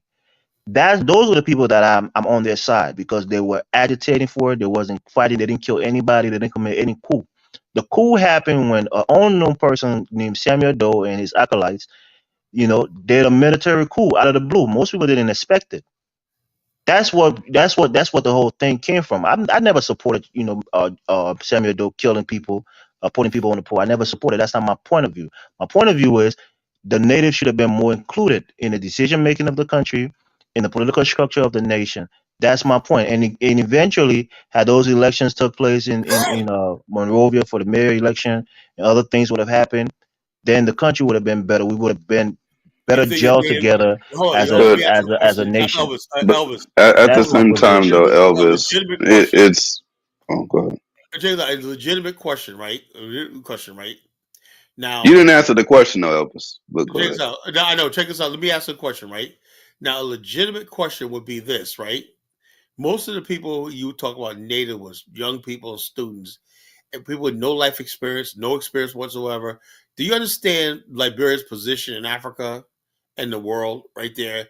That means years of diplomatic channels, all stuff like that, connections to different institutions around the world, all the stuff like that. You're trying to hold all that together and basically develop a small, poor third world country and everything like that. Tyler, they were running for mayor, not president, not even senator, mayor. All that diplomatic capital and stuff like that was built up over a century and whatnot. So they were supposed to hand that over to people who had no experience. There you go, Jonathan. Tyler is saying that these people should not be involved politically because they have no experience. I said the other day on the show that if the Miracle Liberians or whatever, Liberia was founded for the black diaspora to settle in Africa. That was the purpose. They never really knew how to integrate native people. Is that a problem, Colin? If you were a native man, would you feel slighted that they never had a plan for your integration? Elvis, I'm going to make your point for you, right? At the same time, right? Here's the thing. There's a problem that will happen, right? I'm going to give it to you. America, they thought they could be like America, right? America, when they brought immigrants in, right? These were people who left their native land and came to a new land across the Atlantic, right? Now you're in America, right? What Liberians want to do was bring native people and surrounding people to Liberia, but you cannot do that because they're not coming from overseas. They're already in that land that you now call Liberia. So they don't feel the obligation to assimilate into what you call a republic called Liberia and become Liberians. Now, what do you do about the native people? Now they're basically living in this republic that they don't feel they're a part of. Now, my thing was, if they would have, the American Liberians were really smart, right? They would have saw that, but I think they underestimated natives. In 1945, after World War II, right? I think the American Liberians should have came back to America. I think that's what I think. If they were not going to become the majority and stuff like that, and then separate the country and cut the country in half and let the natives build their own government and their own thing for themselves and whatnot, give them most of the country, and you just keep the coastline, it's a coastal area where you mostly lived, and let the native people form their own country and everything. Let them have the minerals, let them have all that stuff like that in the interior, because where the wealth was, and let them have all that shit, So basically, Claudia, you're just saying they should have just let the natives sink, because that's exactly what happened when they got in power anyway. Well, the bottom line is they will sink by themselves. We still have a civilization on that coast right now. They're still sinking by themselves. It hasn't changed anything. Yeah, so I just think the bottom line is American Liberians should never tried to integrate. Kyla, there's that thing from Spider-Man, right? To who? But wait, now hold on, Elvis. Hold on, Elvis. You didn't answer the question earlier. Would Liberia be today if the coup never happened? I mean, I don't know. What I would want to see, because I seen this documentary about how life was, and I'm like, they had the airlines, they had You know, they always talk about the rubber industry. They had painting and shit. They had cigarettes. They had a whole lot of industries going at that time period. They were becoming self dependent as far as food. So I'm like, where would the country be if that was the direction that they were heading? Countries usually fall from within. So if you look at an international image of a nation and you don't look at what's going on domestically in the country, you're missing the point. Like Kyle just said, and he's right on that point. I agree with him. If you have great power and you say you're going to build a country and you want to expand your landmass and you know incorporate other groups of people, you have to assimilate them. Yeah, you but have the to thing give is, them equity within that has nation. a problem though. Has a problem. That's the It doesn't thing. happen, but we've seen that in America and every other country. That shit doesn't get done quickly. Yeah, that's something that takes hundreds of That years. shit takes a long fucking time. That's like trying to get a whole bunch of dumbass people. Hey, we're going to educate America, you it was now. different because the white Americans were the majority. Had they been the minority and the black people been the majority, you think there wasn't going to be an uprising against the white Americans in this country? American Liberians, if they were not going to basically become the majority and something like that, really build a country, they should have just gave it up. You know, that's what I feel. You know, because you can't basically impose. Not even that. They just should have incorporated the natives more. The idea, Elvis, the term Liberian is something that was imposed upon you. You know, that's what the problem is. It was imposed upon you. A Liberian is somebody that settled, that was once in bondage or semi-free, and basically went to a land that they want to practice what? Liberty. You know. Now, some native people will say, that doesn't describe me. I was already here. But the thing is, some natives will also say, look, we left the villages to go to Monrovia and Buchanan and Maryland to experience liberty. So I'm definitely a Liberian.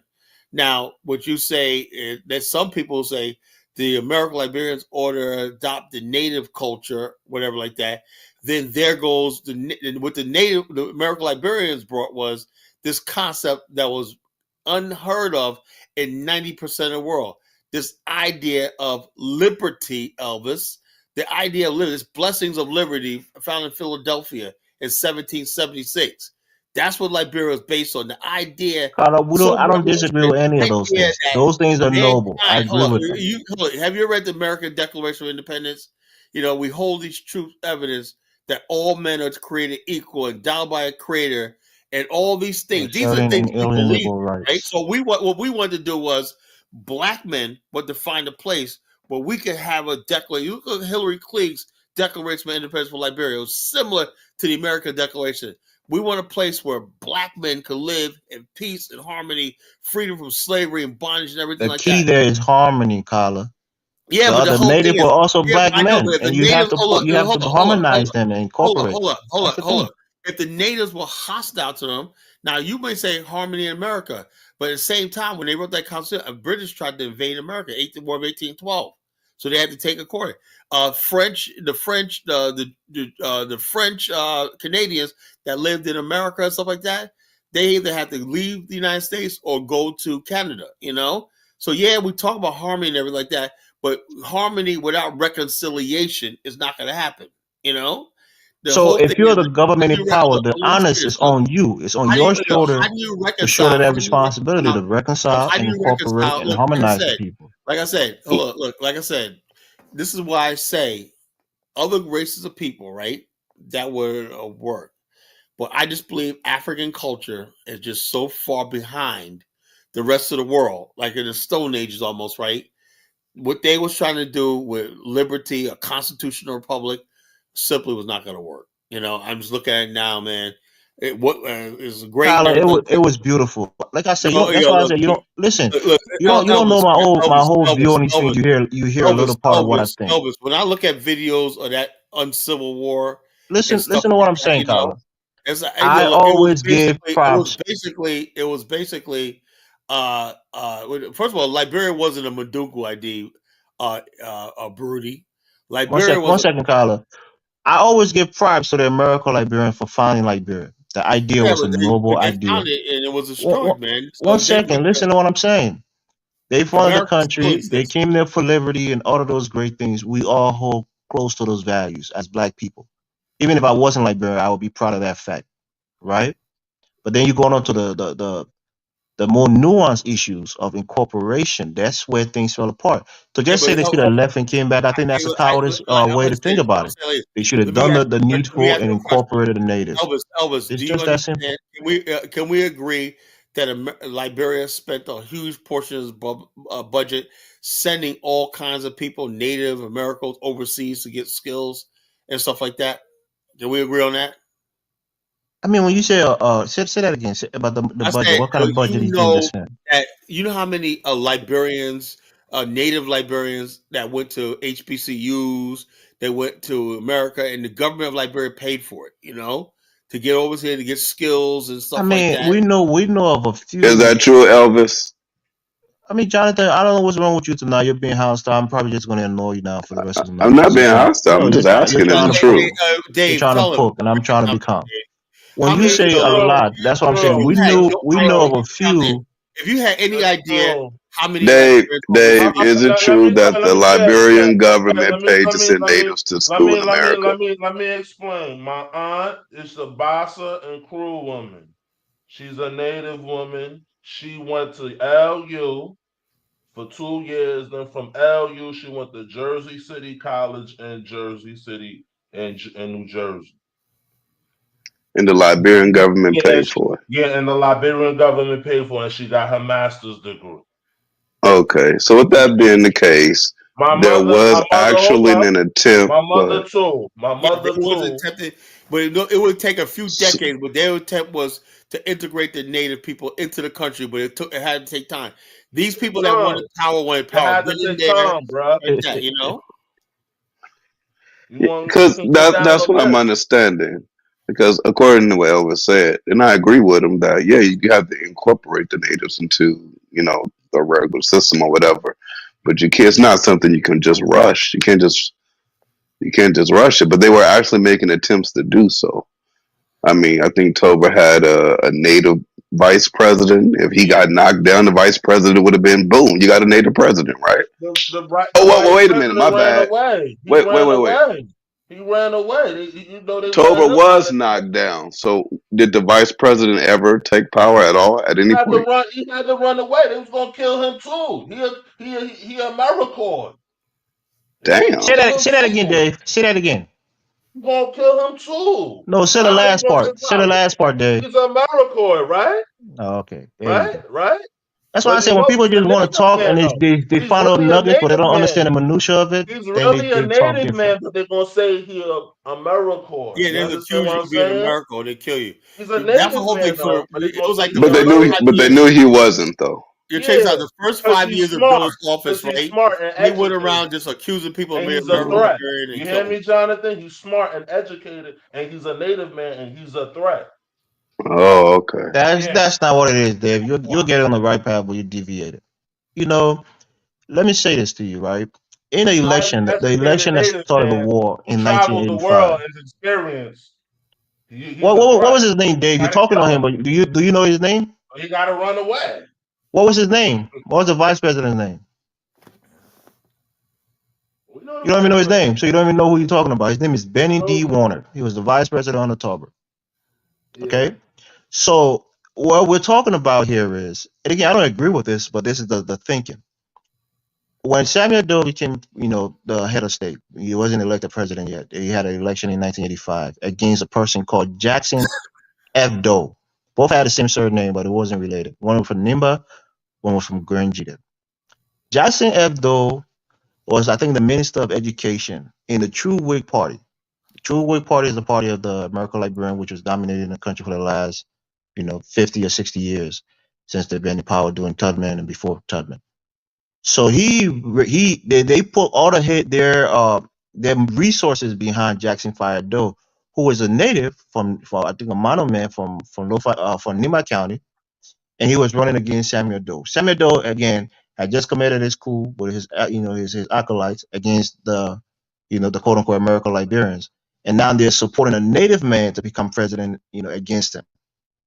So his mindset was, this is going to be a puppet. They're using him as a tool to get back into power. So he didn't want to. Most likely he lost those elections, but he didn't want to leave office because again, it's fear. He think that when they get back in there, they're going to come back and take revenge. And Samuel Doe is no hero of mine. He's not my hero.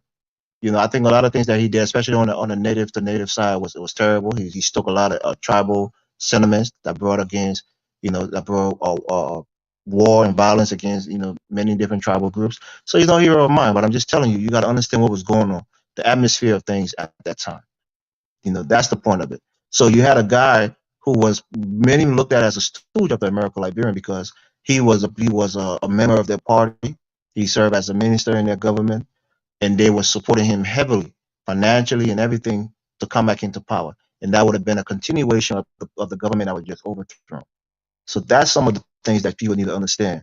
Benny D. Warner, like you talk about, Dave, he's a nice guy. He's a pastor. I met him here in Minnesota. Very nice guy. He died, I think, a couple of years ago. But He died last year. Yeah, like most people. Thank God he died in America.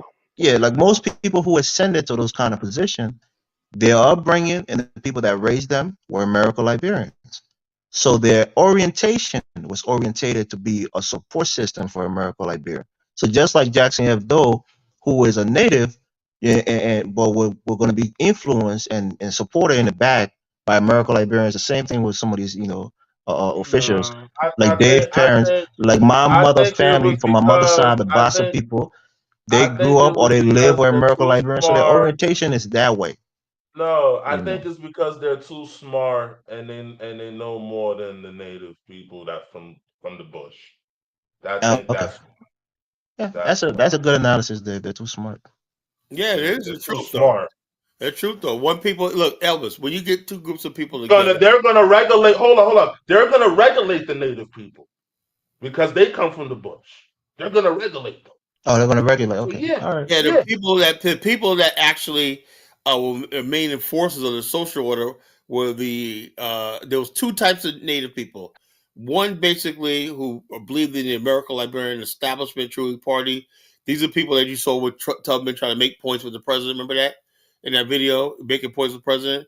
Those are the people that was part of it. There was other people who said, look, we're the majority. Why do we got this one group of people ruling over us? There you go. They're the cowards and they're the warriors. I know, but the thing is, though, here's the thing. Where Liberia made their mistake was, like if you read Daniel Webster's book, right? Daniel Webster in America, when he talked about people don't realize something, right? Secession in America during Civil War started in the North, right? And then Daniel Webster said that somebody said America is a collection of individual states, right? So any state can secede from a union. And he said, no, America is a collection of people. We're one people, Liberia made the mistake of thinking that them with these tribes in Liberia and whatnot, they're one people, so they let their guard down, And basically, like I said, I don't know about integrating the native people if they're not going to basically see themselves as Liberians. To this day, they don't. They see themselves as, you can't see yourself as a crewman or crime man and call yourself a Liberian. It's an oxymoron. A Liberian is somebody's liberated from tribalism, liberated from slavery. That's not true, Carter. The American Liberian categorized the native into tribal groups. You guys may call yourself Liberian, right? But it's really stupid because you can't come from a culture. The whole idea of Liberian is a person that believes in freedom. There's nothing free about most of your cultures. People still live in bondage, right? I've seen it in my own eyes. I told these guys that was working for me, native boys, right? You came live with us for like a couple of days and whatnot, and it was like, I just asked them, what do you plan on doing with your life? Hell no. I'm like, and to be fair, that freedom was mostly freedom away from white, subjugated. They wanted. Look, let me tell you something about Elvis, about our people, right? Black people in America, right? We had freaking separate black communities before they started building roads and highways. We had little what they call maroon communities in Florida and whatnot, where we lived like in our own little paradise away from white people. We lived on farms, on townships, and we even had walled communities, get walls to protect ourselves from clan attacks. But what happened was when the white people started building their infrastructure, they started building roads, culverts, pipelines, stuff like that. Now we were vulnerable. That's what happened in Wilmington. White people came because of the new road system. They was able to come from miles and miles away and converge on Wilmington and burn it to the ground. You know? So what I'm saying is that life that we was able to create in America that we love so much, where we went to church and we did our thing, we were happy and everything like that. We sent our kids to school. The African American way of life was a very happy way of life when left alone. You know, we was able to do that in Liberia because we knew there was not going to be any Klansmen finding out that we're having happy. The whole thing about America was anytime white people saw you having liberty and they can get to you, they're going to freaking try to raid you, enslave you, put you back in slavery. So Liberia was a place where we said we finally have a place to rest and be free and have liberty. You know, that's the bigger picture. But then on the local level, there was even infighting amongst the people who settled.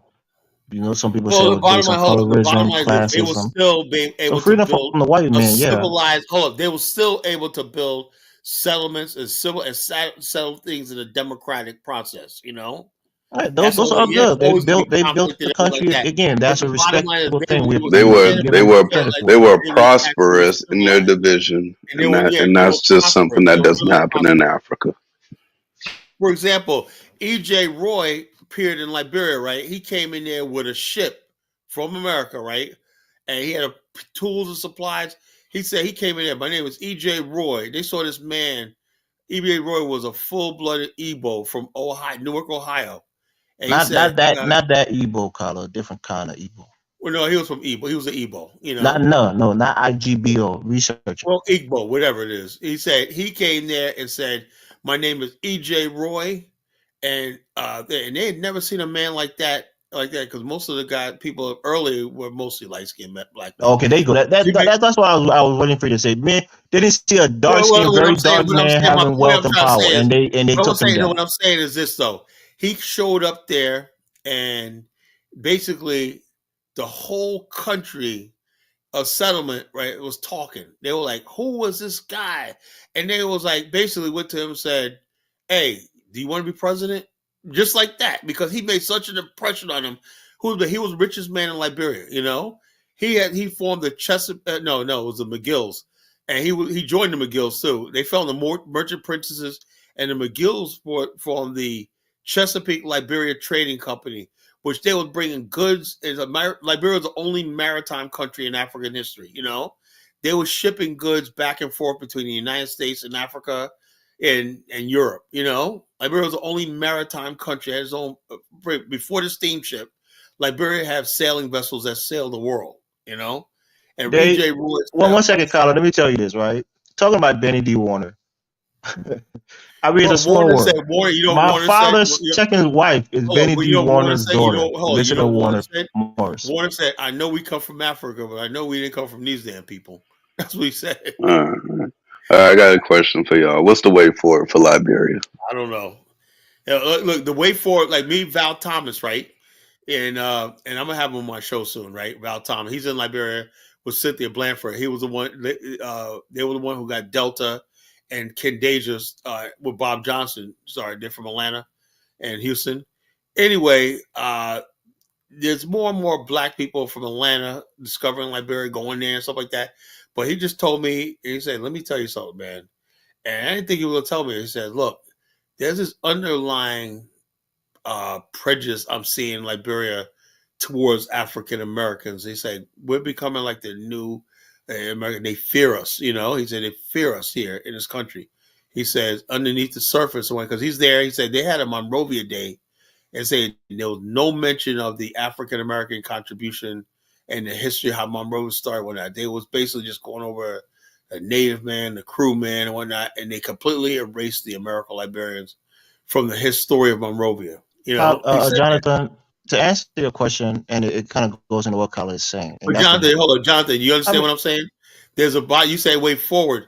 Now the thing is, Carla, you got to give me 30 seconds to answer. Hold on. Let me say this first. Oh, you want to preempt my answer before I answer? No, I'm not saying that. I'm just saying what I'm saying. You can say what I'm saying after I talk. I said you said ask the way forward. Now, black people like myself, we're going to Liberia, right? And I don't tell nobody.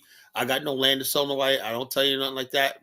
But I say like this: I would urge every black person, African American, who believes in being African American, that just like we know about Harlem, Detroit, Atlanta, and everything like that, Liberia has a special place in Black American history and culture, above Ghana, above all things. Now, with that right there, that connection right there, once that connection is realized in the masses of Black America, through our institutions and everything, yeah, we could basically, there could be a new something emerge, plus the Liberians that live in America, that's in large numbers Okay. now. Let me say this, Kyler, real quick, please. So, Jonathan, to answer your question, right? It's a simple answer, and we've all been yearning for it.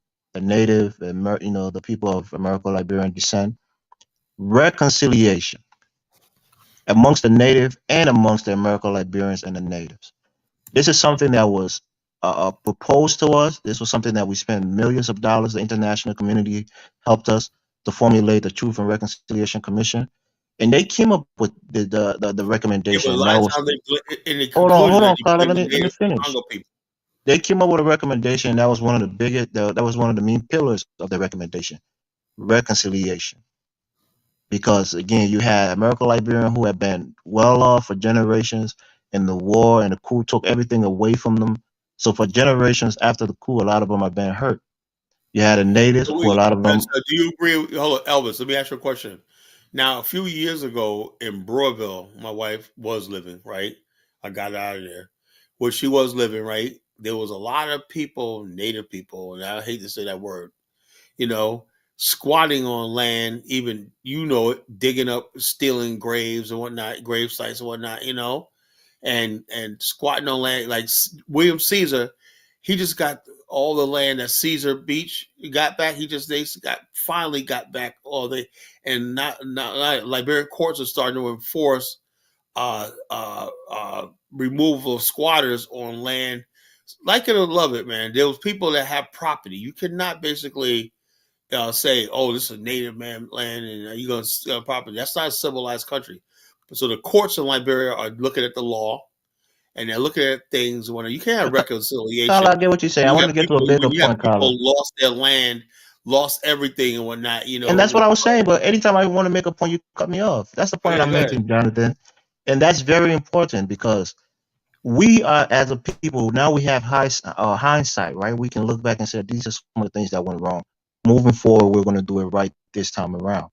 And I think that never happened. We had a president who, with all the good recommendation that was made, the one thing that thwarted that effort is because they banned her for 30 years from political, activities in the country because she was instrumental in bringing the war. So she scrapped the entire process and never implemented. So we never went to a stage of reconciliation. But let's be honest, Elvis. Let's be honest with ourselves, right? There was a lot of people who just basically used that because, somebody could say she was involved with it, but let's be honest. Not somebody, her own self. She said she gave the first $25,000 to Charles Taylor in Paris, France, to start the MPFL. Everybody was in there basically supporting the war and everything like that. But if you basically did that, you know how many this was sad about this, Jonathan, but Jonathan's gone. There was a lot of people in the initial negotiation when Charles Taylor left right now, there were actually warlords and that actually came to power, They got elected and everything like that. So to single out Ma Ellen, when you had warlords and stuff like that serving as legislatures and everything like that, that was basically but once that happened, it was going to be another shitstorm. That's what I'm saying. The reconciliation was a joke, man. That was a joke. Everybody knew it because she knew all these people. She's sitting across people who actually got bodies on their hand. They're talking about reconciliation. The bottom, as long as you got thugs and everybody get power and that, until that country gets honorable men and women and whatnot. And the people say, if you go by democratic process and they say, this person is not, but I don't think Liberians, honestly, are capable of doing that. The people like Yapa, whatever his name is, and Arikarius Gary, these people are the ones that get elected, and they get elected long terms. And the whole thing is, you're going to have the same thing. People, nepotism, people doing what they want to do, foolishness, backbiting, bittering, whatnot, until you get I don't know if even this, not just Liberia, I don't know if Africa is capable because of tribalism, not just tribe. Kala, we're running out of time. Yeah, so what's the way forward, Liberia? They're running out of time. I don't know. As long as you got these people, when I look at you got these people fighting over Speakership House and whatnot, and it gets me. You know what gets me is, Dave, you're not talking about a country with like $100 billion budget and they got banks and like that, like they got Lords of London reserves and all over the world. Right? You're talking about a country with only an $800 million budget. Everyone's trying to get a piece of. Yo, Kala, that $800 million budget, that's not even one department in New York City. That's not even, that's not even friggin', oh yeah, you're right. That's not even one department. It's not even in the police department in New York City, Yeah, that's not even their budget. Their budget is more and they get up there like they're so high and mighty. I'm a Liberian senator and whatnot, and I'm saying to myself, people are like, I'm looking like this. I'm like, this is what you guys want to rule over me? Get the fuck out of here. That's what I say. Are you moving to Liberian College? Get the fuck out of here, I'm like, I love going there, love visiting and whatnot. But as far as like where I live and everything like that, you got to be at a certain level. And I don't see really no African country I could ever live in and just be like, okay, this is good. Maybe the only country in the world I can see that I can see myself living at and when I was Morocco so far, Morocco, because I like the way they run their country and everything like that. Even as a monarchy, it works. That's a friggin' beautiful country. They got a king. They got a king. They got a king and whatnot. So when people start talking about nice sounding words like democracy and whatnot, that's some fucking bullshit. Man. Democracy does not work when you got fucking uneducated people and just backward people. It will not work. What Tubman should have did, he should have continued Tubman. Tubman was not playing with the people. Just to get things done and just turn it over to the natives. Just say, okay, I'm done. I did. That's what I'm saying. Yeah, yo, check this out. He should have did that instead of giving it to Tolbert. Yeah, he should have just been an iron. He should say, it's time for us to go back to the United States. Hey, boys, it's all yours. I would have did that like around 1960 when he started really developing. I would say, yo, okay, boys, it's all yours, man. Take it away. They could have went to what country? They would have got colonized by the British or the French for 20 years. Yeah, they would probably Liberia would be probably greater Sierra Leone or greater Ivory Coast. It would have expanded. Ivory Coast would expand its borders very easily. Sierra Leone would have grabbed up half the country and whatnot. And so Guinea border would be right there in Buchanan, Monrovia. That's what it probably would happen eventually, But it is what it is. You live and learn, man. You live and learn. So the bottom line, all we could do is basically. You're gonna leave at 45, Colin. That's racist time. That's bad time to leave, man. 45, the world's dangerous. Yeah. This is dangerous. That's a dangerous time. Yeah, we have 49 after 45. The world was in peace. World War II ended. After World War II ended, man, we should have. Our people should have came back to the United States. Should have had some farms and stuff like that in Liberia. Some way of protecting the property that we had and whatnot. But for the most part, we should have fucking just came. The Liberian American just cash out. What? I said they should have cashed out in 1945. That's what I said before they put all that money, effort, and time building a country and everything like that. They should have fucking just came back to the States. Say, hey, boys, it's all yours, man. It's all yours. I can have it. And then see what happens. Then you could probably just go there for vacation or you got an investment, whatever like that. As long as they could safeguard your property you left there, you can buy absentee. But trying to integrate two people with two different cultures, I don't know.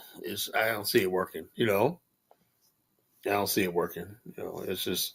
It is what it is because the bottom line is on the whole, the people still blame when you look at Liberians, on the whole, although they don't talk about it, they still underneath their breath, they still blame the American Liberians. And also, like you look at Robiel Patel, right? That chick, they extended their hostility towards American Liberians, and they're starting to make comments about the United States itself. You know, Who? Robio Patel, that author. You know, Yeah. she's a brilliant young woman. She's reappearing. She's reappearing. Yeah. Her name is Raptel Paley. Whatever. Raptel Nije Paley. She's a bisexual. You know. Anyway, so my point I'm trying to make is when she got up there and said that in front of the U.S. and they walked out, the United States delegation walked out. You know, I was like, wow, man, it was like Independence Day last year. He got up and walked out, man. So, you know, say what you want about the United States. It's not perfect, but they've been good to Liberia, you know, in many ways. There's a lot of NGOs, USAID. My guy, Mr. Val Thompson, he said USAID, he had his program. The reason why they came to Liberia, right, and built it up because it was on the USAID. You know, he said they was able to. He brings black investors to Liberia. You know, trade missions and whatnot. That was done on the USAID, but now they cut that. You know, he said one day he said the car just started when Trump did that. The car just stopped working. You know. He said, man, I was working on that dime for years. Now, you know, I got a consulting business now, but he said initially I came over to USAID, you know. So the United States has done a lot for Liberia. They could be doing more, but for to get up there and basically, first of all, she blamed for the settlement of dropping, basically colonized Liberia by bringing Black Americans to Liberia. So if I'm a American Liberian or somebody, or even African American, listen to that, I'm saying, man, these people don't want me. You know, they don't have nothing. They're hostile to me. They're blaming me for their plight. You know, that's what she was basically doing. The problems in Liberia, the way she lashed out against America, and she's basically. We all disagree with her on that point. I think she benefited from the United States. That's a prominent author. Got her primary education here. We're looking at it and saying, you know something, man. You know something. But it wasn't against Black America. It was against, you know. Yeah, but if America, you say the way the country was founded and all the stuff like this, and America's always involved with Liberia's history. Yeah, she's saying that America did more harm to Liberia than good. Which a lot of people talk about the founding of the Republic. She's basically, if any smart person, that sounds like treason when you talk about that. Oh my gosh, Kyle. Hold up. You're trying to delegitimize the Republic, you know. So in other words, that's the only part that was a small part of her speech. You can't just take that part. She criticized the current government, the past government. She criticized pretty much everybody. She had smoke for everybody. But the whole thing is this: does she put it in proper context that Liberia is a developing country? You know, Tyler, don't try to belittle her. She's a doctor. She's a very I know that, woman. But the whole thing is okay. And this is what I said. Should be more responsible. That she puts it. I said I've been knowing about her for years, bro. You know, I've known about her. Since what year was that? Since 2012. I've been reading her for 2012 because she critiqued Helene Cooper's book, House on Sugar Beach and whatnot. She gave her a scathing. I was just like, wow, man. It's like, geez, the hatred. That's when I first opened my eyes up to Black on Black division in Africa. I had no idea. I mean, she was just like, the vitriol, hatred she had for. Oh gosh, Colin. We love Raptel Paley. We think she was wrong on that speech, but she's a luminary of Liberian scholars. Look, and that's the sad part. We appreciate it. And also, she got into that French woman one time, live on television and whatnot. And then the French lady telling her, say, you got your education. You criticize the West, but you got your education in the UK. You know.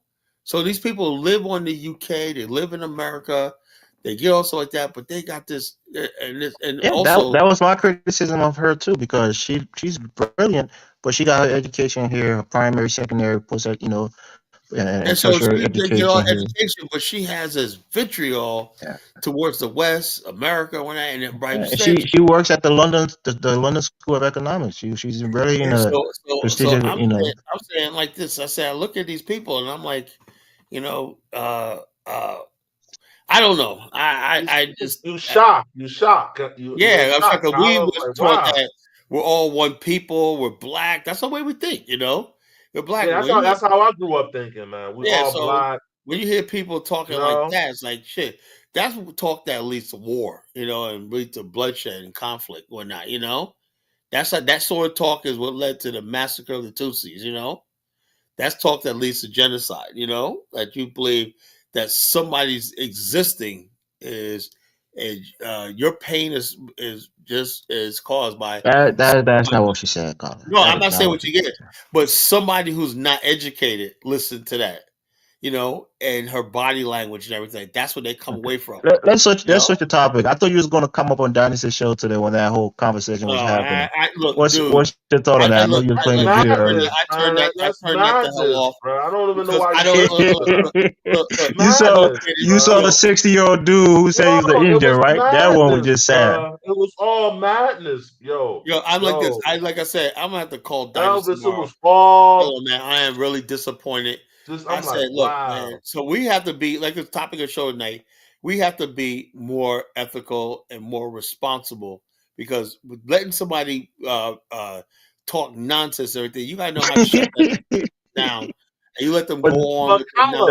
That is his liberal in his platform, which I like. He welcomes all views. As long as he don't say the N-word. The worst part about it, I hope no kids heard anything. Yeah, bottom line, imagine that's what I said. I always think, what if kids will listen to my show or like that? What if somebody ignorant watches the show or not? That's what it is. You got a lot of ignorant people. Well, Tyler, I think what this shows you is that it's a lot more people who believe in these things than we think. A lot of them come on the platform. A lot of them subscribe to that. Thank you. Believe this stuff because they hear stuff online, right? They don't understand. This is social media. It's not broadcast. Broadcast media is authoritarian. That means when somebody does a broadcast, right, they know they got a responsibility to tell it like it is, tell the truth, or they can get delicensed by the FCC and stuff like that for spreading misinformation and stuff like dangerous misinformation. They do a retraction. You got responsibility. Advertisers will pull from you. There's a lot of consequences for doing falsehood. Rachel Maddow found that out. She put out a full story. She had to retract. I'm sorry, blah, blah, blah, blah, blah. And it happens all the time, People, yeah, that happens. I mean, sometimes the sources was wrong. Sometimes you didn't do enough research. All I'm saying is social media, like you got O'Shea Duke Jackson. He's making allegations against people absent evidence because he knows he can get away with it, And people looking at that like they listen at I look at his comments in the section. Somebody said, "Thank you, O'Shea, for being our news source." Whatnot, They really taking this fool as a news fucking source. Kunganda, the Kunganda channel, And so that's what the problem I have. And I said, when I had a Dynasty show today, whatnot, he has a big platform, 100,000 subscribers, and people automatically think when they hear something like that, hey, it must be good, because why else would somebody like Dynasty have him up on the show? No, Carla, come on, stop it. Don't belittle the people that listen to the show. People know what's going on.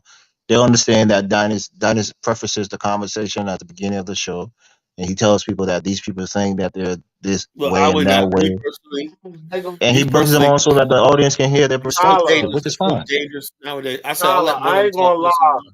I ain't gonna lie. Those Indians put on a great minstrel show on today, man. That was I fell asleep earlier and I came back on later, and it was still. Dynasty has been doing a great job running like 8-hour shows, which is crazy.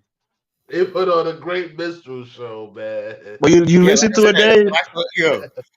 Like I said, check it out. Black America, for the most part, I'm seeing even now, Black America is becoming a big minstrel show. Yeah.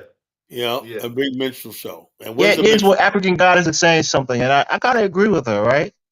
But again, when they come up with this evidence-based argument, that's when we try to push back. Look, I'm like this. The only thing I would say is this. There's a lot of people who are buying land, like kicking the bobo, right? No, that's not what I'm saying. I'm saying African Goddess is talking about we should let people identify as to what they want to identify as. I'm sorry. You can't let people identify because you talk about the integrity. Just like you can't let men identify as women. You can't let friggin' boys identify as girls. You can't do that. No, you are what you are. That's what you start with. If police pulls you over and says license registration, you can't tell them your name is Joe Smith. you have to identify yourself because that's how they start with knowing who you are. And but the thing, I'm talking to Focus Dave, right? He told me his mother's Bassa, his father's African American, right? So I know who I'm talking to and where I'm coming from. Where he's coming from, I'm coming from, and I relate to him on that level, right? But when people get up here and I know I'm listening to him, I could tell this motherfucker that came up here on was it, I don't know, it was my show or but mine, I can't remember. Probably about my show. And he said he was for now a Sunni Muslim. But I said, how you gonna niggas from Chicago by way of Mississippi? How you gonna be a Sunni Muslim? You ain't black no more, but you're a Sunni Muslim, and I can hear your Mississippi Chicago voice. It's like you rather just rep what the fuck you are. Excuse my language. Rep what the hell you are. If you're a crime man, be a damn crime man. If you're an American Liberian, be a damn American Liberian. Say I'm a Congo man like that. I can't stand when people try to hide who the hell they are. Like me, if you think I'm in this movement that I'm going to be like Dinah's talking about, I'm a Yoruba and no, I'm African American, right? If somebody does not like who the hell I am or not, they can get the hell out of my face, But Dinus, you can't fault Dinus. He traces his ancestry back. So I trace my ancestry back to the Congo. I trace my ancestry. That's why I call you Congolese, Carla. You're Congolese. I'm not Congolese. I'm not Congolese. You're just not embracing your heritage. My ancestors come from the Congo. I'm what my people are right here in beautiful Black America. That's who I am. That's who I am. 400 years. Not only that, Dave, most African Americans, particularly from the Carolinas, have a trace DNA that shows up in the Carolinas now. Yeah, I know. So in other words, basically, African Americans that come from the Carolinas, right? We have a DNA marker. Even though, let's say my ancestors from the Congo, whatever, I have DNA that will show up in my DNA that a Congolese brother won't have. It's unique to African Americans now because we've been away for so long. And people say, yeah, we definitely. Wow, Baruti made a comment here, and I think that's actually true. And I like you for the most part, Colin. Baruti says if you had a 200K subscriber platform, you were hastening anti-African sentiments by intensifying so-called African Americans as first worlders who are superior in multi-level ways to backwards Africans. You would amplify that, and your voice will become even greater. I never said that. The whole thing is this. Look, Baruti could talk all he wants. I have a house in Liberia. I go every year. Why would I? If I believe Africa was all that, why would I go to Africa every year? And you just said on the show, like you don't want to move there. I said I don't want to move there. Even though you go to Liberia. Look, Elvis. I would like to visit Atlanta. I don't want to fucking move there. I'm from New York.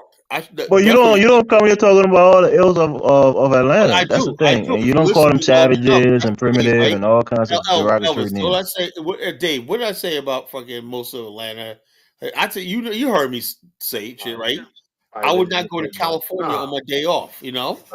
I say that all the time. Why is Africa gonna be any different? In passing. But the last 3 nights, most nights on your show is about Africa not being shit. Well, no. They don't know this. They don't do that. Chuko brings stuff up one night, and I only said the other night. I said the other day, a week ago, I said somebody made the comment that Africa. I said, look. Africa about the tariffs and whatnot. I said Africa don't have to worry about that because they export nothing, And what is Africa? That's not even true. Africa exports nothing when that. What do you mean nothing? Are you being hyperbolic or are you being for real? Nothing. You go down to the friggin' port. I live in the largest raw material. Raw materials. Those are things that they export. Africa does not export it. Other people take it out or whatnot. Africa ships nothing to America. Not true. Ghana and Ivory Coast have a lot of control of their cocoa industries. Have their own shipping lines. What are you talking about?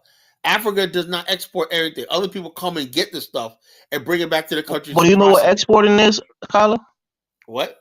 Yes, you know what the word export means? Export is you basically. Don't try to make your own definition. Give us a textbook definition. I'm gonna tell you. I used to do it. Export is you take something and you export it out of your country, right? You do it, right? That means you control. No, it has nothing to do with having ships Yes, and it does. having Yes, and it owning does. the Hey, look, airliner or look, the no. export is usually a finished product, right? And you're shipping it to a destination, right? And you're basically putting it there either on like a free port, and you're basically it's on holding for consignment, right? And to avoid tariffs on a free port, or it's going to go in the countries, right, and get a tariff rate. It has a manifest on it, and it has a what's I'm looking for? Kyla, most exports happen on merchant vessels. You don't see Americans importing and Yeah, exporting things that's owned by the American government. They're usually private companies. Africa has no merchant vessel. All the export. You go look at the trade routes in Africa. 90%, 99% of all exports in Africa have handled by like 3 different countries: Singapore, Greece. Those are companies from other countries that's transporting. Hold up. You're confusing transporting and exporting. Hold up.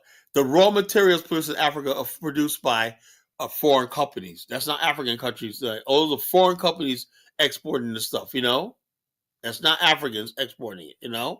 Raw materials are exported by foreign companies that export everything from coal, lithium, all the stuff like that. If Africa basically start processing raw materials and start making products out of it, then they will have to find markets for their product and stuff like that. They would have to get other countries to agree to buy semi-processed. When you say Africa, there are other countries that's doing that, that's refining some of their products. Like Ghana, they have their own cocoa. Yeah, but what I'm saying, Elvis, is the fact that all the stuff that's exported out of Africa is exported by foreign companies, not African companies. Yeah, but it's still exporting. Well, it's not exporting. That's not export. Foreign companies are siphoning. No, they're not. They're buying it. Some countries more than others, but they're buying it and taking it back. What is Liberia a member of? The Organization of Extraction Company. What is extraction? The Liberians told me, my guy Sam Cooper. Extraction means to take something from the ground, to take it from one place. That's what happens in Africa. So extraction is one thing. Extraction is not export. You can extract something from the ground and keep it in your country. It's still extraction. Your extraction. The foreign companies produce it. They take it to their home markets and they process it. That's extraction. No, that's not what extraction is. You keep using the wrong words. You know what exporting is? Exporting is what the Chinese are doing. It's to take out of. To take out of from one location to another location, especially out of a country. Chinese are making clothing in Africa, Cambodia. $9 billion worth of clothing comes out of Cambodia. Chinese put that on shit. That studied this years ago. Hong Kong exports, right? That's why when I was a kid, most of our toys said "Made in Hong Kong." You never see anything that says "Made in Africa." Never. Oh my God, Scott! I get it. I hear what you're saying, right? Well, name me something in America that you say "Made in Africa." No, it won't be said made in Africa. But I'm saying I get what you're saying. You can say Africa don't have most African countries don't have the infrastructure to make finished goods and export it to the United States, but they do export raw materials. Yeah, that's not exporting because foreign companies. It is. It's just the stage of the goods, finished or unfinished. Vessels. Foreign companies pay for the vessels. Foreign companies do the manifest, the bill of lading, all that stuff like that, and the shipping. When a ship enters the dock of a country, right? The shipping documents go to the bank, right? The bank has a shipping department. Funds are transferred from one bank to the other once the documents is verified and seen. No African country has ever exported anything on that level to the United States. And like I said, I live in the 5th largest port in North America, Port Norfolk, right? And I used to sit out there all the time looking at the different ships coming in, the containers, like thousands of them, right? These big things, putting them off. They're huge, right? And I basically used to see names on the containers like Patel, Yang, Azusu, Mitsubishi. I see all types of stuff. I agree with you, right? And then I'll say, but I have yet to see an African. That would make me so proud if I saw an African. Knowledge transfer is important for the continent to grow. They have to get some of those know-how You know, like African God is the same Chinese. The Chinese are building radios and other things. They have to gain those, know-hows and then Oh, start heck, manufacturing those things in their own O'Shea. country and Hey, exporting it O'Shea, to I'm other gonna put the countries. link in the chat room. We can have a conversation, brother. Who? And O'Shea, I don't hate you, brother, but I gotta Oh, check. O'Shea's in the Of chat. course, Come man. up. Let's do a show tomorrow, man. Come up on the channel, O'Shea. I O'Shea, knew, let's I knew sooner let's or iron it later. out. Yeah. I knew sooner or later he'd show up here. I knew he'd show up here. Oh man. I knew O'Shea would show up here. I knew I sooner or told later. you, O'Shea be watching the show, man. Come I up on the knew show, sooner or O'Shea. later he'd show up here. You know, I knew he'd show up here. See if he come up. He Come does on. watch the show from time to time. I'm sure of that. That's And that's right, what you son. should have done, Kyler. You have a platform. You can go on this platform or have him come here and you guys can the talk whole it out. thing is,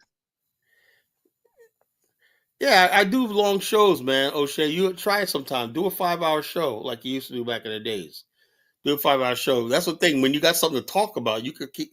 I could go for 10 hours right there because I like to talk. I got a lot to talk about, about the world. O'Shea is listening right now, Kyler. Make your points. What do you want to say to him about this whole situation? I was saying like this.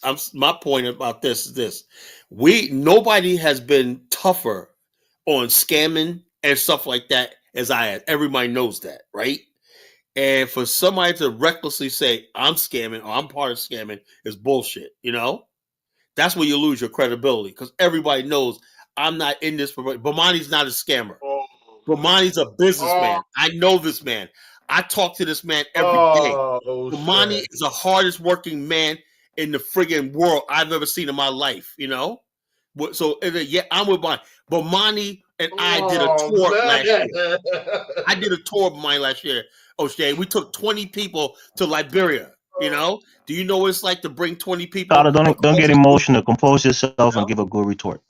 So by the way, look, Bomani's been scared.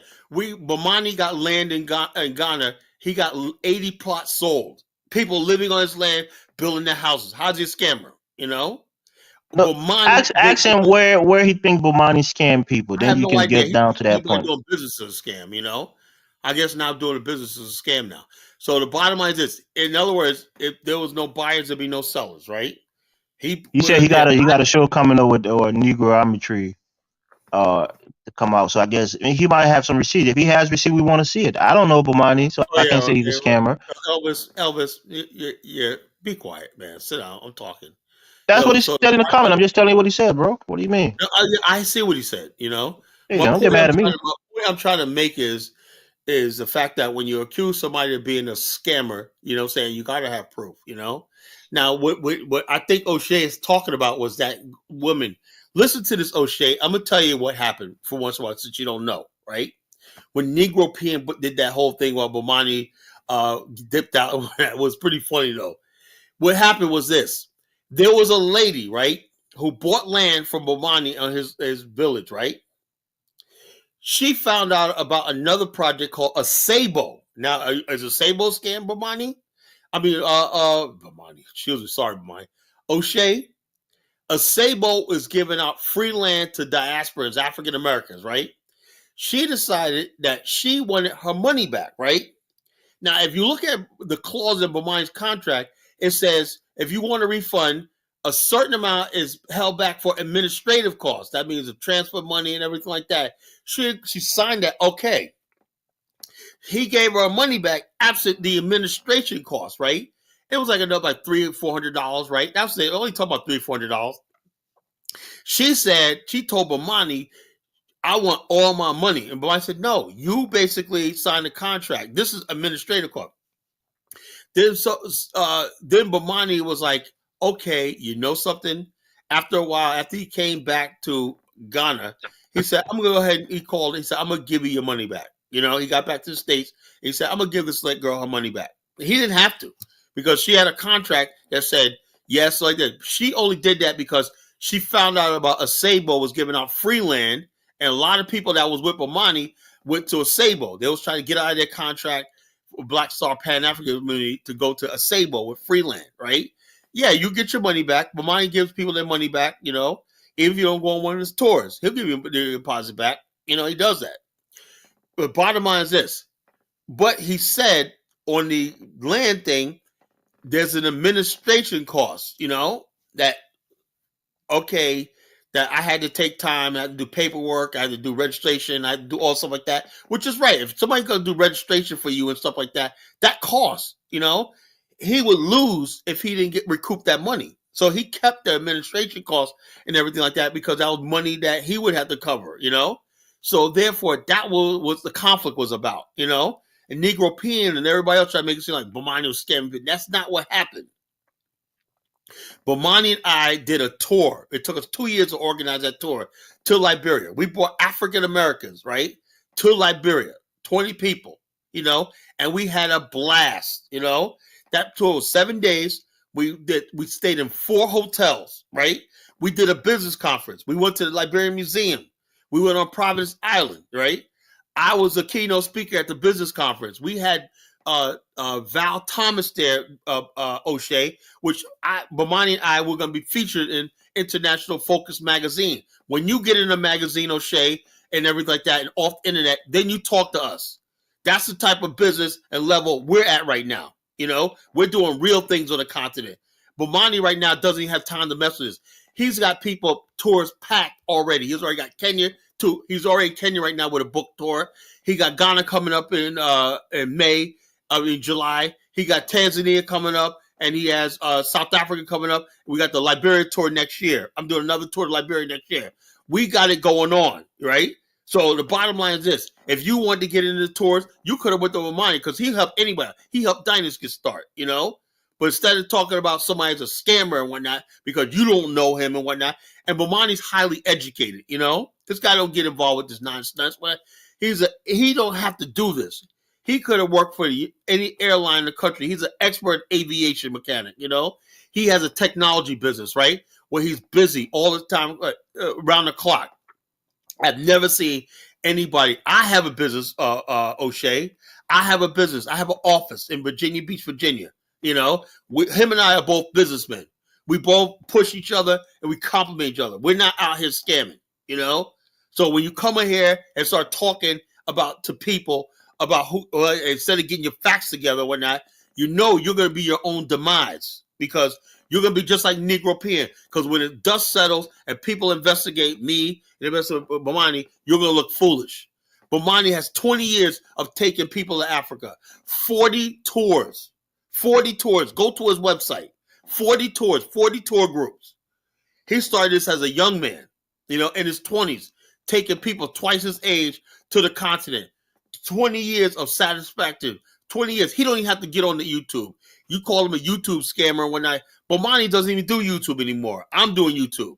He doesn't have to. His business and everything like that got 5-star ratings on Google review.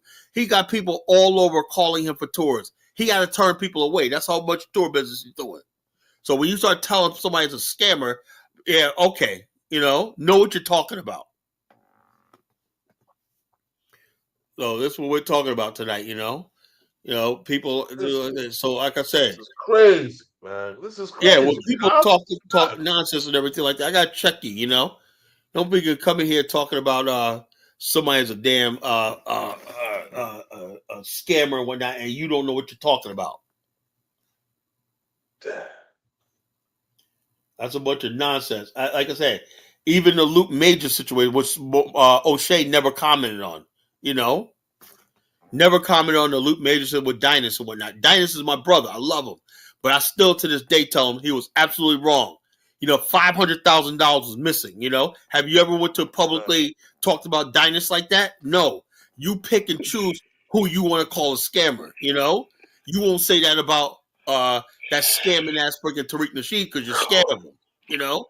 You want to try to come for my people? I'm sorry, brother. It ain't going to happen. And I have nothing against you, O'Shea. I always liked you, but you out of line, man. Go ahead, Jonathan. All right, what I miss? O'Shea Book Jackson is in the comment section, so Collins addressing him.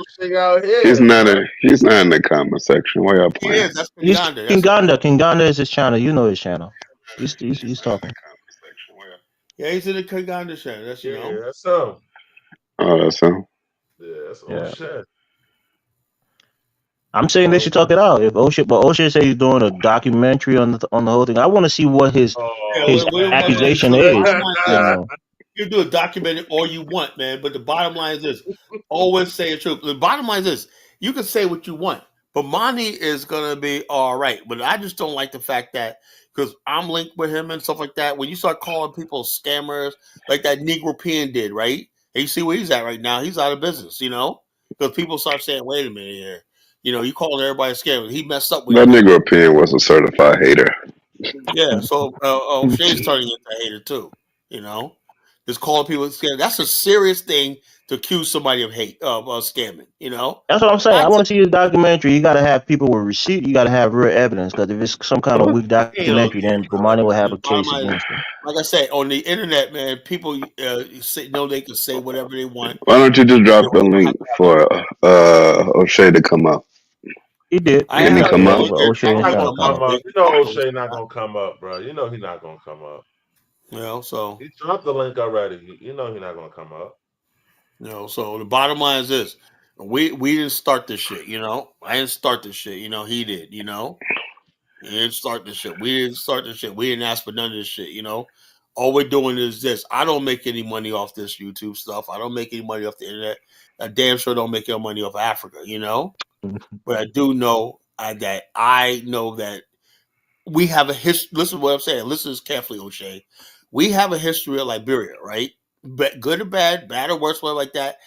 I am going to make sure, and a lot of black people, I've led the movement to Liberia for a lot of people, And the bottom line is this, and the crowning thing was when I took my first tour group to Liberia. Pretty soon, it's going to be people coming to Liberia to build, to invest, to settle, whatever like that. But the whole thing is this. I believe Liberia could be a place that we could probably do this Pan-African thing, Black nationalist thing, and everything like that. Black people in America need a new place. And the whole thing is this. It's one thing to talk about people scamming, but I get the impression that there's people who are hostile towards the repatriation community, we joke about the Bag family and everything, but it got to be something because they got more balls than I do, going to a country like Gambia, struggle like that to believe in something like that, taking life's gamble, just like you took life's gamble, O'Shea, when you went to Uganda, it takes a lot to go to the continent. And when you deal with people, young people and everything like that, black people, and you deal with unstable Africa and whatnot, yeah, things might go left. Yeah, people might not knew everything right. But instead of saying, let's get together our intelligentsia, and that young guy, Mark Meets Africa, instead of taking him and saying, look, I know some people over here. Let's find out what you did wrong. Let's see what you could do wrong. You throw the kid under the bus. Come on, he's a scammer and whatnot, come on, Instead of you saying, hey, look, what's going on? What happened? And everything like that. And let's see what we could do to do better and everything like that. I appreciate you coming to Tanzania because the bottom line, how many young men his age are in the streets in America selling dope and doing all a bunch of friggin' nonsense and everything like that, So the bottom line is this. The bottom line, O'Shea, let's be honest with ourselves. I've never seen you debate nobody on somebody else's channel. It's always on your channel where you could block or whatever like that. You never came on anybody else's channel and did a neutral debate. Come on, let's not like that. Let's not get ahead. Well, He's saying that somebody told him he was a scammer. I think the young guy told him he was a scammer. Who's the person who will collaborate that? And I'll give you a Bomani on a silver platter. Wait, hold on. African Goddess says, what about the elderly woman that lost 24,000? Someone lost 24,000? With Bomani or with the young dude? Who are you talking about, African Goddess? Who you talking about, African Goddess? O'Shea said he doesn't want to come up because you never let anybody talk. So, if you can open it up. How about this? How about this? I don't know why Dollar Bill's not here because if Dollar Bill was here, I'll let him moderate and then I'll just drop off. I'll let him just say what he want to do and I'll respond to him the next day. I wouldn't even say nothing. But Kyle, you don't need that. Just handle yourself well. Let O'Shea come up. Let him talk. O'Shea, I promise you, I'll mute myself and won't say a word. Post the link again, Kyle. Look, I got listeners. I don't have that many listeners, but the listeners I got, I give my word that if O'Shea comes up here, I will mute myself, right? And I won't say a word, right? I'll let him say everything he wants to, Say devil. I don't know if Mark B. Africa is scamming. He could have just been a bad business person and everything like that. You had O'Shea. You had him on your show several times. I mean, you could look if somebody got street smarts. I could tell when somebody's a scammer by the way they talk and everything. So, in other words, how do you go from basically promoting him and then calling him a scammer? It don't go like that. But Colin, you got to understand, right? He said that the guy told him that he scammed. You know, some people do scamming. Or this is my hustle. They might tell somebody, "This is my hustle. This is what I do. This is how I get people to give me money, and this is how I scam them." I don't. So if O'Shea has receipt of that conversation, he can show it. Look, I don't know any Mark Meeks ever from anybody. Unless he told O'Shea something like that or gave the impression that. I'm saying the image I got from him since I've been listening for a couple of years. He seemed like a straight kid that's doing his thing and everything like that. But the bottom line, I always said, why would anybody basically confide in a 22-year-old kid going overseas to Tanzania in a country that's basically? Why would you do that? Why would you do that? Why would you confide in a 20-year-old or not? What's that? I just don't make any sense. Because you're stupid. Because people believe in YouTubers, and I tell people all the time, don't listen to me because I'm on YouTube or not. Go out there and find your own facts, find your own everything. I never tell anybody because I'm on YouTube, you got to listen to me. I never asked anybody for money. You ask anybody to tell you, I never tried to get any woman's number. I never did anything unethically immoral on this platform. I'm very ethical, because what I do for a living, I'm a insurance consultant and a business person and whatnot. I have the friggin' the in me. A 17s are doing what I've been to be ethical. Ethical means you do the right thing, whether it costs you or not. You do effort. You be ethical. I bring that to this platform and with my social media. I'm ethical. I have my opinions, but the bottom line, I know the Bible says, "Prove all things." I know what I mean when I talk about African. These things I have to prove. I have to prove what I'm talking about. I'm not. I'll never tell somebody to listen to me because I say so. It's not gonna happen. I don't do that. Yeah, I agree. O'Shea, just come up, brother, and explain what's going on. Well, post the link again, Kyle. See if he comes up. If you're willing to come up and explain it. I won't. I'll mute myself. Won't say a damn thing. I'll mute myself. Won't say anything. Okay, here's O'Shea. I'm muting myself first. Let me go ahead and mute myself.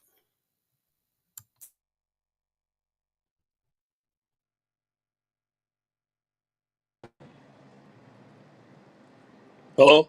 Can anybody hear me? Well, I'm just gonna say hello to you first. I'm muting myself. All right, O'Shea. I hear you, bro. To the show, and like I said, this is things.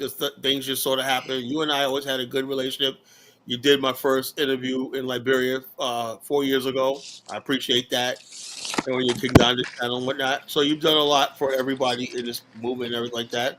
And like I said, if you have a sincere desire to expose scammers, something like that, I support that too. But what I do not support is when you start talking recklessly, without proof, And so, so with that, I'm gonna go ahead and mute myself, and you go take it away. Okay, so peace to everybody on the panel. Again, I don't have a problem with Kala or anybody for the most part. Your name just got brought up in the chat that day, and what I'm telling people, whoever it is, do not buy any investments from any YouTubers. No real estate investments, none of that stuff from anybody on YouTube. Because 99% of the time, that stuff does not work. Now, for those people who know me, I've been living in Uganda. I spent over $1 million in Uganda. I'm the only person that's brought, I think you can actually see, that come on my podcast.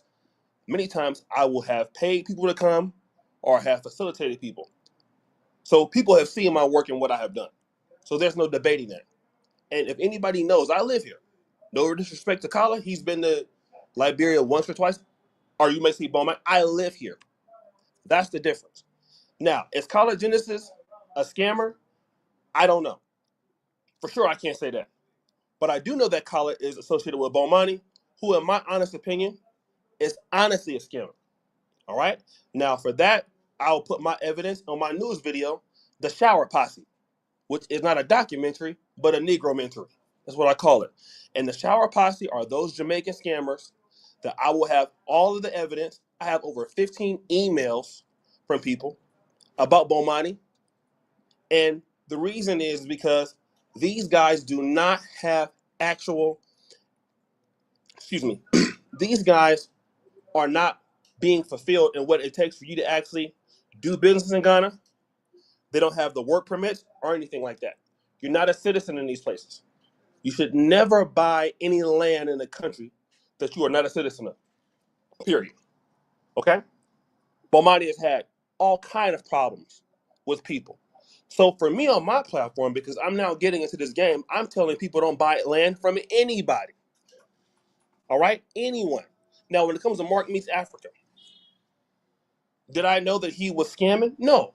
Once he came onto my platform, my podcast, he had just started Merge. He wasn't pushing it hardcore or anything like that. He was a guy, and our podcast is about repatriation to Africa. So he was right there in Tanzania, the next country over. I flew him in here, and we talked about his journey in Tanzania. It wasn't trying to get no salespeople to come to Merge and all of that.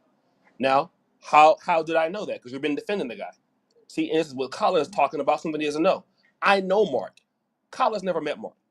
I called Mark. I'm the kind of person that, records conversations. I'm from the old school.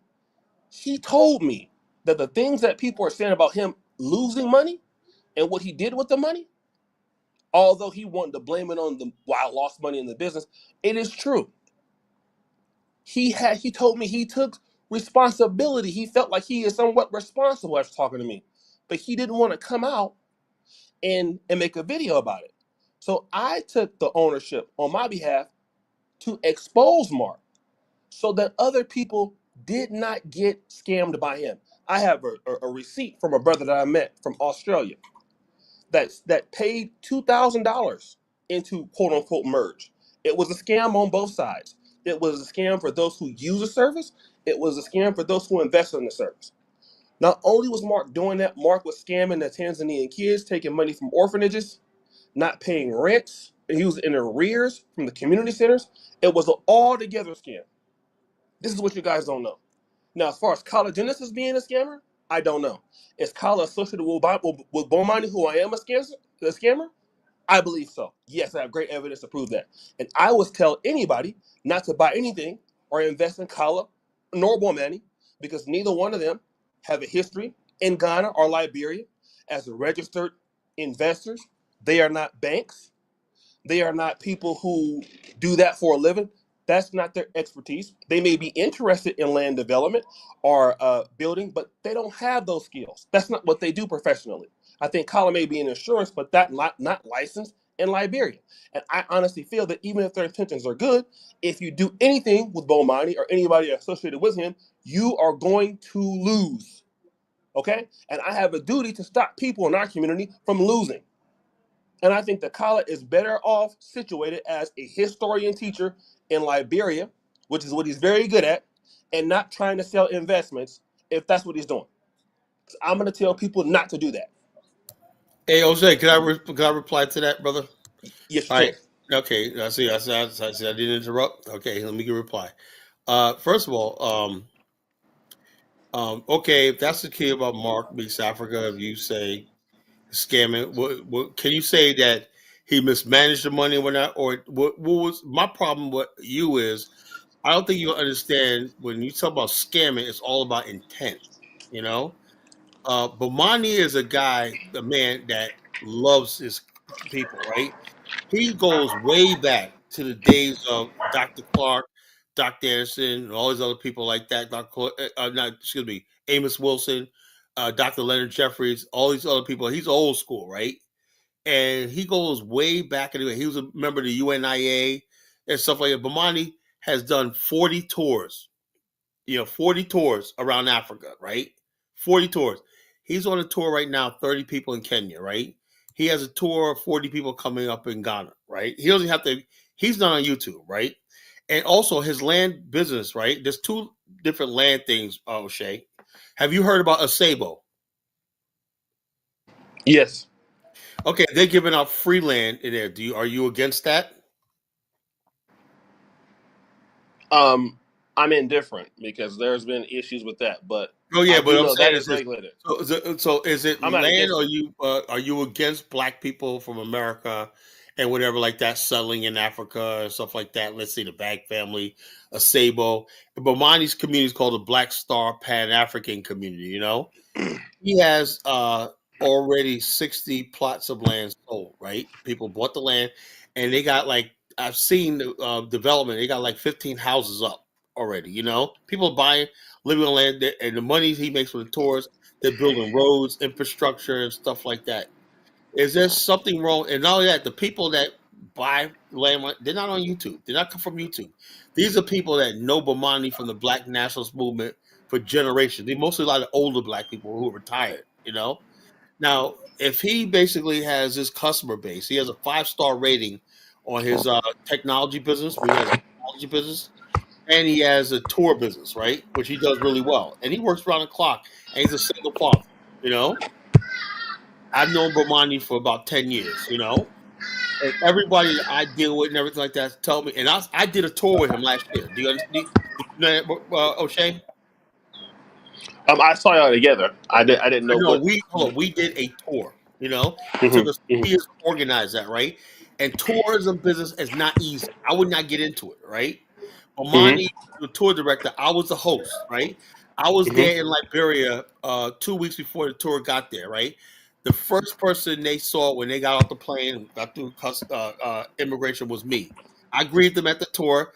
I got them on the bus. I had the tour bus there. That was my job.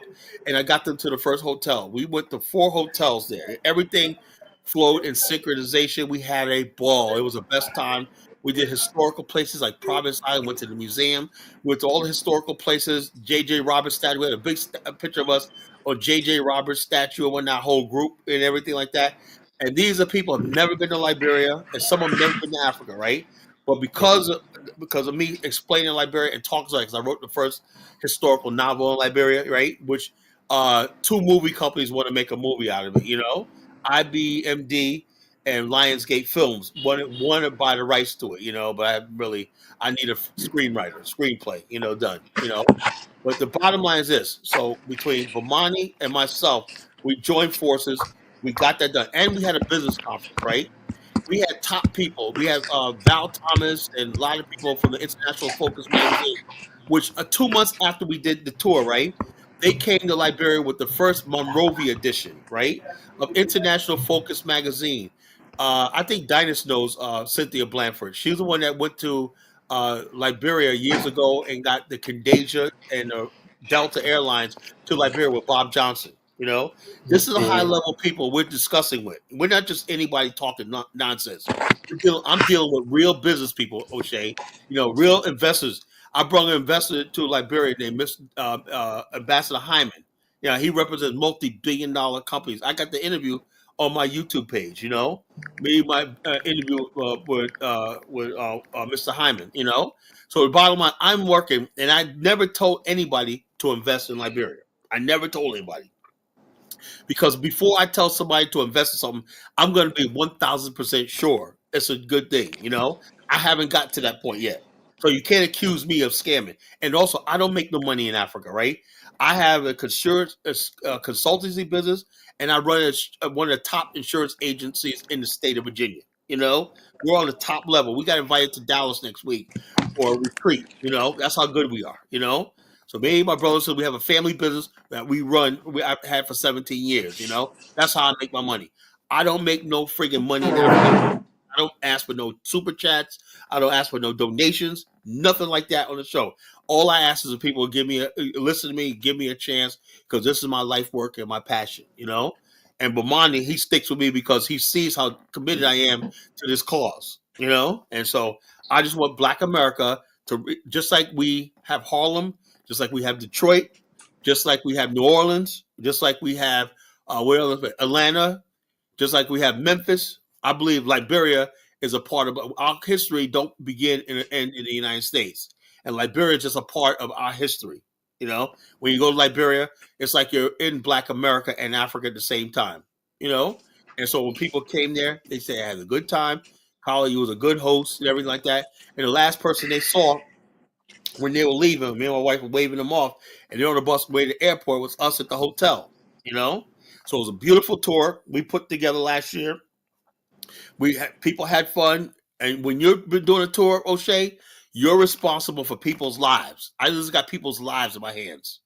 You know, so therefore, for every second, you got to watch people feeling all right, are they safe, everything like that. People's lives, they put their life in your hands. So they put their life in Bomani and I's hands, you know, for 7 days, you know. And when they were off on the bus, ready to go to the airport, my job was done. You know, I saw them off to the airport, right? And like I said, ever since I've been dealing with Bomani, I have a lot of people that deal with him in business and everything like that. I have never heard anybody complain. Now, that is misinformation that you might know about. Whatnot was a misinformation. The lady said she wanted her money back because she found out she can get Freeland and Sabo. Bomani said, yes, you can get your money back, but you see the contract. If you cancel, there's an administration cost because that costs money. The paperwork, the filing, and everything like that has to be covered. Right? Even if you like this. And she said, yeah, we understand. But she wanted all her money back. That's what the issue was. So she got a police officer in Ghana, and Bomani said, oh man, he's like in the hotel. He slipped out of the hotel and back and got on a plane and got out of there, right? And then a few months later, he was back in Ghana and settled the situation. But he didn't want to miss his plane by people because, you know, in Ghana, in countries like that, you could pay a police $10 and they'll hold you up and arrest somebody just by the fact you gave them $20. You know, that's what happened. You know, so anything other than that, Bomani went on there talking about RJ Mahdi. We had a lot of people in Bomani's group that lost a lot of money. Even with RJ Mahdi, I still told Bomani, right? I can't out of my mouth say RJ was scamming. He mismanagement. I know how it comes to business. I'm a business person. I had several businesses. I know how business works. Sometimes things go left. Sometimes you get unprepared expense and everything, you know? And so therefore, sometimes, you know, you couldn't get the loan or you couldn't get this. And, you know, and so you're just like, I'm just going to walk away from it, whatever like that. You try to give the people the money back, but maybe you spent it or whatever like that. It happens, you know? It's not right. And that happens. You got to make amends for it and everything like that. But to say somebody, their intent all along was to scam somebody, that's a serious charge. Say the person was a bumbler, he mismanaged, the person was irresponsible. But when you get to the point where you call somebody without proof a scam, that's unfortunate. You know, what do you have to say about that? If I could say something real quick, if based on what you're saying, though, Carla, is that's how things went down, then O'Shea is right that people shouldn't be giving these people their money. I agree with that. I agree 100%. You know, I told years ago when I first started the BAIO, right back in, well, we came online really in 2018 with Dynasty, you know, and that's when the organization blew up when we were on Dynasty show, right? I said, if we're going to live in Africa, we need to be together and it needs to be organized. That's what we had the idea of an African, you know, just independent territories that we control from the top to the bottom that got full accountability, transparency, and everything by an administrative board and everything like that, like this. But instead, over the years, everybody's been doing their own thing, you know, and you got people with YouTube channels bringing people to Africa. They got no experience in business. They got no experience in anything. And I tell people all the time, there's an old saying, a fool is money sold in parts. I knew most of these things, it was not going to work. I just knew it, you know? That's why I say like that. Even Bomani's community and everything like that. Look, I tell people all the time, I support Bomani, what he's doing so far, so good. But the whole thing is, that's not my thing, selling land or encouraging people to buy land. That's not my thing, you know? Matter of fact, in Liberia, I can sell land. I got access to land in Liberia, but I didn't want to get into that. I said, everybody knows me, O'Shea knows I got access. You know how much beachfront property I have access to in Liberia? You know, my partners and everything like that. You know how many abandoned houses and warehouses I got access to? But I never will. Why? Because I know I don't want to take that chance of things going left, and be responsible for somebody's money. So that's why I don't get involved with anything that goes deal with money and stuff like that until the day happens.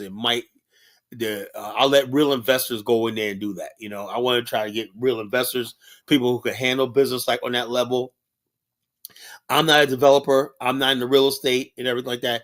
If you haven't done real estate in America, you should have no business going to Africa doing real estate. That's what I feel about it.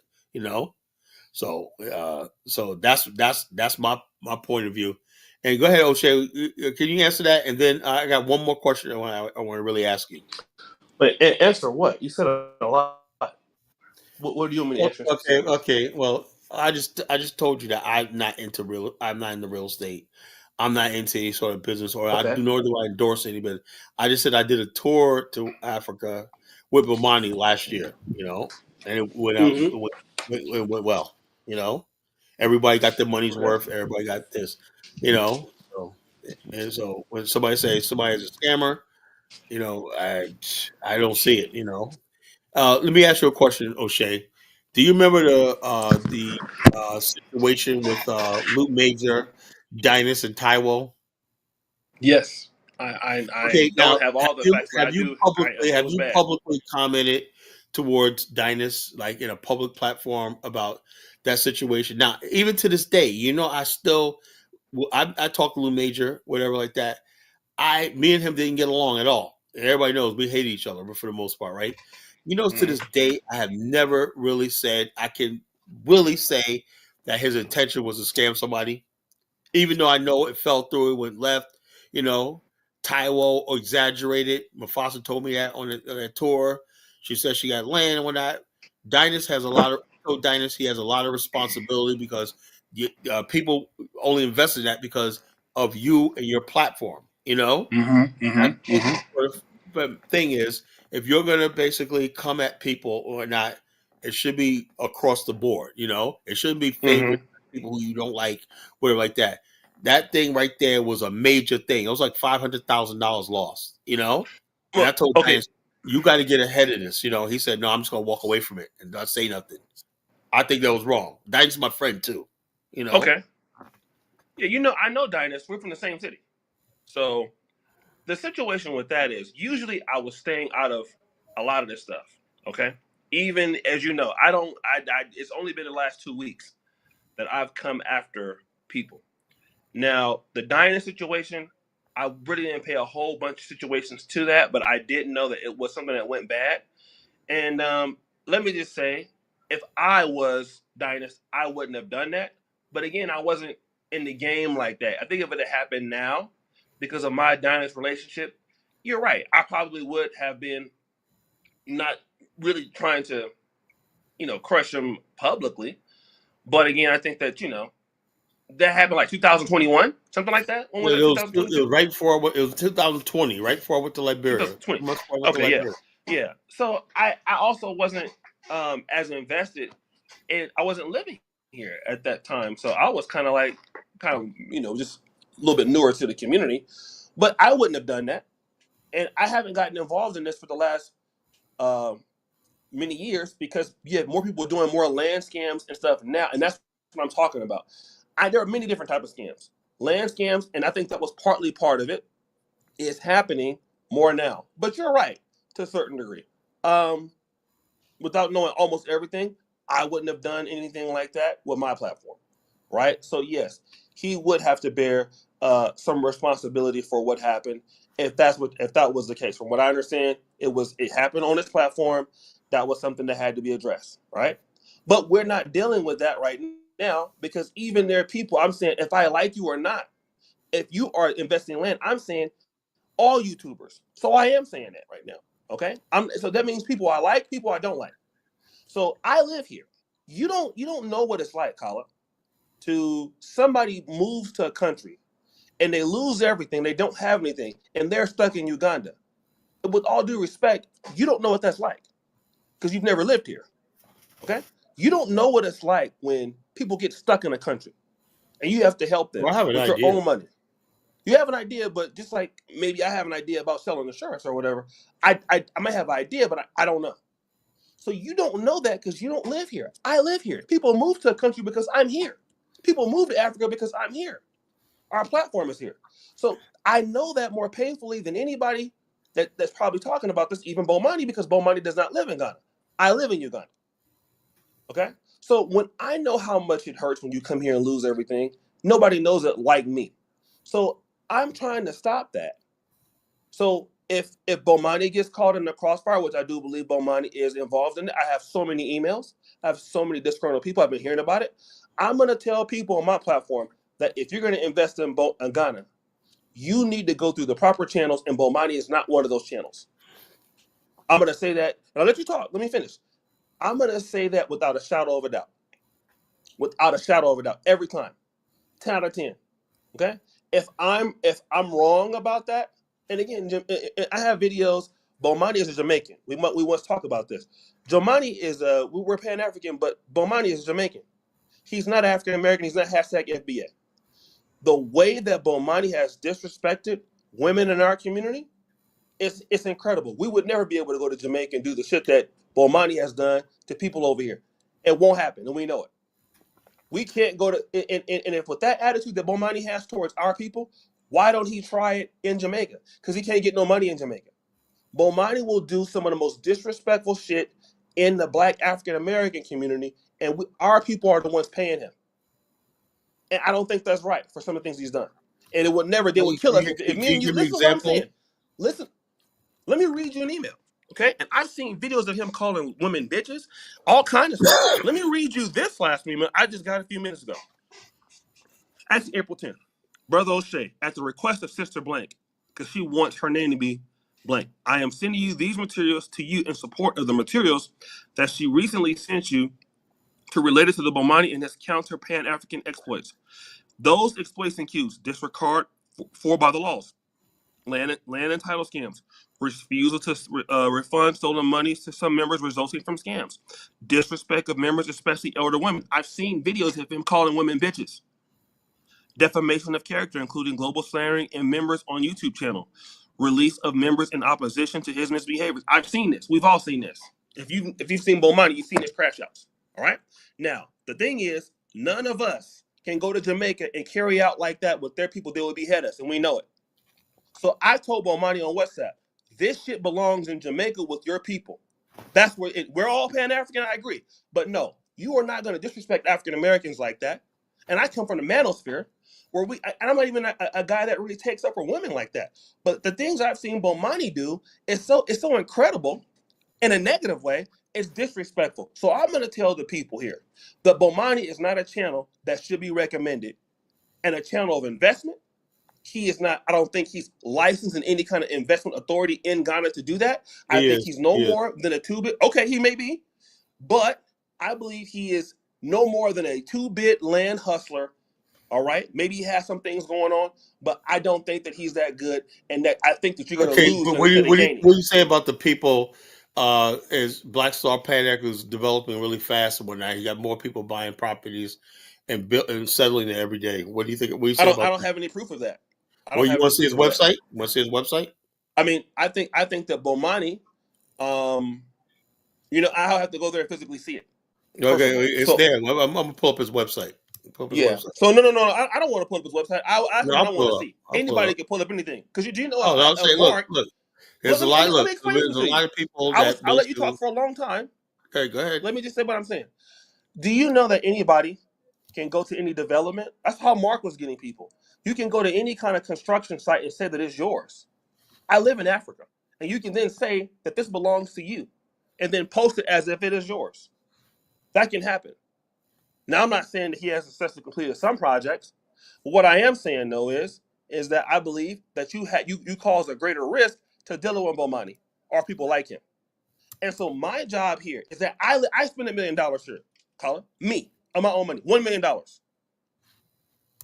don't think anybody's made that investment as an African American that we know on YouTube. You spent $1 million on what? A YouTube channel? I spent $1 million not only on a YouTube channel, but think about what all of that I have here: my equipment, my expenses over time, things that I do here. There are other things that I do here that I don't talk about what I do. My production alone because my production is all my channels. It's over $20,000 a month for what I do. Yeah, here's our So- tour group right here. Can you see this? That's our I tour can see group. that. The tour group to Liberia last year. Okay, this is like I said, we're doing real. There's a South African tour group. There's all these people, these tour groups. This is 20 years of tours and whatnot. This guy's been. But I'm not disputing tours. I'm not talking about tours. You're talking about What I'm something saying else. is also, like I said, let me say this, O'Shea, with all due respect. There's people that, and I know Bomani, right? He basically, if you come up to him and he uses terms like, okay, fam, he's very respectful when it comes to women. He had to check me on the tour, because I got into it with one of the riders, and he said, yo, man, Colin, you can't be talking to our sisters like that, Colin. I mean, he pulled me to the side, man. He said, look, Colin, you can't be talking to our sisters. I said, but he said, yeah, just let them have it, man. He goes, most of my tour members, they go on my tour women, man. You got to, and sometimes he says things, whatever. This guy really loves our people. He doesn't see Jamaican versus Black America. He don't see that shit. He doesn't. Every time I try to talk to him about, but he don't see Jamaican. He just sees us black. He comes from the old school. Black people are black people. He don't believe in that FBA like me. I don't believe in that FBA bullshit. The FBA, we're FBA. We're from New York. We're from New York. We have a culture of black people are black. I have relatives of mine that are freaking from the islands. I'm from the South. My family's from the South, but I have relatives who do marriage are from the islands. And so, therefore, we believe in this black nationalist Pan-African life. We don't see ourselves as Jamaicans, Black Americans. We believe white man's a fucking devil. And the bottom line is that we black people are a family. Black, whatever it is, we're a family. So about the land development, like I said, you do your due diligence when you buy land. Anytime I tell anybody else, so if you buy land, whatever. Anyway, the people who bought land from Bomani, these are people who have known him for 20 years. He's not somebody that somebody watching on YouTube. Oh, boy, no. Most of the people who are buying land are people that have known him for years. People in New York, people in Virginia, Atlanta area, people in North Carolina, people from the UK. These are people of Bomani. I would think in many circles, Bomani's like on the level in popularity and known like Umar Johnson. He's up there. So like I said, I tell people all the time, do your due diligence. Now there's a group of people, a guy on YouTube, right, called Kicking the Bobo. Look him up, O'Shea. He bought property in I think. Now, what would you say about people getting their passport in Sierra Leone and because of Dynas and now buying land in Sierra Leone? Are you against that too? Hold on. Can you hear me? Yeah. I think you're trying to combine a question. Am I against people getting their passport through Sierra Leone, or is it? And also, the purpose is to get land. I think if you're getting citizenship in any country and getting land, I think it's okay. But hold up. I know it's okay. Here's the thing. There's a lot of people that in Ghana right now. Bomani helped a lot of people in Ghana get the citizenship. He helped people settle in the country. There's a lot of people living in Ghana right now because of him. He was the one who opened Ghana up for tours. Before Jay Cameron, before anybody else, he was the first and only one doing tours in Ghana. Now he opened up Tanzania. He's in Kenya right now, opening up the first Kenya tour. And now he opened up South Africa as tours. These are all black tour groups and whatnot. This is something unheard of. When you look at tours, and they're mostly white people, and the tours go for like $18,000 to $20,000. I seen one for Zambia or safari tour, $20,000. And places like Zambia, Namibia, and whatnot. His tours are only $4,800. That includes airfare. Airfare, hotel accommodation, meals, everything. He made his tours affordable for everybody. Now, what I was saying about the thing is, there's a lot of people like I got Goham. He got land in Sierra Leone, right? There's people that come from Dynas' group, whatever like that, and they're buying land in Sierra Leone. And what I got from you is, you're saying stop buying land in Africa from YouTubers and Dynas and a lot of people are connected. I got a question for O'Shea, if you permit me to ask a question. Go ahead. All right, O'Shea, what's up, man? Look, I think the accusation of scam on somebody like Bomani who has a legitimate business could be damaging to his business, right? So you got to show us. I know you say you're coming up with a Negro mentry or whatever you call it. You got to show us empirical evidence that he's scamming. Now, if you say he's disrespectful to some of the women, that's one thing, but that's not a scam. You got to show us a case in point of where he scammed somebody out of money with, that he told him it was one thing, and in fact it turned out not to be, and they never got the product, and they paid him money, and he kept the money. That's the evidence that I want to see. I mean, and again, let me say this: I have a lady that has a court case, and she was like, you know what? I have to retract this because I'm technically right now in court. Do I have people that are sending me that? Bomani is probably the number one guy that people have the most complaints. When I said, if you have been land scammed, who do you think the number one person that people mentioned? It was Bomani. It's his name, but hold on, Shay, let me tell you something. Let me finish. I was letting you talk. Let me just tell you this, okay? So, I, as a person who lives here, now, I have never had a tour here.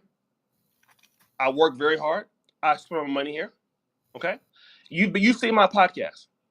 Nobody has brought. Who have I had on my podcast? Jay Cameron, Mark Meets Africa. Many people that come to Uganda have come for the purposes of it. So nobody has interviewed more people in Africa than me as an African American on the ground. Okay?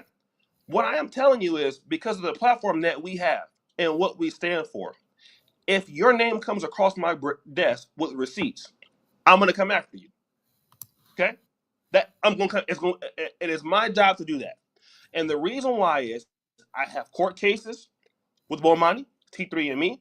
I'm going to tell my people, do not do business with these people. The thing is, and I've been hearing about O'Shea, court cases is not conviction. So you can't make that conclusion that they're scammy if it hasn't been adjudicated. But what I'm saying is this. You want to wait until it comes out, you can be the judge of that. What I'm saying is this, right? Until you see somebody come here and go through these things, all I'm telling people is do not do business with people that have these reputations. That's all I'm telling them. Can I ask you something, O'Shea? Here's the thing. Now, that's interesting. Now, my whole thing is this. There's a lot of people, right? And when you do this business and everything like that, and they just come out of nowhere. You know, the internet is like a Wild West. And people come up here and say, I've been scammed out of Bomani. But the bottom line is this. They can never show you where he actually scammed. They can never give you receipts and stuff like that. They'll say, I got a court case. Anybody can file a court case. Right? Now, let me ask you a question, O'Shea. Here's the thing. I don't have a court case for land scamming. Allegations don't mean it's Why don't true. I have one? Hold up. Allegations don't mean it's true. Hold up. I don't have one either, But here's the thing. Allegations don't mean it's true. You have to be proven in court behind a reasonable doubt if you do like this. Until then, you can't call somebody a scammer. If you say allegedly, Now, if you said allegedly, right, I wouldn't even get upset because you said allegedly. You didn't qualify. You said allegedly. You said he was scamming without proof, without his side of the story, without his being able to defend himself. That's a problem. And also, I want to ask you this: you do know, right? If you have Bomani's a U.S. citizen, right? Mm-hmm. And if you have proof that he's scamming, or even Mark Meets Africa, if they're scamming and everything like that, you can report them to the U.S. Embassy, right? I didn't know that. Yeah. Yeah, when you go overseas, you're subject to U.S. law. One thing the United States takes seriously, right? If you're going to a country and the country's particularly now, countries like Singapore, they got really strict laws, Dubai and everything like that. It's not really that. But these laws basically are designed for people who the American government knows set up in third world countries, prove scams like money laundering, child trafficking, and land scams, stuff like that. They monitor that in developing countries a lot. You could go to the U.S. Embassy, right, and have Bomani investigated if you really believe that thing. Don't try him on the internet. If you believe you got evidence and whatnot, do you have enough evidence that you would basically put your reputation in line? Because you can't lie to the federal government, you know, the United States. They're gonna ask you, what did you get this information for? Before they move, you got to have empirical evidence that what you're saying is true, and they'll do the investigation. But if it finds out that you basically found hearsay evidence and stuff like that, then you're going to be in trouble. Now, would you take that risk and say, hey, look, you know, I know this guy's been scamming. I got all this, and would you get these people to say, okay, we're gonna appear before the magistrate or the United States court, wherever it is, wherever Bomani lives in the state of Georgia, you could file it in the district court of the United States in America if you got a charge against you. You know that, right? I just found this out. Okay, yeah. So that's what I'm saying. So before we go to the thing, these are things we need to know. Because when you talk about somebody's committing a criminal act, that's a serious charge. And you talk about a man's name and reputation here. He's already messed it up himself, though, for the last 6 years. I've been hearing Bomani's name for years. Listen to what I'm telling you. Listen to what I'm telling you, man. You can look Bomani's name. I've been in this space, the Pan-African space. Okay? Let me just tell you this. If your name keeps coming up with land scams, even when I wasn't even on this, Bomani's name was associated with that type of behavior since I've been in this community. All right, let me tell you. Can I just finish? Can I just finish? It's every year Bomani's name is tied to something like that. Here's what I am saying specifically as a person on my platform. I will tell a person, if you want me to call and say alleged scam, sure, I can say that in my next video. On the shower posse video, I can say alleged scam. What I will tell you is to not send any money. You should not do business with this person. Well, that's fair. I believe it's not safe for you to do it. That's fair enough. That's fair enough. People let me say this. Remember when you guys wanted to come onto my platform and push your Liberia stuff? Want to know why I didn't do that? I told you why I didn't do that. Because something would have went wrong, and who would have got blamed for it? We did a successful tour, so you know what can we say? We did a successful tour. It was very successful, and we pulled it off and whatnot. You know, what I'm saying is, what if something would have went wrong? Is what I'm talking about. The whole thing is this: Bomani and I are real men, and we took Life's gamble. It was he never been to Liberia, right? But he basically had never done a tour. That was the first time he ever did a tour to a country he hasn't been to first. You know, he took it on my word, right? He said, "Carl, you talk about this country so much." Yeah. I said, it's all that. That's great potential. And when I say, now I got people, one of my guys and whatnot, that's investing in the country and whatnot. Got guys buying property and everything. I got a guy, Goham. He got property because he wanted to tour with Dynas and Bomani and whatnot, and Sierra Leone and Liberia. Now he got property in both countries, you know? And people like this. You don't need Bomani to buy property. What I'm saying is this. What I'm getting from you is you don't want to see people, you're telling people not to buy property in Africa at all, you know, or just certain people, you know that, right? You know, there's all kinds of people. Now, would you trust Bomani you think most people trust Bomani or you would trust, O'Shea, how many times people bought what was the question you were saying? In Gambia and they got scammed by Africans? How was it that most of the scams are people land? But you were saying something and you just like cut your question off. That's what. No, you're saying something and you stop. Check this out. Go ahead. If you live in, most of the scams that we know about, right, come from Africans themselves. You know, they're scamming Black Americans and whatnot. You know, my girl Lucy, that was in the BAO, and she went to Ghana. Guess where she at right now? Back in the United States. Why? Because after 2 years and whatnot, these people turned on her and stuff like that. Do you know in the Fianca area? I don't know if you heard about the Fianca story, 2014. 2 elderly. Somebody got died, right? They got murdered, you know, over land that they agreed to. Like I said, it's a cultural difference. We coming from a thing where if you get land, it's yours. We're going to build a homestead. But the whole thing is the way Africans see land is you don't own the land. We're just letting you sit up on there and whatnot. And they feel they could take it back from you anytime they want to. That's what 90% of the conflict comes in. Because people basically get land and they don't understand in Africa, you're not own the land, you're under a lease. So it looks like many times you're getting scammed. But no, you look at the contract, you understand that you're on a 50-year lease, whatever like that, and you got to pay royalties and everything. They're like, well, I wasn't explaining. I thought I owned the land. Yeah, but these people come back there to enact their money and stuff like that. But that's why, me personally, I would never go to a country like Ghana and try to do land, because they don't have. Liberia, you could actually own property. It's like the United States. You could actually own property and stuff like that. In Ghana, you can't. It's a leasehold, whatever like that. So you can't actually own land. You can build stuff on it and whatnot, but you got to pay rent and royalties and all stuff like that. I don't want to get involved with that, but Bomani and the Sabo people found a way how to make it work. If that's what they want to do, more power to them. You know, if that's what makes people happy. These are grown people. The people that's buying land from Bomani, you go and say, well, these are older black people, right? They got money and stuff like that, and they've known Bomani for decades, you know, and they've been doing business with him and stuff like that. So he really doesn't really get his audience from YouTube, you know. Anybody who basically watches somebody on YouTube and decides to follow them, they're a fool. Bomani doesn't do YouTube. You know, O'Shea, he's not a YouTuber, you know? Even though he got 30,000 subscribers, YouTube is not how he has a list of people, thousands of people that he's come across. He saves every email, every contact.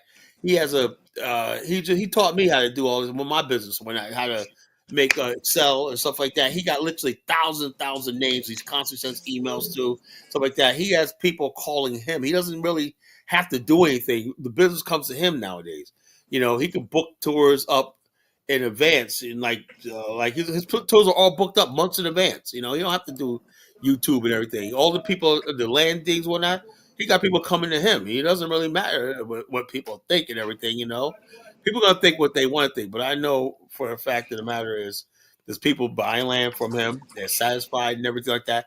Over the years, yeah, there's people that's gonna be disgruntled. I'll tell you right now, there's something went down with the Garvey town, and that wasn't because his name was the most popular. He gets blamed for it, right? 6 years ago, there was a Garvey town situation. That was the first community we tried to build one night, but it was hijacked by these black people from the UK. You know, everything went left. Just like you got that Pan-African credit union and whatnot, that went left over in Ghana. A lot of stuff and I had people in my group that lost money. Susie Lane lost a lot of money in that because she this Pan-African credit union, and these people from the UK mismanaged the money and like that. But like I said, Bomani was connected to that. But the whole thing is, like I said, he took responsibility. Now what he's doing right now is clear from all that nonsense and everything, and there's not been any problems in this new Black Star Pan-African community. None. Except for that one chick who wanted her money back because she wanted to go to the Sabo. Hey, that's fine. But the hot thing is, she wasn't going to get her administration fee. He ended up giving it back to her anyway. You know, he took a loss on that. You know, you understand, O'Shea, when you have administration fees, you know, that's you're in business. You know, these are paperwork, filings, and all that stuff like that. You know, if you renege after we file this for you and stuff like that, you know, the royalty fees, all stuff like that, that means you got to come out of his bottom line. So he said that right there is non-negotiable. But he gave it back to her anyway, you know, and she took her money and went to Sabo, where Freeland, you know, that's what happened. You know, but they blew it up like, oh, he was scamming people and was scamming people, man. That's a serious freaking charge. And if you really believe Bomani's scamming, you should be calling the authorities, the Ghanaian authorities, and you should be calling the U.S. authorities. You know, that should be a next step. Not making a YouTube channel. You know, that's what, in my opinion. You know, well, like I said, that's your opinion. I take this stuff very, very seriously. What I'm gonna do is on my channel, right? And, you know, there are people that, and the thing about it is, I'm in Uganda. If I wanted to sell land or any of that stuff, or, you know, tours, I'm pretty sure it could be very successful. What I do believe is that so many people are losing, okay, and losing out a lot and reinvesting into Africa and don't know how hard Africa is. And I think that at the top of that list are guys that are not really, you know, maybe you know them better than me, but from what I can gather, is Bomani's top of the food chain. Besides the Hebrew Bomani's one of the best. Look, I'm in the business world, O'Shea. We agree to disagree. You're not going to change my mind. You're not going to change my mind. But the whole thing is this: when you understand, O'Shea, when you're dealing with black folks, right? You're dealing with black folks. People come and they don't read the fine print. They don't. Bomani, if you look at Bomani, where he has his contracts and everything like that, and lawyers and everything like that. He does everything so professional on the highest level, right? He might. And he does, and he's really look. What I'm saying is we're not going to get anywhere with that. I do business. Look, I do business with a lot of people, right? I'm around a lot of black professionals, white professionals, everything in my daily life. But mine, to me, is one of the best business people with a work ethic I've never seen before. That guy is so thorough in everything he does. If I send him something, whatever like that, he says, "Colin, what's this, man? You got to do this. You got to put this. This is sloppy. You know, you got your Excel sheet. You got to get this column out of here. Do this right here. That looks like a good presentation." We did that the business conference in Liberia last year. He was getting on my last nerve because everything. He's a perfectionist. But Kyle, I'm on the channel right now. This is trash. For him to make this much money in tours, he just throws up anything on the channel. He doesn't care. What are you talking about? I'm on the YouTube channel right now, and what's trash about his thing? He's actually showing. He's actually showing. You go to his website. You got somebody that got 20 years. 20 years of experience. But what I want to say is this: I'm not here to. You're not going to change my mind, by the way, right? I understand what you're saying. You're not going to change my mind. Because I live here, again, on the continent. I'm in Uganda, but I live here. You live in Uganda. And I live in Africa, and nobody that I don't do tours. I deal with families that live here. I deal with people all across Africa. Hold on, you know how many families? You know how many families Bomani got living in his community? No, but what I will tell you is this: I live here.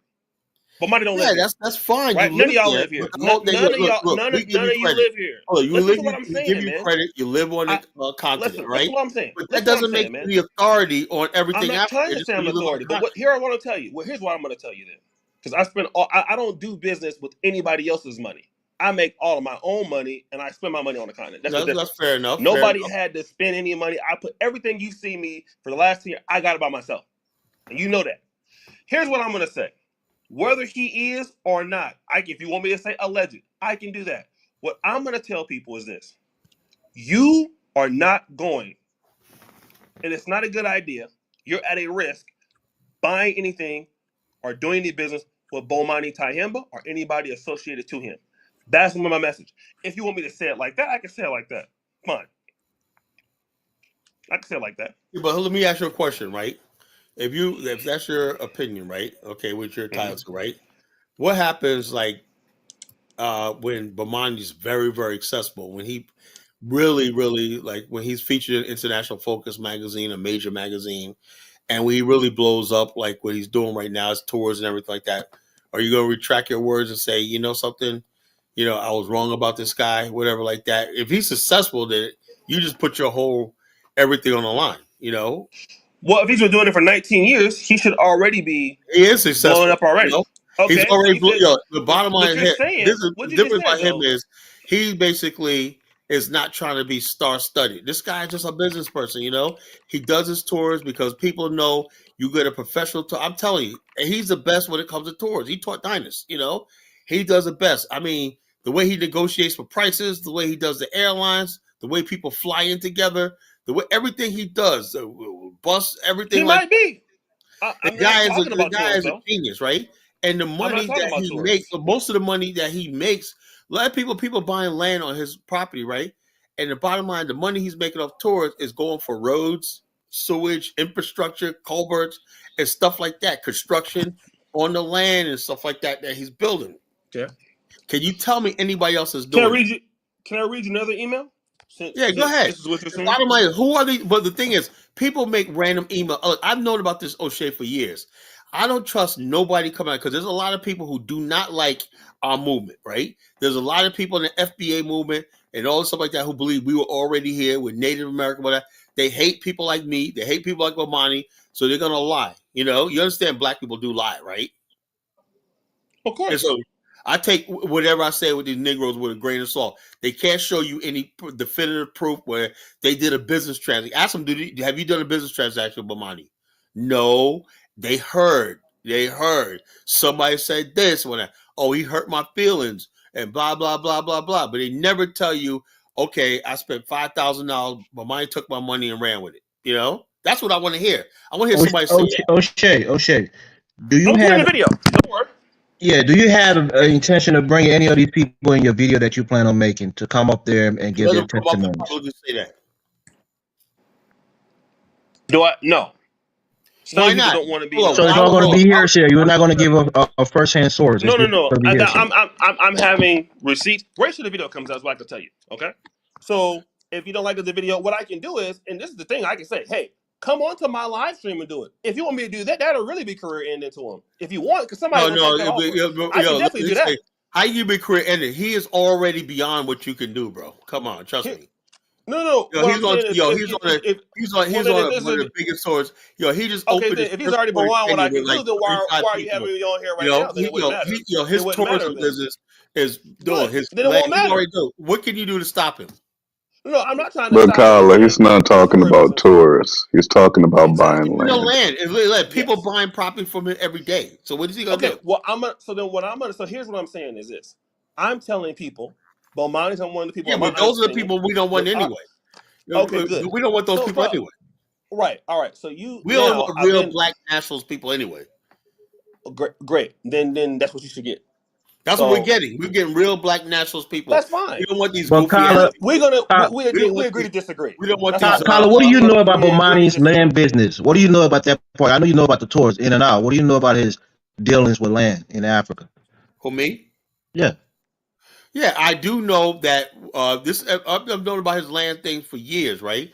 We had the Black Star Pan-African community that fell apart because Bomani was not ahead of it, right? This land that he got was actually he got in 2019 was actually pretty good. He negotiated pretty good, and so far so good. So Black Star fell apart, wasn't it? He's pushing that too, right? So not Black. No, Black Star is a community right now. It was a Garvey Town project, and that was initiated by people from the UK. He was a part of it, and the Fiancra was another one that fell apart when those two ladies were murdered. Right, Bomani was part of all those. But the bottom line is this time, this one right here is done. So he's had some failures in that realm. So Kyler, he has not had no failures. Proving my point. The bottom line is this: when you're dealing with people who, like I said, most people that I'm coming across that deal with Africa, right? All of you, aren't the shoppers tools in the shit. I'm just being honest with you, right?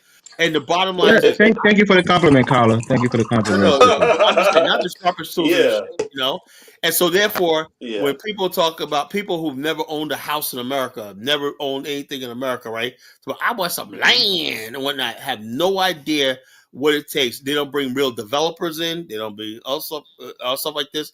Now, for what I know, right, with Bomani's community, right? I'm not part of that, whatever like that. But there's people out there building their dream homes on his property. One guy had a nice house built, older guys retired, whatnot, and built his dream house and everything like that. He just want to live in peace. Me personally, I couldn't live out there in the middle of nowhere. But the bottom line, do they own the land that they buying the property on? Well, it's like this.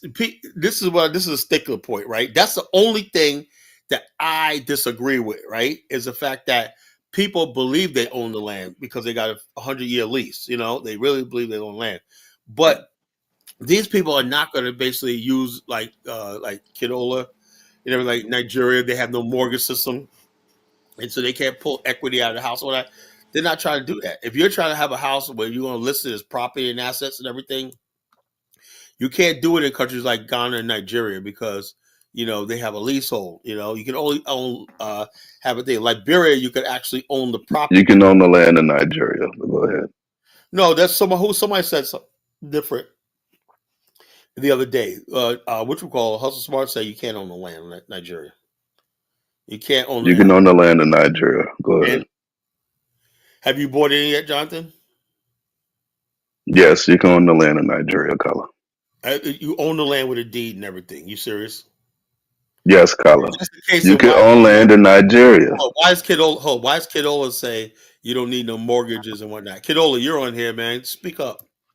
Kidola. Hey, nigga. Going back to sleep, man. I mean, listen, Carla. I think the point is there's already 2 failed situations you're talking about associated with Bomani. Okay. Yeah, but let's. Can I finish? Yeah, go ahead.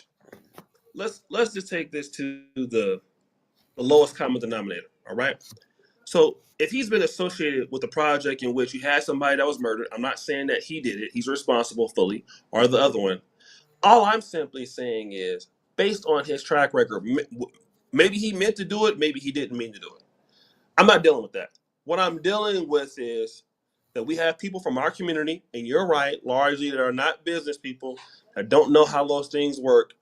And then we have a person that has, in some ways been unsuccessful with some of that stuff. And so now I'm combining that to say this is maybe one of the reasons why. Now, I do believe that there is some scamming going around with that too. But okay, let's say if the scamming is not there, then he's not a viable option for what you would consider investment in Africa. Let me ask you a question, O'Shea. Yes. Would you say that? Would you say that about Dynas right now? Because that was real money, $500,000. You know, would you say that about that? Dynas is not a good person. Remember the Carrot Bars? Remember that? Dynas that just fizzled out. Now, would you ever held Dynas accountable for the Carrot Bar situation in 2025? Yeah, but I'm saying it doesn't matter. Yes. You just went back on Bomani 6 years. Hold on, that was around the same time this happened. You went back years on Bomani. How come you basically say it doesn't matter? I didn't know that. I didn't know that. I didn't even know that. Well, you didn't know about the one that brought that situation. But Kyler, why you trying to throw Dynas under the bus with this? No, it's not even just that. Kyler, O'Shea is talking about things that he's getting information on right now. Yeah, not things from 4 or 5 years ago. This is my friend. I'm trying to see if O'Shea is really serious about exposing corruption, which I would support, or he just have a postal thing against Bomani. That's what he's exposing current. He's exposing current. Current things.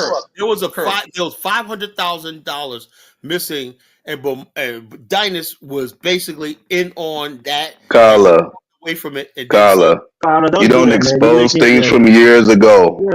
You expose things that are happening now. O'Shea is saying that he got receipts for 6 years back. So why we listen to that too? Well, let me just say this: if Dynas was involved in a Carrot Bar thing, and again, I wasn't following those things at that time. I lost money on that, but I forgave him. You know, I said, hey, right. I wasn't following any of that stuff at that time. It's only been since I've been living in Africa, and I would say this is largely about the last 2 to 3 months. Okay, and with the whole and the thing with Mark Meets Africa, and the reason why I got involved in that is because Mark Meets Africa was somebody that I had on my channel. I did a reaction video to him leaving Tanzania, and then somebody brought that information to me about Mark Meets Africa. So let me just tell you about Mark Meets Africa. He's a guy that I really liked. Okay, obviously I'm close to Dynas, but he's the guy that I really liked. Right?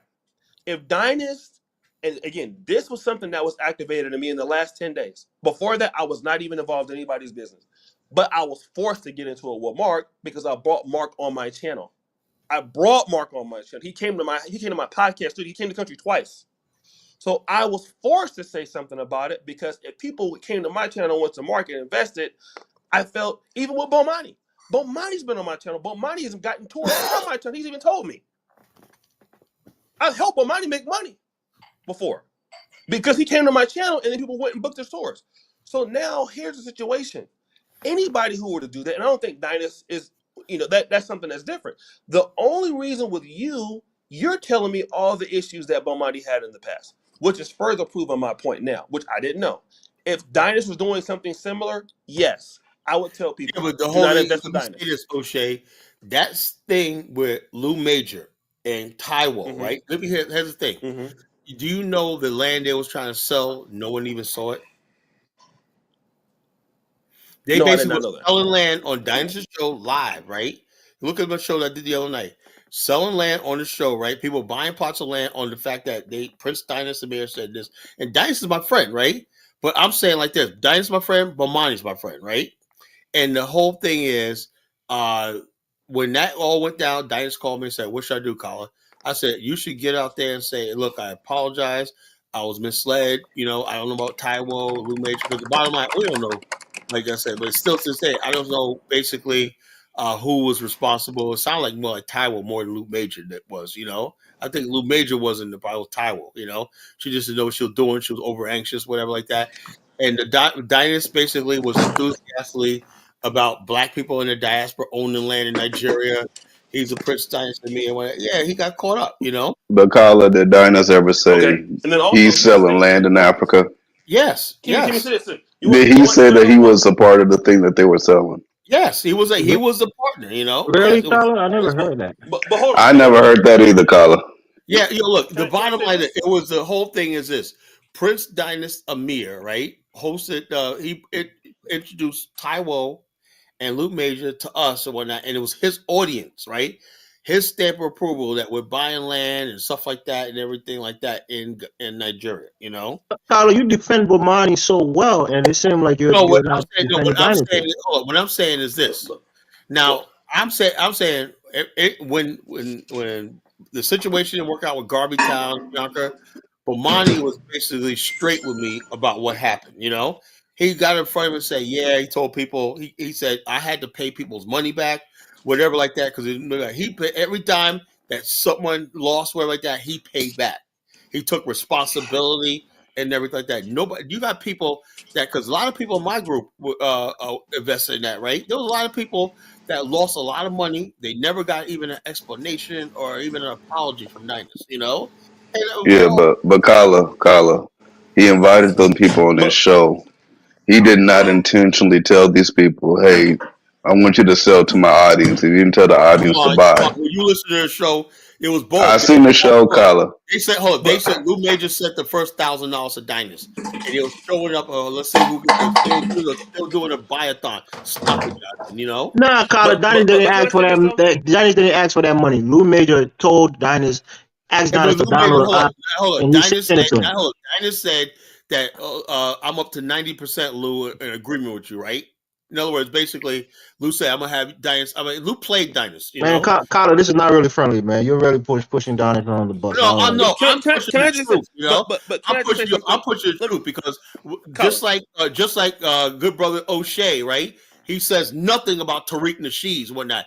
That right there was a bait and switch. That was the biggest scam of the damn century. Let me that hit his tongue, but you never said nothing. You refuse to talk about Tariq. And the only people you want to talk about is the Pan-African world. Why is that, O'Shea? Okay, hold on a second. You're talking about something that's completely different, but anybody knows I've had my criticisms with Tariq. About 3 weeks after I said that, Tariq said something like, "Oh, you better make another video." People called me. You want to know people called me and told me? They said, "Listen, you endorsed the Hidden History Museum. You endorsed it. Okay? He's the only brother out there doing something right now. It looks foolish to separate our people by going after him. So that's why I stopped. If you want to know, I have videos on King Ghana that criticize Tariq Nasheed, but Tariq Nasheed is not on trial people right now. Saying you're afraid of Tariq. They're saying you're afraid of him. You don't want the smoke. He's going to clown you and all of that shit. But think about it as this, man. I've been in every beef in Black YouTube with everybody. Okay, it's not about clowning up, being afraid. Nobody's going to career end nothing. I've been in every beef with everybody.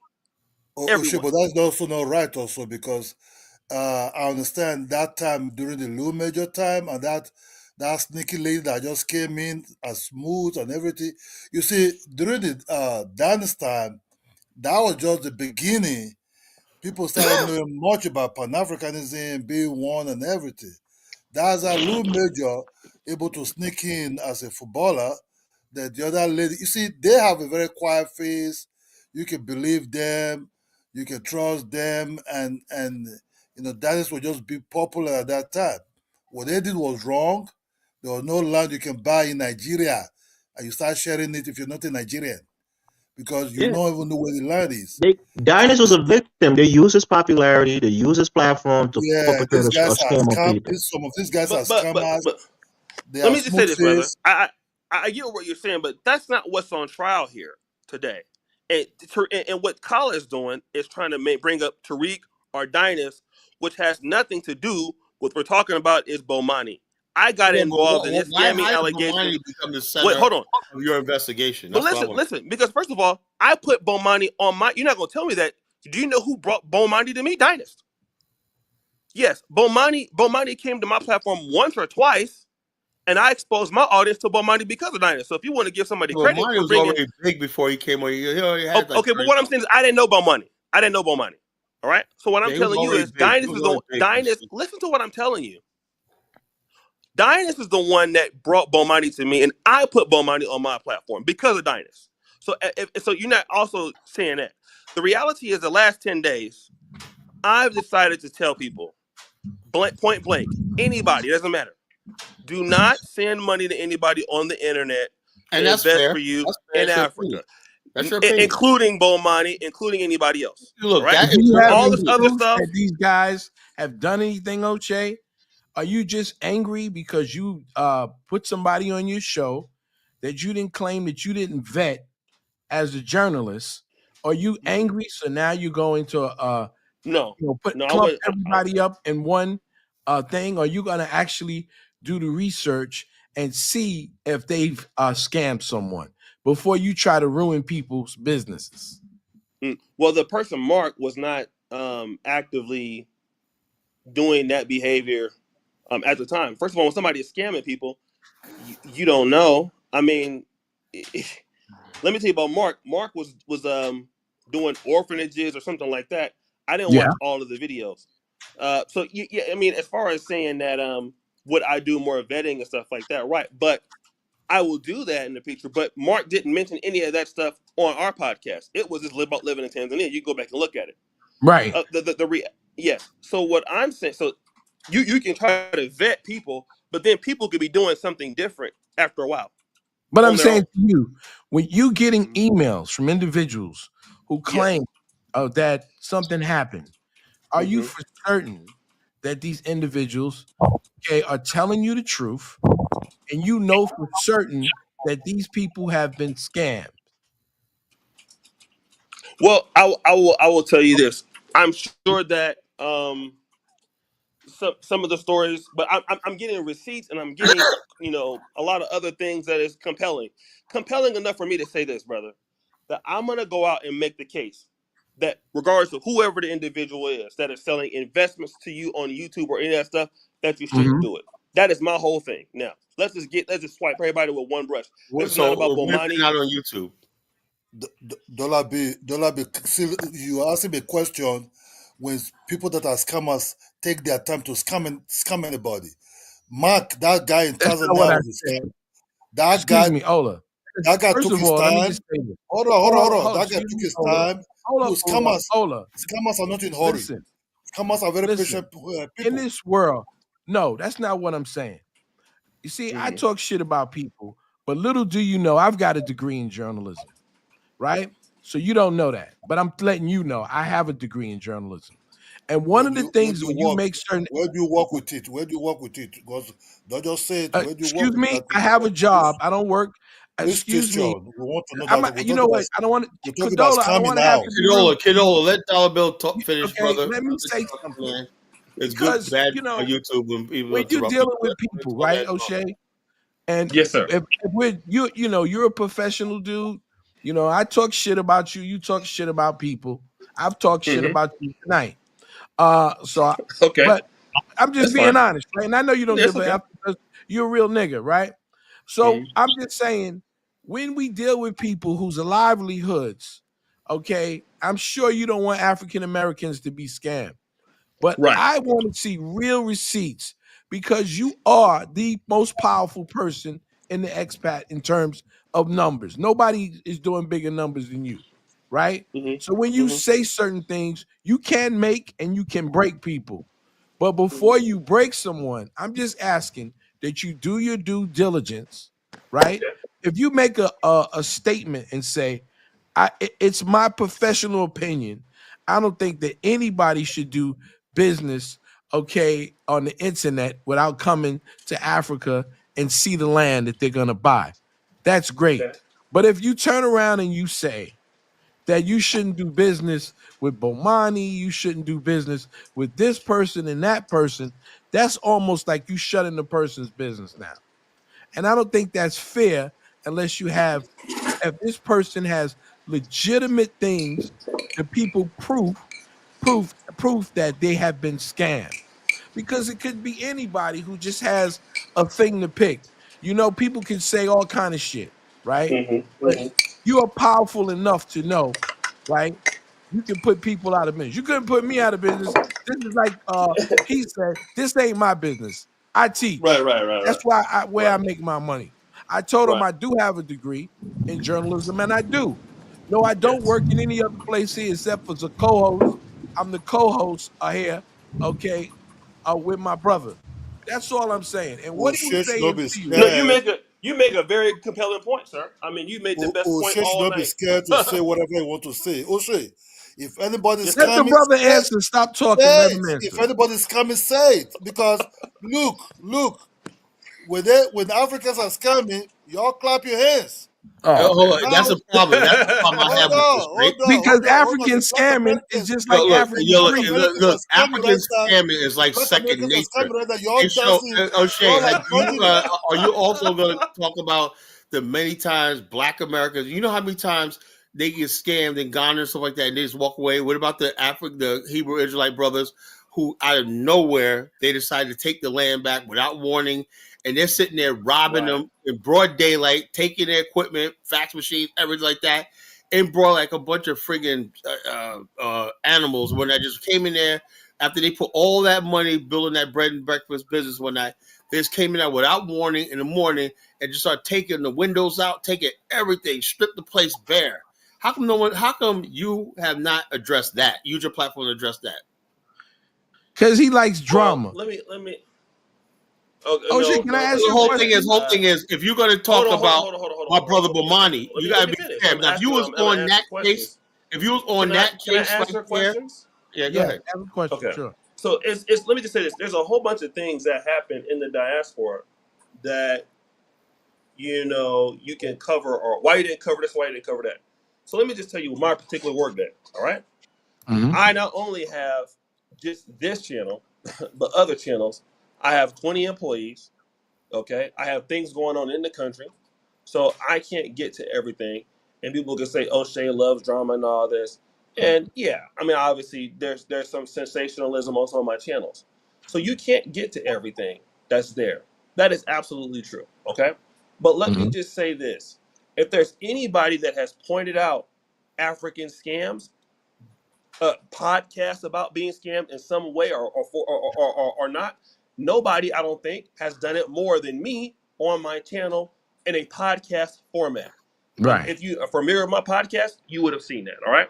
So you would know that you can't get to everything, and that is unfortunate. Which is also another compelling reason why I feel like I need to use my platform to be educated on. Listen, you are dealing with countries that are shady. Okay, this is the truth, right? And you guys make a very great point. And the brother made a very compelling point. Said, hey, before you go out there and do it, you need to do more research. I could agree. I could agree to that. I can understand where he's coming from. He makes a very excellent point. It's gotten so bad, however, that not only are people not, maybe a little bit weary about coming to Africa, it's easy for them to be cautious of Africans being Let me ask you a scammers. question, O'Shea. Now, what I've been noticing too is the fact that a lot of the stuff that people get scammed at are being scammed by Africans, right? And it seems to me what your campaign is on right now is beware. What about people like Eku Simpson? And you know who that is? And I don't know who that is. several other people that are doing stuff and everything like that. You know how many times people in Gambia get sold land to that? You had an African American couple that was there in the house, and next thing you know, bought a house, whatever like that, whatever. And then some white people, Indians, came back and said, "We left because of the coup a couple of years ago. You're in our property, squid." And it was a big thing. They had to. Okay, so Colin, I noticed that whenever I get on the point, what I've noticed is that you tend to shift the goalposts to why not this or why not that or have you heard about this? And I don't know if that's a really good way for you to present your positions because you just keep moving it around to something else. No, all I'm saying, what I'm saying is listen what I'm saying, okay? Whenever I'm saying something, what you do in response is, well, what about this over here, or what about that over there? Or what about, why didn't you bring up this? Or what about Tariq? Or what about Dynas? Or whatever. The reality is, I'm not really dealing with any of that, and that's not the point. The point is, what I've been dealing with are scammers that have a better relationship to our community than Africans. Do Africans scam? Yes. But I'm dealing right now with YouTube scammers. That means African American YouTubers who have repatriated to Africa And we're going to be honest, most African Americans are not going to trust African YouTubers or like that. So we're going to be more on guard. When we start dealing with African Americans or hashtag FBA, dealing with Hebrew Israelite sectors, Israelite somehow, Mark meets Africa, people like me or you, whoever live in Africa, they're going to have an emotional bond and trust us more because we are here. So that's the easiest way for them to get scammed. Can they get scammed in Africa by the African? Sure, right? But I'm not dealing with that, and you're trying to deal with something else, which is not what I'm dealing with. And then you're asking me, well, why you're not dealing with that? Well, I'm not dealing. It's almost like saying, well, why don't you like vanilla ice cream? I've only got a few minutes before I start work. Can I quickly say something? Okay, go ahead, Lewis. Go ahead, Lewis. All right, listen, hey, Tyler, man, you gotta stop this trying to portray Ghana in a bad way about Ghana scamming this. Ghana ain't scamming people, my friend. Ghanaians ain't not scamming nobody. And in regards to the Fiancra, that was about 2010. Okay, the best person to speak to about this is Professor James Small. Okay, Fiancra is still there. The killing of those two ladies was not by Ghanaians. It was an American. Okay. It was a jealous. It was a hello. I've run your show to make a point. Can you let me make a point? They were killed by Martians. Okay, I've ran your point. No. Right? It went to court. We've got a court system. Okay, when it was investigated, it was an African American. Hello. Let me just say my point. I've run your show. I've gone out my way to ring your show. What we're talking about, right? Those two I've gone out my way to ring your show. And you got Carla, let him finish his statement. Well, you're making statement. Fiancra is there for all to read. He's been to court and everything. Right? And Elder, Professor James Moore, has been in Ghana for 30 odd years. He will tell you about it. You see, when I give you the facts, you start throwing things about it. You've never even been to Ghana. Okay? No one in Ghana is scamming African American out of land. Let him speak. Okay? The two ladies that were killed were installed to be in charge of Fiancra.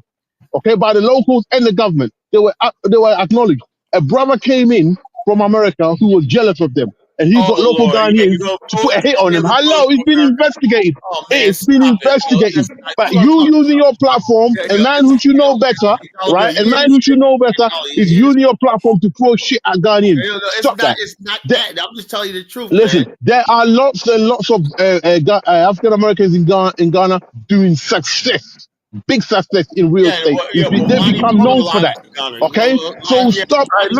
Yeah, but you gotta stop that, bro. Thank you for the contribution. Thank you, brother. Thank you for the contribution. Listen. Yeah, so please, you guys on a marathon today. Hello to O'Shea. I've never spoken to O'Shea. Hello, bro. Hey, how you doing, brother? Fine. Listen, anybody scamming, expose them. Expose them. You've been to America, right? You should know better. You come back to Africa. Why are you scamming our own people? Yeah, but hold up. Expose them all, right? Let's the facts. Listen. It's like all I want to say. It's like it seems like people are just accused of something. People trying to return to Africa. I don't know what this movement's ever gonna work. Colin, if people are accused of anything, if I accuse you of something, you gotta go. We have the right, right? We have the right to have that person, okay, face your even if they don't want to come online, to face your accused, right? Because if you condemn somebody and for some type of vendetta, okay, it's not fair. Isn't that the first hallmark of human civilization? You have a right to face your accusers. You know. Yes. Where does this come from that you can just hide behind anonymity, say something and damage somebody's reputation? You know. People need to think about it, and they need to present it. Like when this happened with the Negro pen, right? People and even with black people came up and people said, this person did that to me. And the person had the right to say, this what happened and this didn't happen. So if we're gonna take that, O'Shea, I think it would be good to do the research, even think about bringing these people, if you really want to expose them, ask them to come on your show and to face whatever allegations that have been made against them and see what they say, right? And this way you'll know, and you'll let the people decide whether they're scammers or not. You make a very compelling point. Here's what I want to tell you in my research. Yes, sir.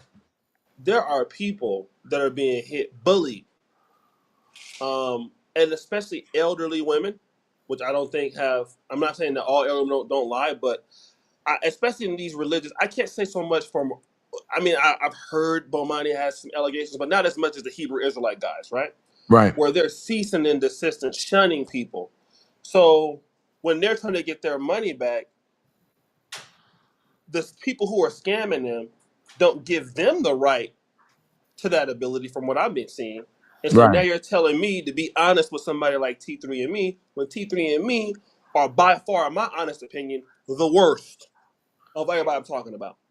So you What I'm said gonna that people have come to you, and these people are actually bullying older women, elderly women. Yes. Yes, and the thing is, for me, and I don't think that anybody will believe that I'm the person that's been on YouTube. They didn't like me, but I don't think anybody will believe that I'm a liar. That I'm a person that intentionally would I think you lie. exaggerate a lot. I think you exaggerate, and you sort of bend the truth a Fine, little bit. you may say that I'm exaggerating, but I the don't think Mark anybody will police think I would scam, just those get two involved people. with something. O'Shea, how Well, many can people I the just Mark scam? How many people the Mark scam in Tanzania? Is it a lot of okay? people? It's more and more every day. Let me just say this. I'm not trying to brag or anything, right? But I would have more opportunity in a lot of other things that I do than to spend my time on this. I believe that you could agree to that. I could at least Yes, talk about celebrities, without a right? doubt. Right. Yeah. Without a So doubt. I got my little Pan-African dating show I'm trying to do. I got, whatever. So for me to try to like even consider this, and these videos don't make, some people are saying, well, hey, you might make a lot of money. They don't make a lot of money. So for me Right. to even considerably put my effort into this is something I could be doing for something else. What I just ultimately want to tell everybody on the panel, and I appreciate you, brothers. If you know me over the years, I thank you for your time and thank you for I'm following what I'm trying to do. Is that, listen, as a group of people, a lot of this stuff is going on running rampant, right? And a lot of our people from our community that want to come to Africa or do business in Africa, or we could at least invest in our own people, we're losing the opportunity because of these things that are happening. And so every time when somebody is hit with the allegation of scamming, it's like, oh, like even Colin was kind of defending Mark a little bit, right? Like, you should give him I was opportunity, not but he didn't defending. even Look, really I know. was not defending Mark. I'm saying I don't know anything about the brother. Right? I've been listening to your show. I've been listening to that Yes. Kiki and 3 Granny chick, whatnot, and I still do not understand what the heck he actually did. I'm gonna tell you. I can tell you. People say did somebody scam something. Did he take somebody's money intentionally and not deliver on a thing? What was it? How much the money was? And everything. Did he deliver something? Let me tell you. Was it a third party So involved? Mark. So here's the situation. Is I think, let me just say for you, Kala, you're dealing, and did the person do it intentionally, right? And I think that's a big issue for you as well as it is for all of us. Was this malicious? If the person, okay, so we agreed the person didn't know what they were doing. We agreed that the person may have lost the money, but I think for you, the question is it malicious? Is it malevolent or malicious? There you go. Right. I think that's all our points. Is he intentionally trying to do this? Well, Mark is going to go ahead and say, "Oh, it happened, but that was not my intent." That's what he told me. But in so many other ways, he said he was responsible. So what that leads me to believe that but when we set up a company, how do you jump from there, right? Which is understandable, right? Things go left, well, like that, things go wrong, whatever, like that. I made mistakes and everything. To basically going on your platform and calling him a scam. Do you understand, O'Shea, how serious that is? You're talking about Let me explain it. I'm going to tell you why I came in that situation. He could try to get a job one day, and he's tainted for the rest of his life. You understand how serious that is? No, because what he did, in my honest opinion, was malicious. I'm going to tell you, no matter what he says. Yeah, but that wasn't his thing. Okay, let's see what he did. What did he do? This falls through. So first of all, okay, Mark has something called Merge, okay? And what Merge was supposed to do, it was supposed to help you relocate to Africa at a hefty fee of about $1,500, $200,000 a year, okay?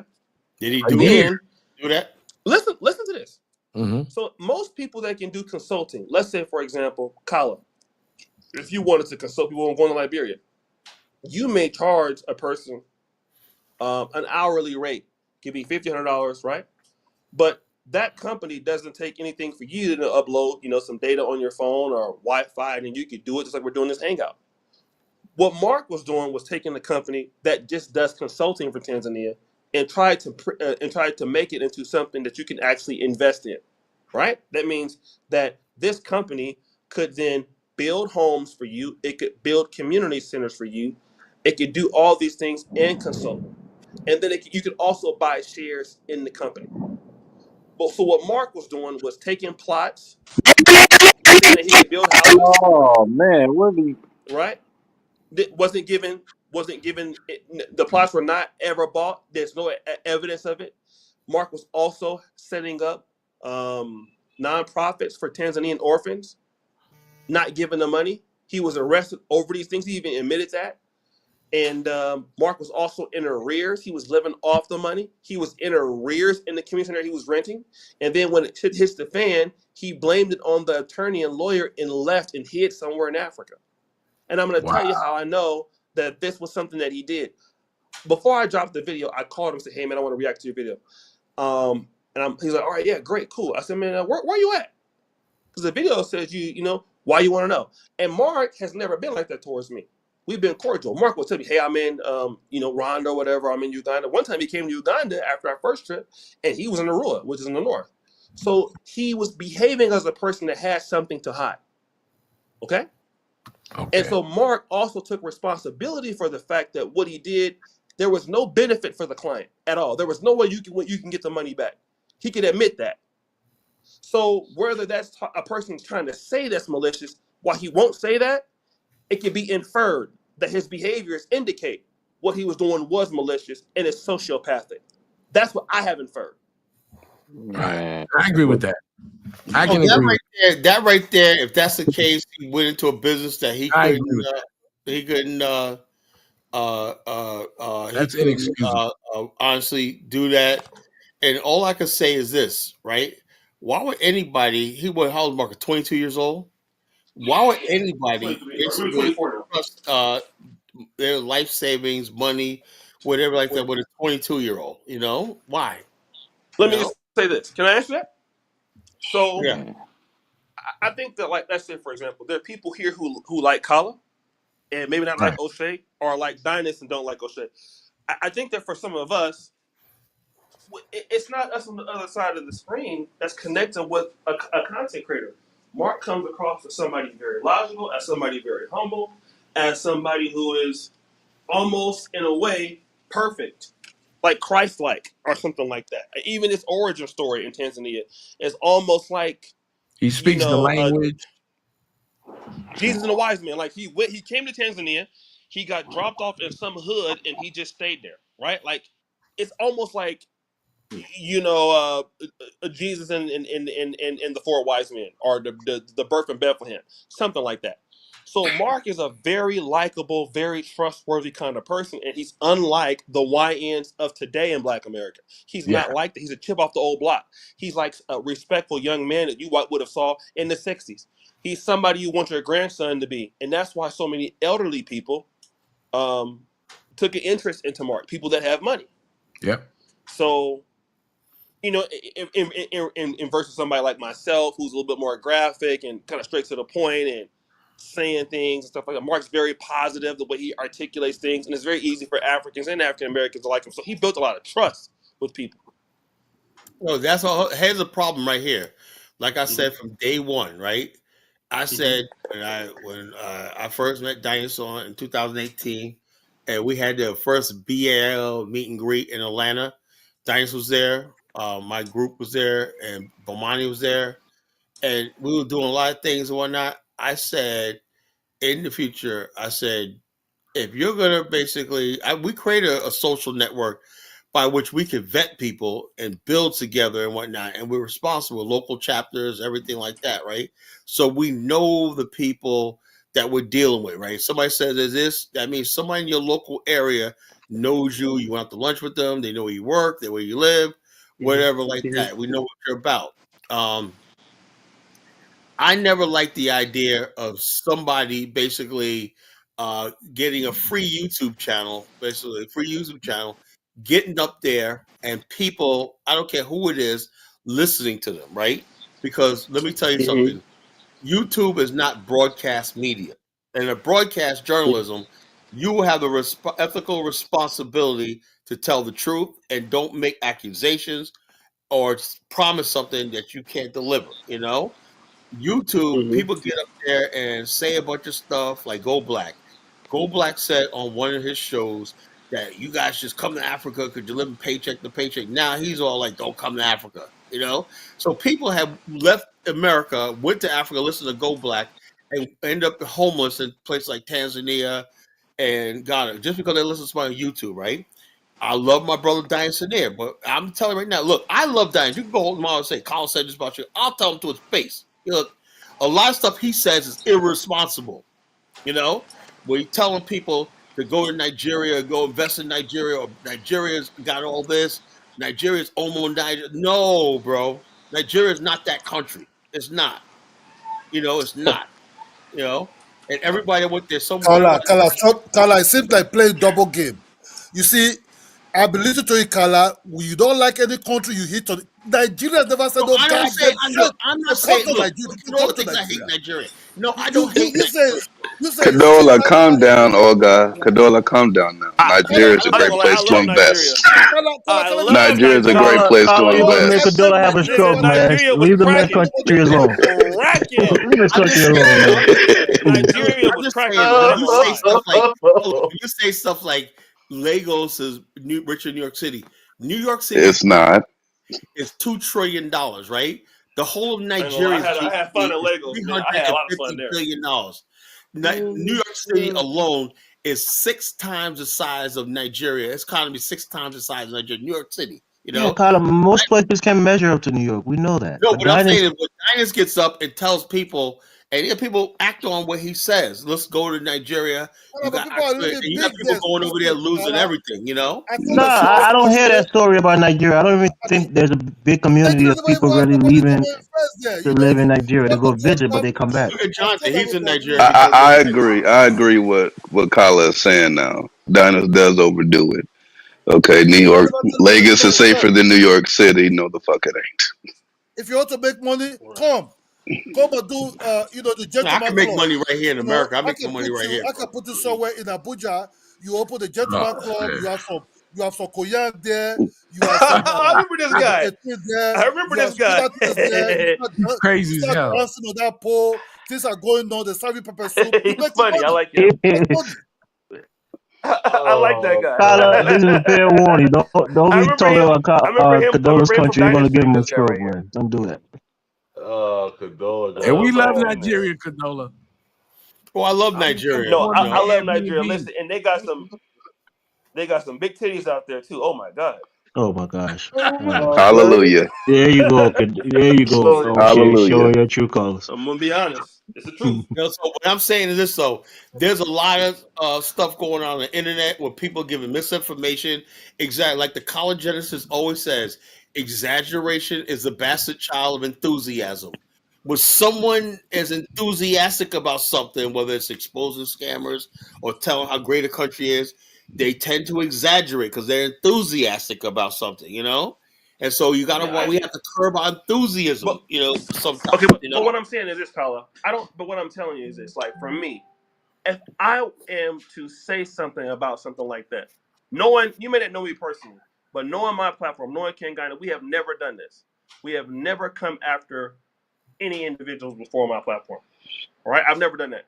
If I feel compelled to do it, and the reason why I went out and put Mark out there is because I didn't want anybody else to even feel like they could trust him so he could do that again to them. I was compelled to do it. All right, because I'm looking at somebody that's 70 or 75. That's my mom or grandma or whatever like that. So I get what you're saying. Is it enthusiastic, whatever? But the point is that this has to stop, right? Or we need to try to reduce it. We all agree. We all agree that when I see people go to the continent, right? I think that's the highest thing you could do. Relocate to the continent honestly and put down roots and build whatever like that. You know, I basically I'm really against scamming and stuff like that. But I'm careful to what you call scamming, right? I just believe people are just naive and ignorant, you know, and just thinking they know something they don't. Like that sister that was trying to remember the girl Leslie Jones, whatever they got by the Ghanaian guy, and then she's trying to buy some beachfront property. I said, "What's your background? Are you real estate?" She's an Uber driver in California, you know. But she wasn't just the Uber driver. She was also a real estate person from California, and she came from a family of real estate people. And see, the whole thing is, not only was she scammed, she was pimp slapped. Okay. Yeah, so yeah, she was in a relationship with that dude. Don't do that, Dollar Bill. They had a domestic abuse situation. So there's a lot of people. O'Shea, Black Americans. She wasn't just scammed. She got slapped. Wait, hold on. She got pimp slapped. She got pimp slapped at the land. Yeah, she got involved with a Ghanaian police or something like that. Y'all giving O'Shea more fodder for his channel. This is what he likes. No, but the bottom line is these are things that should be talked about. You got a lot of black people, Black Americans going to different parts of Africa, and they signing contracts, agreements. The next thing you know, it goes left. You know what a lot of them do, O'Shea? They just come back to America and live in shame because they told everybody I'm leaving America and blah blah blah. This and the other thing. They get to Africa and they get mistreated, or like my girl Lucy, you know, she's back. But you know the problem is that people don't have money, right? And I say this all the time. If you don't have money, okay, or the ability to get out there in Africa and make you money, right? Why you should go and visit. But why are you staying there? And I always say, Dollar. What I've been saying last. What I've been saying last. I have a house in Liberia, right? I have a house in Liberia, but I rent. I'm not going to buy it. I could buy that house if I want to, but I've said we don't know. You know, I basically say if you go to Africa, just freaking rent. Because why? Because you're building up the real estate business in Africa, right? That would be a good idea. If somebody got a house for rent, just pay the rent up $250 a year for a whole year, $300 a year for a whole year. You got a place to live. You can enjoy the country. And the next thing you do is own a car. If you can do those things, you can rent a house and own a car over there, you're good. You know, you're good. No matter where you live, if you go to Africa, if you go to South America, if you know anywhere you go to the Caribbean, money comes and money goes. You have to have money coming in. Yes. So these ideas that we're telling people, so all these people talk about they're gonna go to Africa and get rich and open business and whatnot. You're gonna go broke. You're gonna have go cash broke. flow. What happened? Cash flow. And can I add to that brother's point? That's a part of the scam I wanted. And the brother just brought it up very brilliantly. They're telling you, and Khaled just pointed out this, right? Especially T3Me, the Most High move to Africa. You're gonna move there with no income, which, in my honest opinion, is a part of a scam because you're setting up a person to live someplace on which they can't make money, right? And that's another part of what we're seeing is that, you know, Africa is a lot more expensive than people want to give it credit for, especially if you want to have American things here. So buy this land, you're gonna build the property. Usually, they'll mess up. Like, you know, anybody has done anything in Africa, when somebody messes up, it's your fault. So then you have to repay for that again. All right. I'm not sure about all countries, but it's almost certain here in Uganda and Kenya. So they can make a mistake. You gotta right. Then they don't want to take no accountability for what it is. Then you know, you because your hands are tied. You know, so and maybe the person running the project hand might be tied. So then you're doing that and you're investing in land, building up a house on a 100-year lease. And I agree with Khaled, you should just rent. And then you can't earn, you know? And so now you're in a position where you have to go back or you have to leave and come back. You don't have any business connections. It's hard to do business in most African countries. It is hard to do business in most African countries. It's difficult. But for me, I think the problem is most African Americans, they go into Africa with the wrong mindset. That's the first thing. You can't go to look at you, O'Shea. Look at you, for example, O'Shea, right? You have a YouTube platform. You working remotely. You got cash flow coming in. Understand?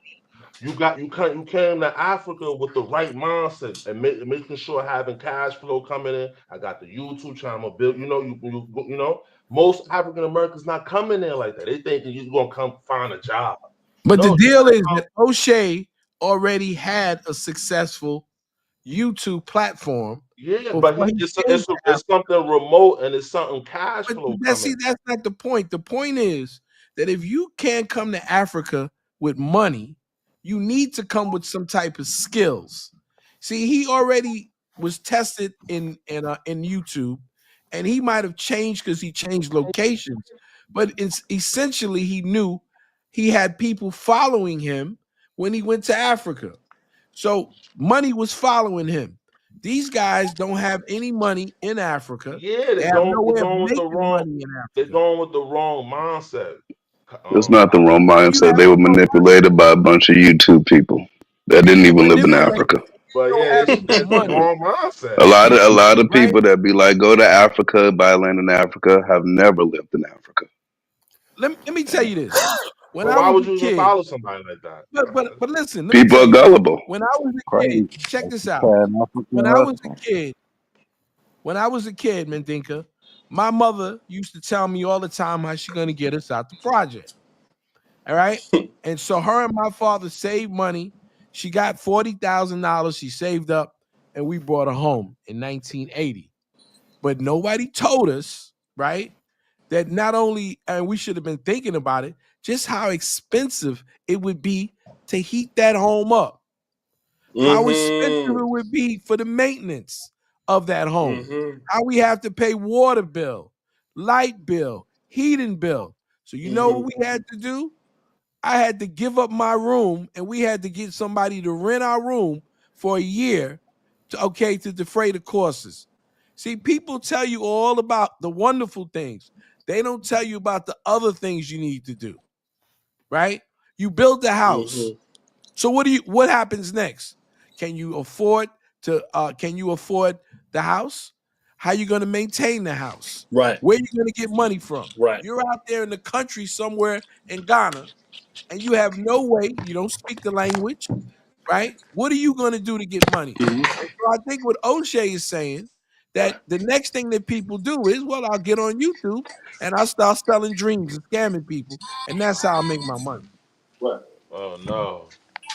Right? Yeah, look, That's that happening right so much, there, man. look, I will never tell somebody in their right mind to move from America, quit your job, sell your house, and move to Africa. I'll never do that. What I do is say, now, if you're a person that's retired and you got residual income coming in, you got a few $1,000s a month, then Africa might be. I still say rent. I never understood why people would go through the painstaking thing of being a homeowner, and the maintenance it costs to have a house, like Dollar Bill said, the upkeep. You got people like, oh yeah, I'm gonna have this. I'm gonna have a borehole drill. All that stuff they got to go through when they could just easily in the city rent an apartment or flat. But you can't even go on vacation unless you know you got I thousands think of the dollars. real made people who live in Africa can talk about the experience of Jonathan and O'Shea. O'Shea live in Uganda. He have Uganda employees. He's talking with them. I think he's rented there also. He have more people on the ground that he can do things with. He starts slowly knowing their mind, knowing what is going on in the country, know how their law work, what's actually going on with the people. So you cannot just jump from America because somebody's trying to dance you the antelope dance. Then you think, oh, I have 30,000 in my bank account. Let me send it to this person because I want that piece of land. Africa is just different. You have to know the people. You have to live with them. You have to understand with them. You must have to know how they think, how they behave, what is really going on. You cannot just be coming in, start balling like that without knowing the real shoes, what is, the shoe size. So, yes, the Black Americans who are coming to Africans, they have alternative. Yes, they are fucking scammers. They're there because they want to scam. No, You I understand don't me? think people go there because they want to scam. I think Yo, what if I'm going to happens, scam, why would I go to I Africa, think man? that Why in people the world go would I go there to Africa? and realize that they have no other way of making money. So the easiest thing to do is to get on the YouTube, because see, they actually was sold a dream themselves, right? And maybe like a guy like Mark, like you said, didn't want to be a scammer, but he realized that he could make more money scamming, than he could do by actually doing the kind of work like Because O'Shea he is was doing broke. the work. Because he was broke. because it was Yeah, broke. when you get broke, It was listen, broke. It gets when you get start broke, you know, and going to so that that's the business. whole Yeah, remember thing. 50 That's Cent? freaking broke. This is serious. Being broke can make you delirious. Remember that? Yeah. How to rob, you know. How, I Go and just rent didn't, a house. but If I were I Black agree. I Americans, if I agree were with him. Black Americans, what I would do? Go and rent a house, stay there for a while. If you're doing good, everything's going good. Come with I'm a not very going beautiful. nowhere. Listen, Hold on, I can hold go on, to hold on, Puerto hold on, Rico. hold on. You can Hold on a second, Ola. I go to come. Puerto Rico for 11 or 10 days. I know I'm gonna spend $2,000 or $3,000, okay, in Puerto Rico. I got to spend my money for my Airbnb.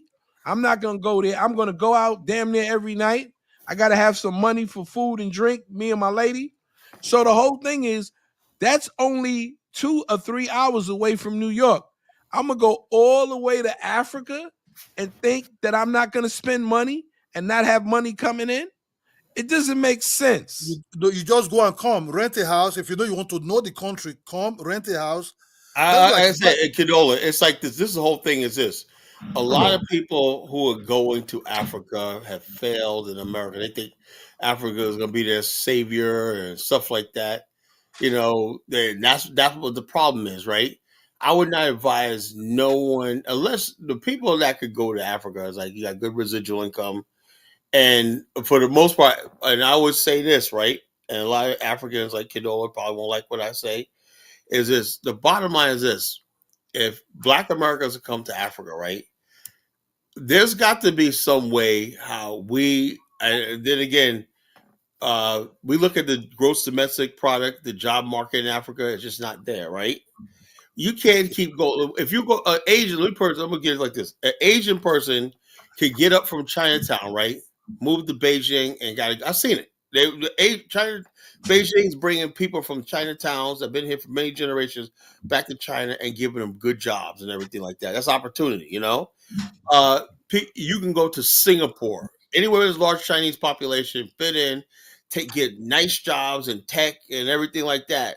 You know, that's not available to us really in Africa unless you're going to be a content creator. You know, there's no friggin' industries and everything like that that could absorb a Black expat population. You know. So the only people that really could go there are people who are retired, that are retirement income and stuff like that. I don't see really, or young people who just got years and time to waste and whatnot. I don't see nobody in there. Kala, let me give you this, Jack. There's no jobs in Nigeria. When I was 18, right, there was a guy that came from the United States. If you look at his beers and everything, this guy came with a Cadillac. You see, Cadillac to Africa. Hold on. Let me tell you, you got no roads, man. Y'all niggas ain't got no roads. Kala, let me tell you this. This guy had a Cadillac. No, this guy came with a Cadillac. His beers was having a lot of beers like these big dudes, you know. The guy came to a printing press. Then somebody asked him, "What's his name?" You know what he said? He said, "Billy Packer." Man, I got boss Billy Packer. I'm like, God damn, where you from, bro? Then what happened? What this guy did? This guy opened what called Soul Train Club. This guy was running the club. This guy was making a hell lot of money in that club. Oh yeah, look. The bottom line is this: if you're lucky enough to get into entertainment, or like you said, Cadola, that's fine. But I'm talking about the average African American, right? Going to Africa, right? Think about it, right? If you're going to a foreign country, why would you live in a rural area, away from jobs and everything? The only people I can see doing that are retirement people who just exactly. You ain't 62 and up with a pension. Problem. Yeah, nice pension. Yeah, you can do that, bro. That's what I'm trying to tell people all the time. Try to be in the city, Kala. Rent a house, give yourself some kind of funny type of name. You understand? You know, just they have a very beautiful car where you call whip, right? Check around and see without not buying nothing, right? See how you can put small things that could bring you big business. Your name alone and the way you look like and whatever you want to do will bring you that customer and that money with some local guys who have your mind. I'm gonna say like this: if I go to when I go to Africa, I am not trying to sell nothing because I don't think there's enough money to justify me getting into business. I'll be honest with you, right? There's not. If I want to open up a business, so I have a business in America, right? I couldn't support what I do for a living. I'm a consultant, and I'm a Medicare consultant, and I do things with consultancy and credentialing with doctors' offices and stuff like that. I can't promote that because you got no damn healthcare over there, you know. Kala, Russians are dancing on the pole in Nigeria now. Russians, all kind of dancing on the pole, man. You know how much that money is bringing, Kala? Yeah, but I don't want to be dancing. Cadola, they got a straight flight to Moscow whenever they need to go somewhere. So you talk about the hell is he talking about Russian? The Russians are dancing on the pole right now in Nigeria, Kala. Cadola, I dance too. I dance too in Nigeria. I also got a passport that'll get me the hell out at any given You know moment. what is going on? You don't need to buy nothing, rent a very mighty hall. How you gonna live and not buy nothing, Cadola? You know, then what you gonna do? Bring in the Russians, bring the East Europe, the Polish, bring in all these people in, bring South Africa in, bring that in, make it very beautiful. You start making money. Start making money. You don't need to buy nothing. Just have a funny name. Have that kind of cool name that is very funny.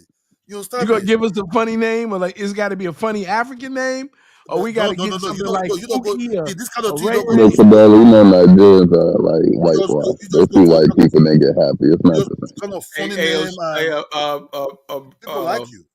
Hey, Dollar Bill, you gonna be up for a while, man? Yeah, I'm up, man. You guys, when I saw O'Shea on there, I said, "Oh man, I have to come up here." Okay, good. All right, O'Shea. I was in there talking shit about him. I thought he touched my. Don't touch me later. Dollar Bill got it. Dollar Bill, you're logged in administrator, right? Of course, always. All right, good. So I'll see y'all later, Sanara. Nara, I get some sleep. All right. Have a good night. Cadola, he left. Yeah, no, I'm here. I'm always, you know, that's what people. You've been talking for a while, and you haven't said nothing about the white sauce. Which white sauce is that?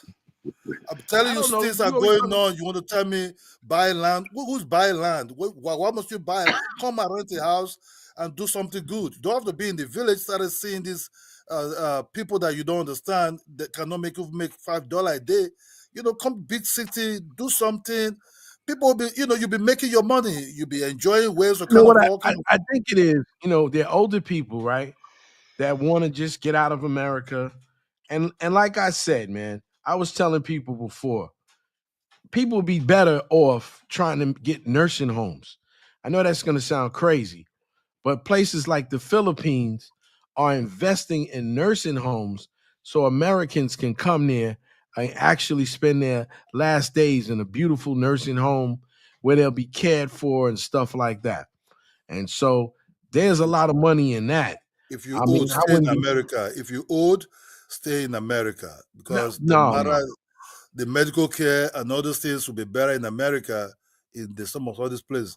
I think if you're young, it's better because you might. I don't agree with you. I think that there's some people, who want to have a nice nursing home. They want to be able to do the things that they want to do. Yeah, man. I know what I'm saying. I just lost my mother 2 weeks ago. I understand. I'm very sorry, brother. So I'm telling you right now, my mother is old. My mother caught kind of like water. My mother caught water disease. I'm a mama. I love my mom. My mother caught a water disease. Mm-hmm. We were treating it with antibiotics in the best hospital. It didn't work. You understand me? That disease gripped my mother. My mother was on the wheelchair. Now my mother is gone and prepared. My mom died here in America. Sorry about that. Yeah, man. My mom died here in America. If you're old, right? Let's assume my mom was in US, right? Yes. They will have a good antibiotics. Even when the bacteria is heavily resisting it, they were able to start doing some testing and start doing things.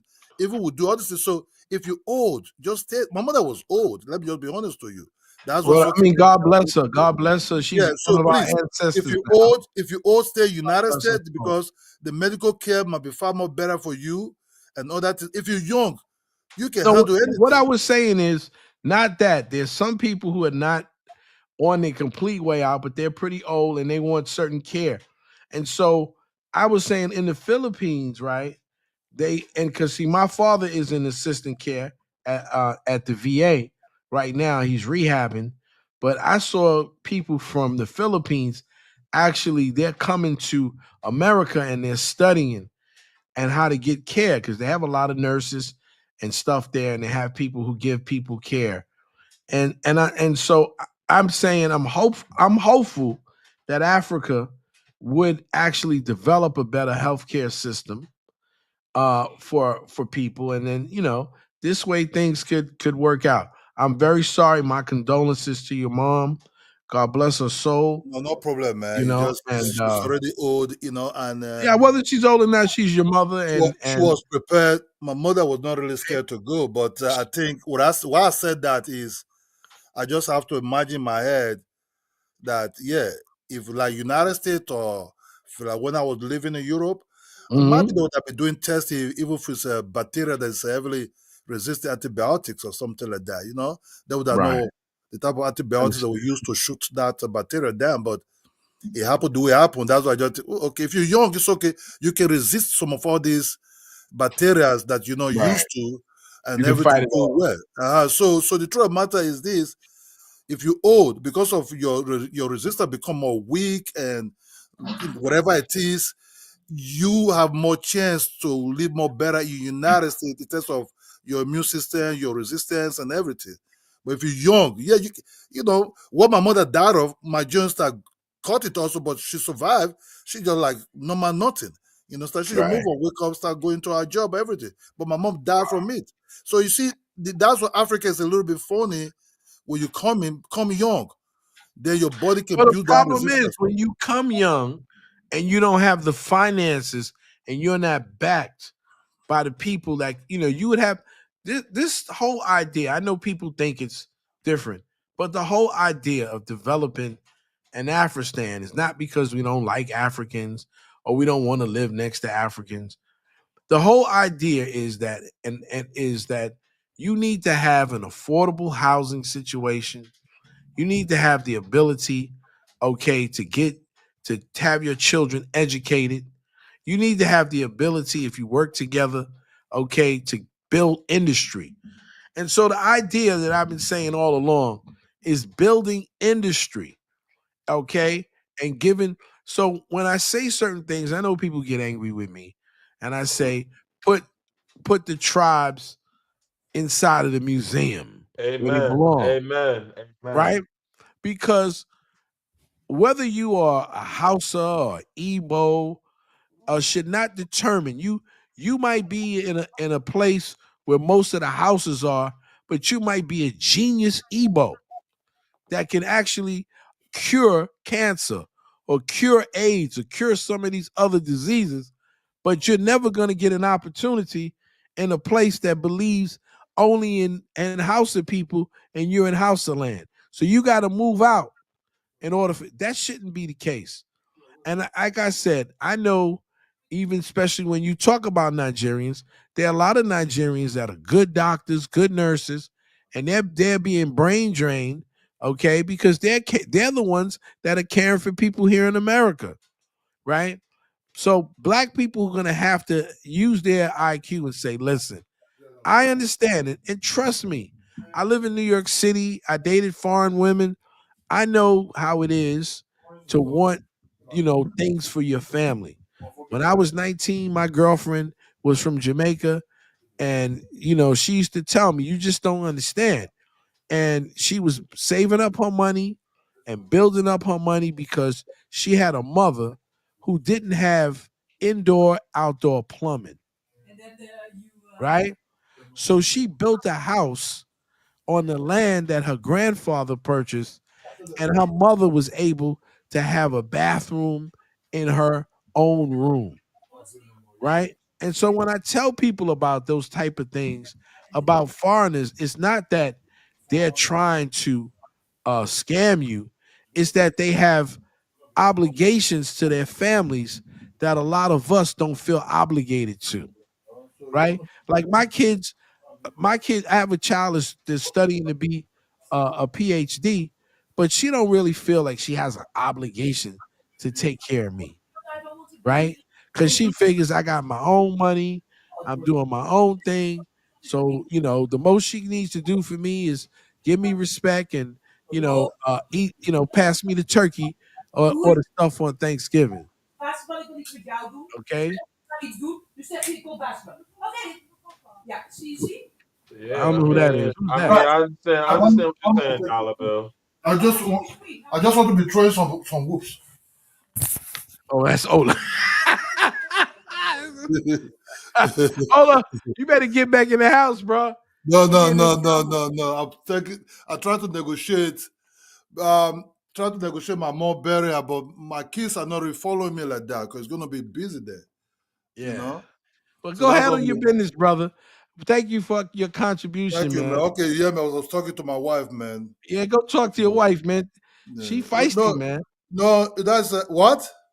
She's feisty. I mean, she got a lot of spirit. Oh yeah. You know, Yeah, we've that's been together for 28 years, man. You know, that was negotiating. You know. That's a beautiful thing, brother.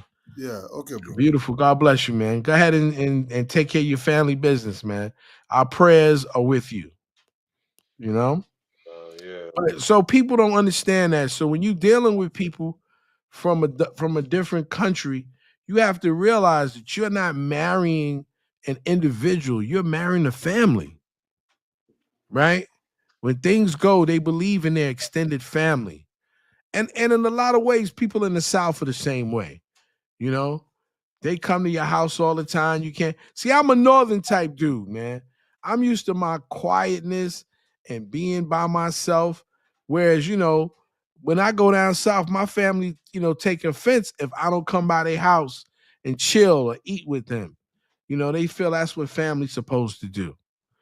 So you're dealing with people with certain obligations that we don't have here in America. And in a lot of ways, I talk to my continental African friends. They tell me, man, I wish I was like you. I wish I could just, you know, I would love to go home, but when I go home, I'm not getting any rest because everybody feels that I'm in the place of opportunity. For me, Dollar, I think too, it's another problem too. A lot of people like to play God, man. That's another problem too in the African community, man. A lot of people too, when they get a little bit of money, they come abroad. They want to play God. That's another problem too. You know, want to take care of everybody, take care of people they don't even know. So,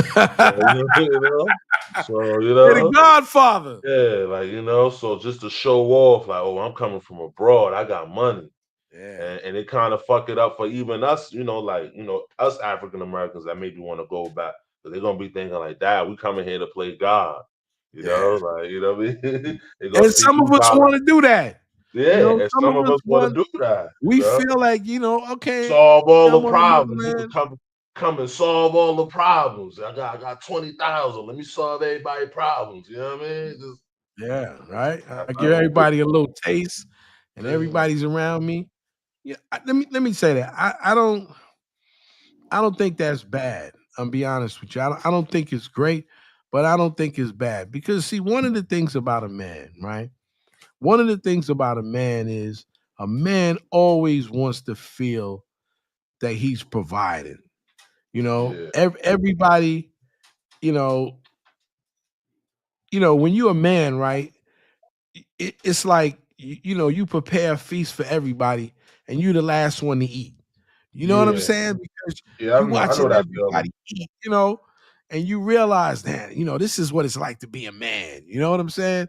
And people get angry about that and like, oh man, you know, you shouldn't be doing that. You shouldn't be. See, this is why I get on people, man. When they say, oh, I had a friend, an older brother. He was like 70 when he met his wife. She had 6 kids. And he told me, he said, you know what, brother? He said, it's the best. He said, that was the best time of my life. He had 6 kids and he had 2. She had 6. They had 8 kids. But he had the ability, you know, because he had 2 pensions, you know, and Social Security. So he could take care of them. And he did. And you know what?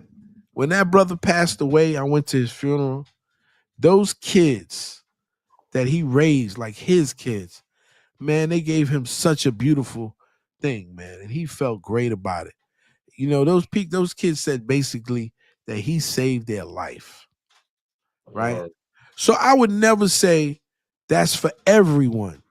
But I would say for those people, it's for what is wrong with it. You know, Yeah, that's how I am. Yeah, man. What is wrong with it, man? Because the whole, you know, I think some people of our people are so selfish they would rather see people suffer than to do something for them. You know, and I'm not that kind of person. Yeah. You know, would that be something that I would do? I don't know. I mean, but I'm just saying, I wouldn't. If I was 70 years old and I had me a 50-some-year-old woman or whatever, a 40-something-year-old woman, and she made me feel good and the kids were respectful, I wouldn't have a problem, right? Because a lot of people die and all their money goes to back to the government. Yeah. You know, you be surprised how the government, you know, you don't pick up your check in America. It goes to the state comptroller. Yeah, I know. You know, I know, you like certain, realize like people die, they got millions of dollars in their account, nobody claim it. They go back to the state. Yeah. So I mean, you got to spend it one way or another, sometime or another. And if you can spend it, you know, helping people change their lives, you know, why not? You know, Yeah. you know, it's better for you to do that than you to trick it off, you know, in a strip club, Yeah, or something like that. Come on, bro. You know, people don't realize, man. Men make money. Money don't make men. Word. You understand? But with that, I'm gonna say adieu. Seem like everybody's tired. But like I said, like I told O'Shea, I talked shit about him tonight. And I told him so I wasn't a hypocrite. But I appreciate the fact that he did come on the show and speak to Kala and explain it. He didn't have to do that. And I appreciate all you people who came, who listened, who made contribution. My beautiful sister, African Goddess.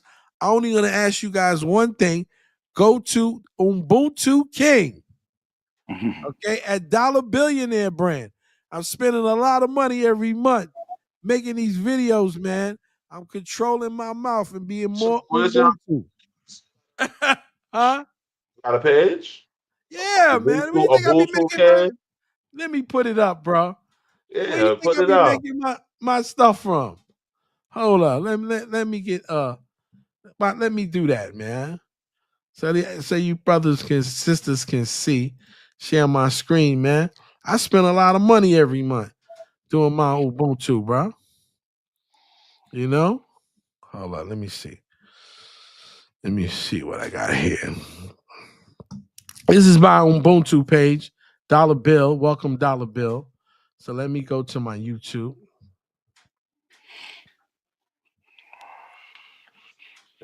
Okay, I'm gonna share this one. Can you see my you can see me on my this is my joint right here. So let me go to my channel. Let me see. Right here. I tried, you know, and I went trying to go to sleep, and I said I should have stayed on. All I was doing was listening to you guys. So I said, you know what? Let me just let me see. What my history? Okay. Hold on, what's my history right here? Where's my joint? I stopped listening, then I came back and O'Shea was on the channel. I was like, oh shit. Yeah, man. So I thought that was cool.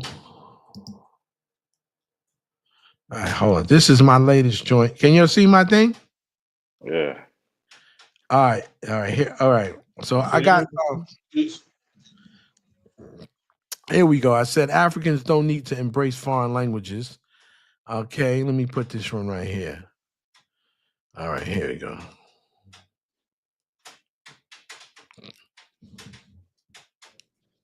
Can you see it?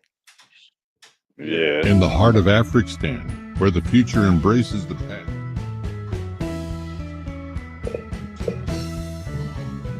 Rashichin. A leader prepares to change the course of history. There must be another way.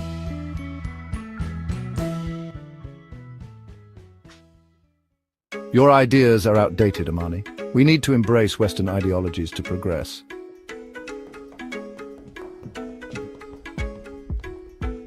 Ubuntu teaches us we are all connected. Our past, present and future. Sankofa, we must look back to move forward.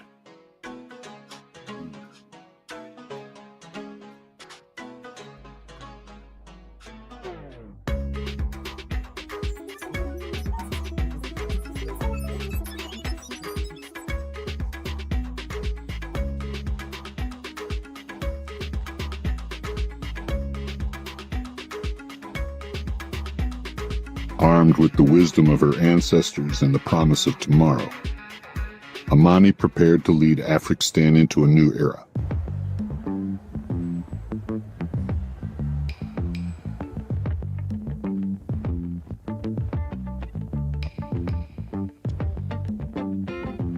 In Swahili, Ndugu zangu wa Afghanistan.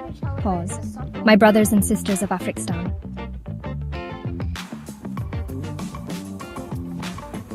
In Swahili, Ubuntu teaches us we are one. Mat guides us to truth and balance. With Sankofa, we reclaim our past to build our future. We will create an Afghanistan that honors our ancestors while reaching for the stars.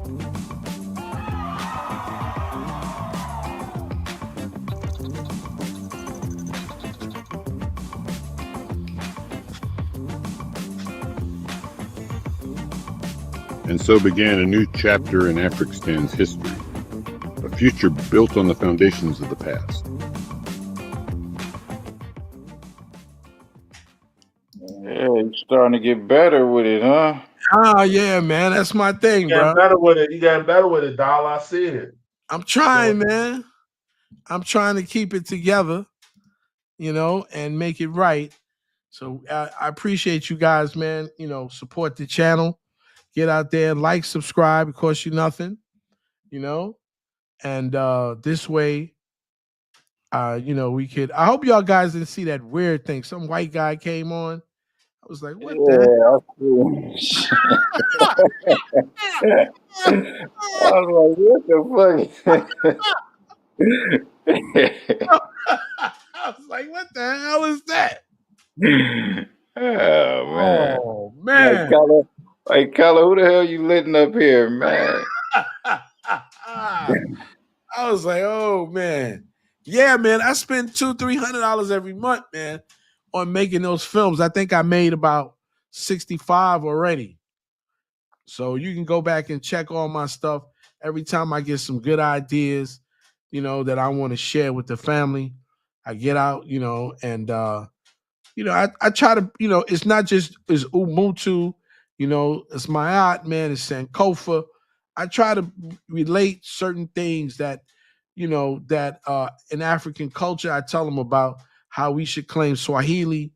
You know, if nothing else, man, it's an African language. I know it has some Arab influence, you know, and nothing's perfect, but it's a pretty easy language to learn. It's spoken widely in Kenya, in Tanzania, and I think they're doing some things in Southern Africa. So I try to, you know, I know people don't want to hear about Jonathan, don't want to hear about Ubuntu, but Ubuntu is not about you being a passive person. That's why I made Ubuntu banking. I believe in having a Swahili school, you know. So when I tell people that certain things should be inside of a museum, I'm not trying to say destroy culture. Culture has its way of doing things. You have to think about there's so many intelligent Africans, right? Here and in America, you know, we cannot limit ourselves, you know, because we need the help, okay, because a person is a Hausa or a Kikuyu or whatever tribe they're from. We have to set that aside, man. We're Black Africans. We're all Black Africans, whether we come from the Caribbean or whatever we, you know, wherever we're in, okay, because of whatever trade that we came from. You know, we're all in the same boat. And whatever happens to Africa is how the world is going to treat all of us, right? I think we're disrespected. Africans are disrespected on the continent because Africa is being exploited. Once Africa is no longer being exploited, then people have to respect, okay, Black people worldwide. And so, you know, Africa is important for us. So, you know, I cut down on getting into petty grievances with people and arguing with people, you know, about nonsense. Because I'm looking at the bigger picture.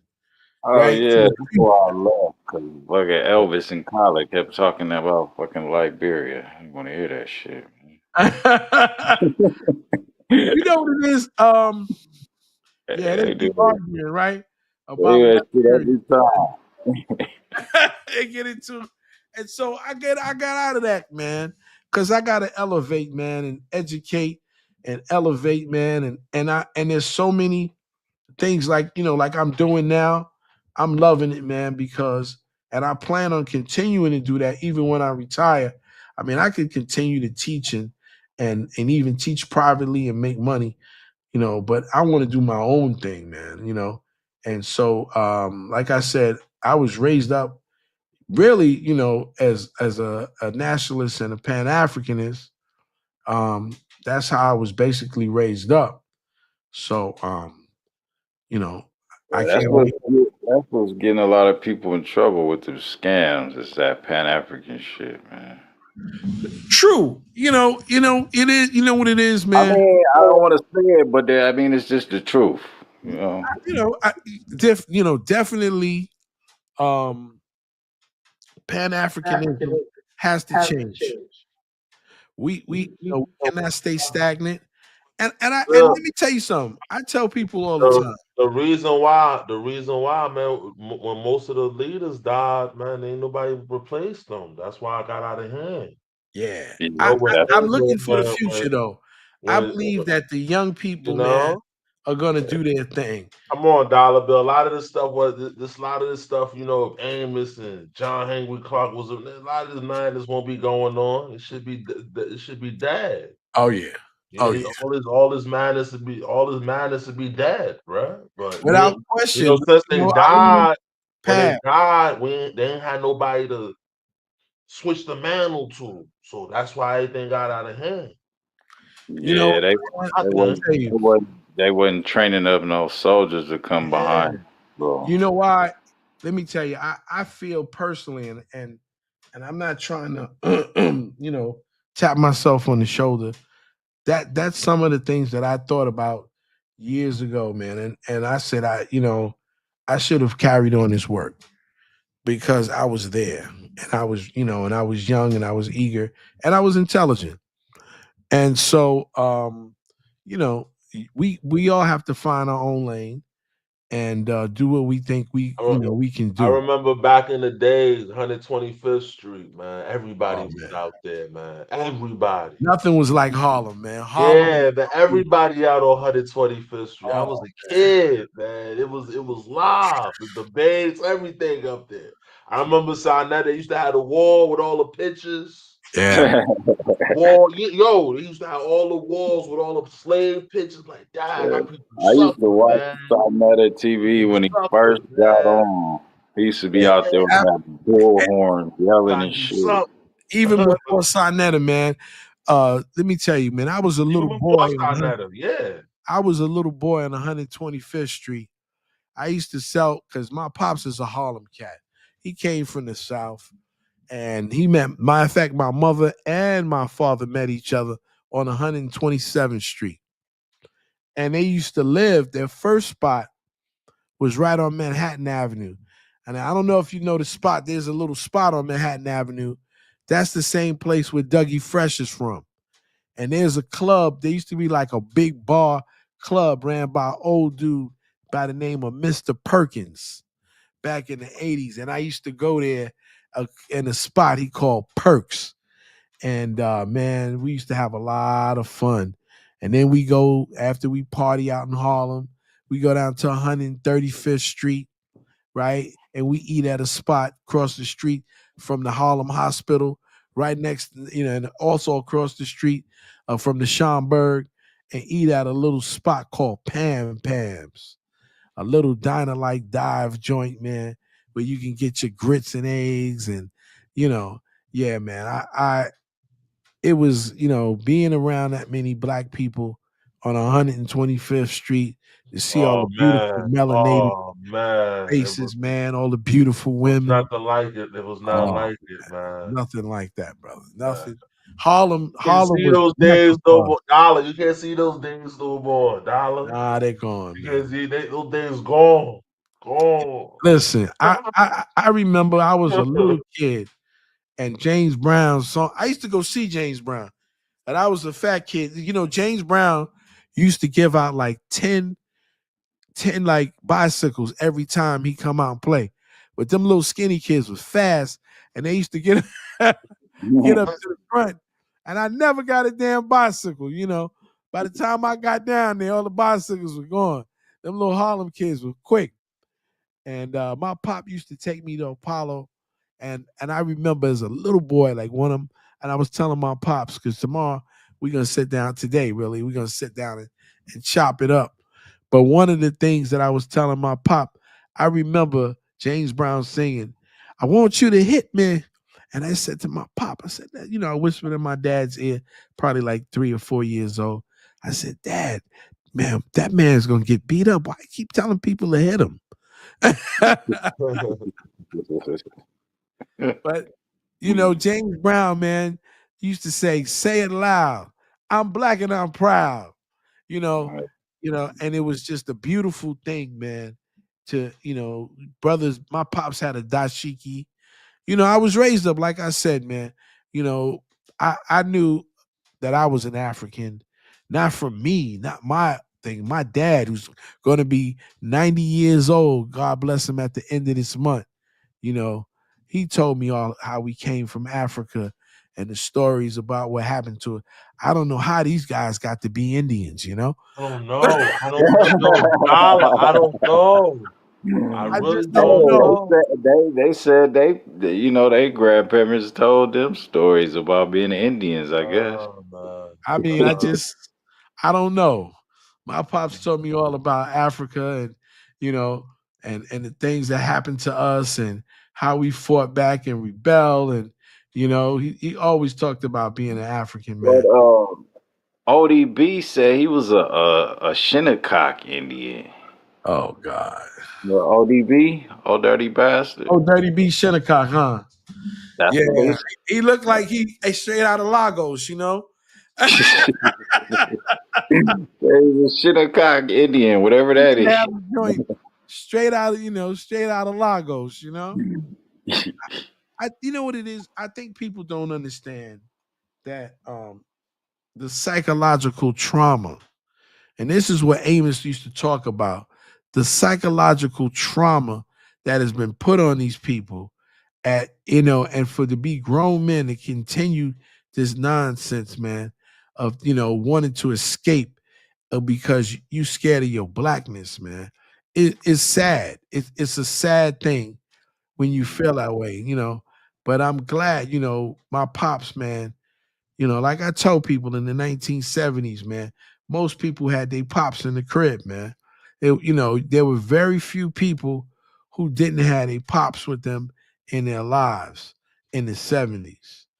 And so, you know, when the breakdown of the family and these social workers started giving these young girls incentive to get on welfare so they wouldn't have to listen to their mothers and fathers anymore, they could emancipate themselves. And this is well documented. So when I said this once on the show, I said, listen, man, I used to work for the department. Listen, my first job was working I worked for HRA, Human Resource Administration. My first job was inside of a men's shelter. And the white woman, okay, who was my supervisor, Leandra Barberi, she told me all about it because she was a young white girl coming out of school a decade or two before she was my supervisor. What they were told to do: break up black families and encourage young black girls to get on welfare. They would get them an apartment. They didn't have to listen to their mother and father. They could have a baby and emancipate themselves, but they couldn't have a man in their house. Yeah, that was the whole plan, to destroy the family, the black family. Something out of Claudine, but it was real. Yeah, you know, it was real. And so people don't understand the psychological trauma. You know, I got a kid, man. This young brother in my class, man. I mean, he just came to school, brother. He just came to school and he can't read or nothing, man. And I'm saying, damn, I'm hoping, man, that, you know, I had tried to get him into a program. And one of the ladies said to me, Oh, I'm Yo, not gonna get him in the program. a dollar bill. A dollar bill. Not to cut you What's off. up? What's going on? What's going on with this saying these kids can't read and write? What the fuck Yeah, is you going got on? kids.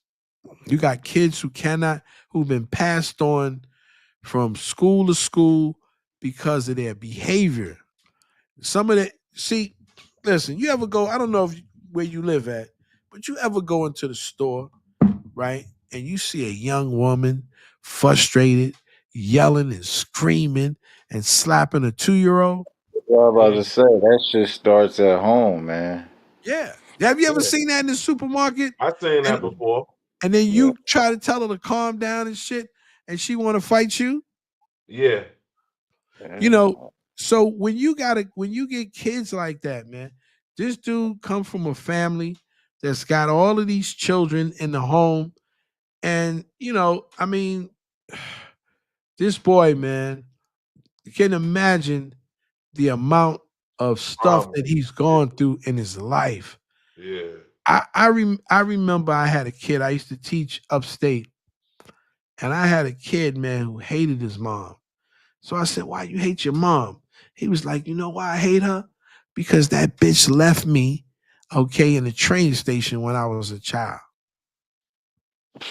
Damn, man. You know, Hey, you dealing with people with that type of trauma. Hey, you know know? Tommy Davidson, mama threw him in a dumpster. Yeah.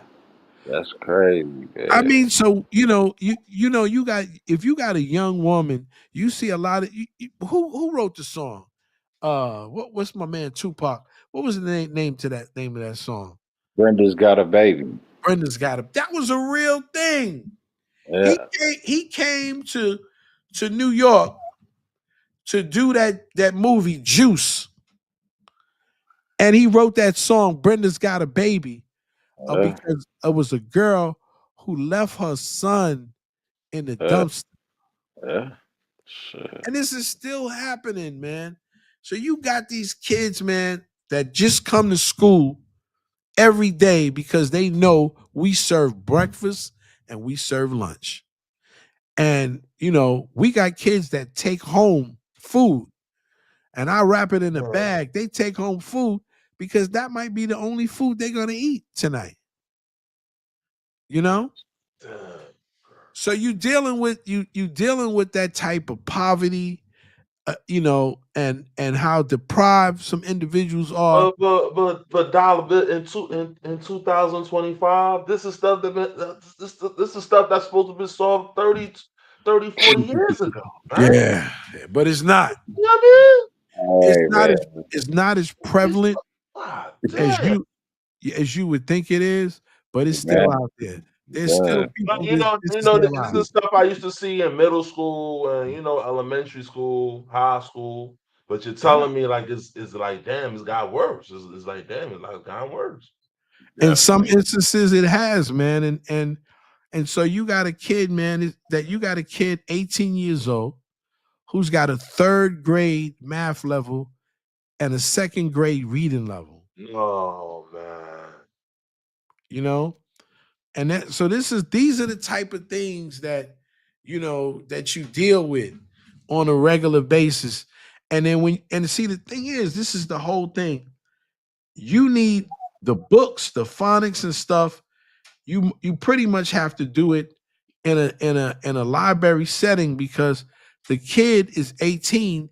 He don't want to read preschool books, but this is the books that he needs to get the foundation that he didn't get when he was preschool.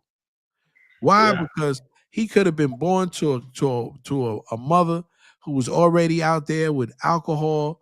He could have been a child of fetal alcohol syndrome, right? He could have been a colicky kid who cried all the time, and his mother was frustrated, and she went over to his crib and slapped the shit out of him. Kids who have had learning disabilities all of their lives, who cannot read to the 5th grade reading level. God damn. So, I mean, I'm dealing with that for 25 years. 25 years, man. And having to pull a kid out and have books because they don't want the other kids who are 18 to see them reading children books. So in your 25 years, what do you say went from bad to worse or better or what? I think it's man, I think it's a little better than it once was. And to be honest with you, you know what has made it better? Technology. Yeah. Technology has allowed people who cannot read and write to learn how to read and write better by looking and seeing that they can self-correct. You know, that they can produce sounds and certain things. So yeah, I think that it's gotten better. Like Dollar Bill, if I had it my way, man, I'll go to Africa and open up a school in Liberia to get people to learn how to read and write. You know, if I had it my way, I would take all of these kids that take life for granted, and even in their poverty, they have so much more than some kids in Africa that something would click in their head, in their mind, and they would say, "Damn, I got to do better. I got to do better." You know, like Scared Straight. Bring them to Africa for like 3 weeks or a month. Yeah, they need that. They need that connection. And I always tell people, I said, I had a conversation once, and I might have said it on air before. So I was in my like early 20s or 30, and I was going home one night, and this was before Uber and all that.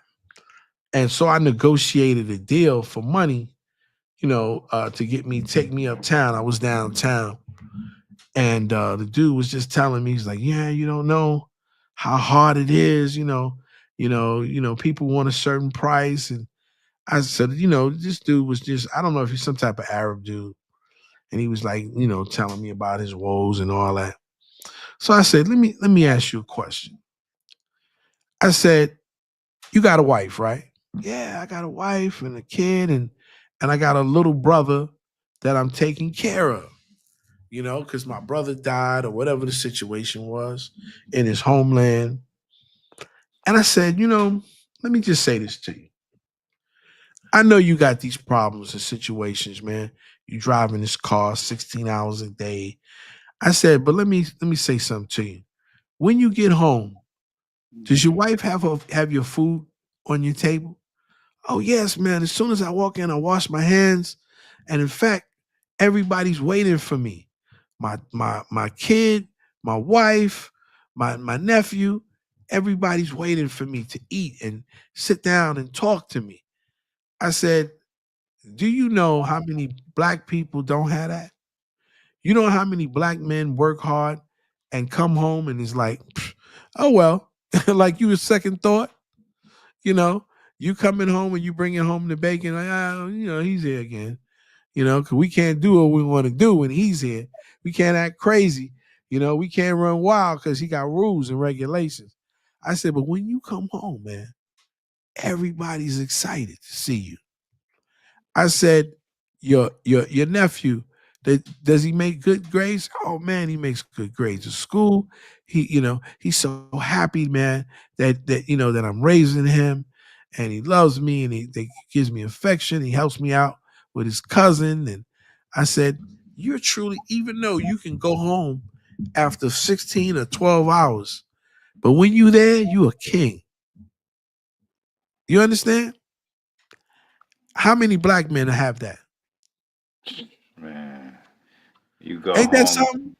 Isn't that something, right? Not much. Motherfucking World War III when you go home. You got to go home and deal with somebody with a big mouth running their mouth. You got to deal with kids who, they don't want to listen because you setting the precedent. You trying to correct them and make sure they go in the right. Listen, I remember my daughter who's going to be a PhD. I'm very proud of her. But I remember I used to keep her up at night at the table. Because see, that's how my mother told me in the old school. My mother taught me how to read and to write with a belt in her hand. My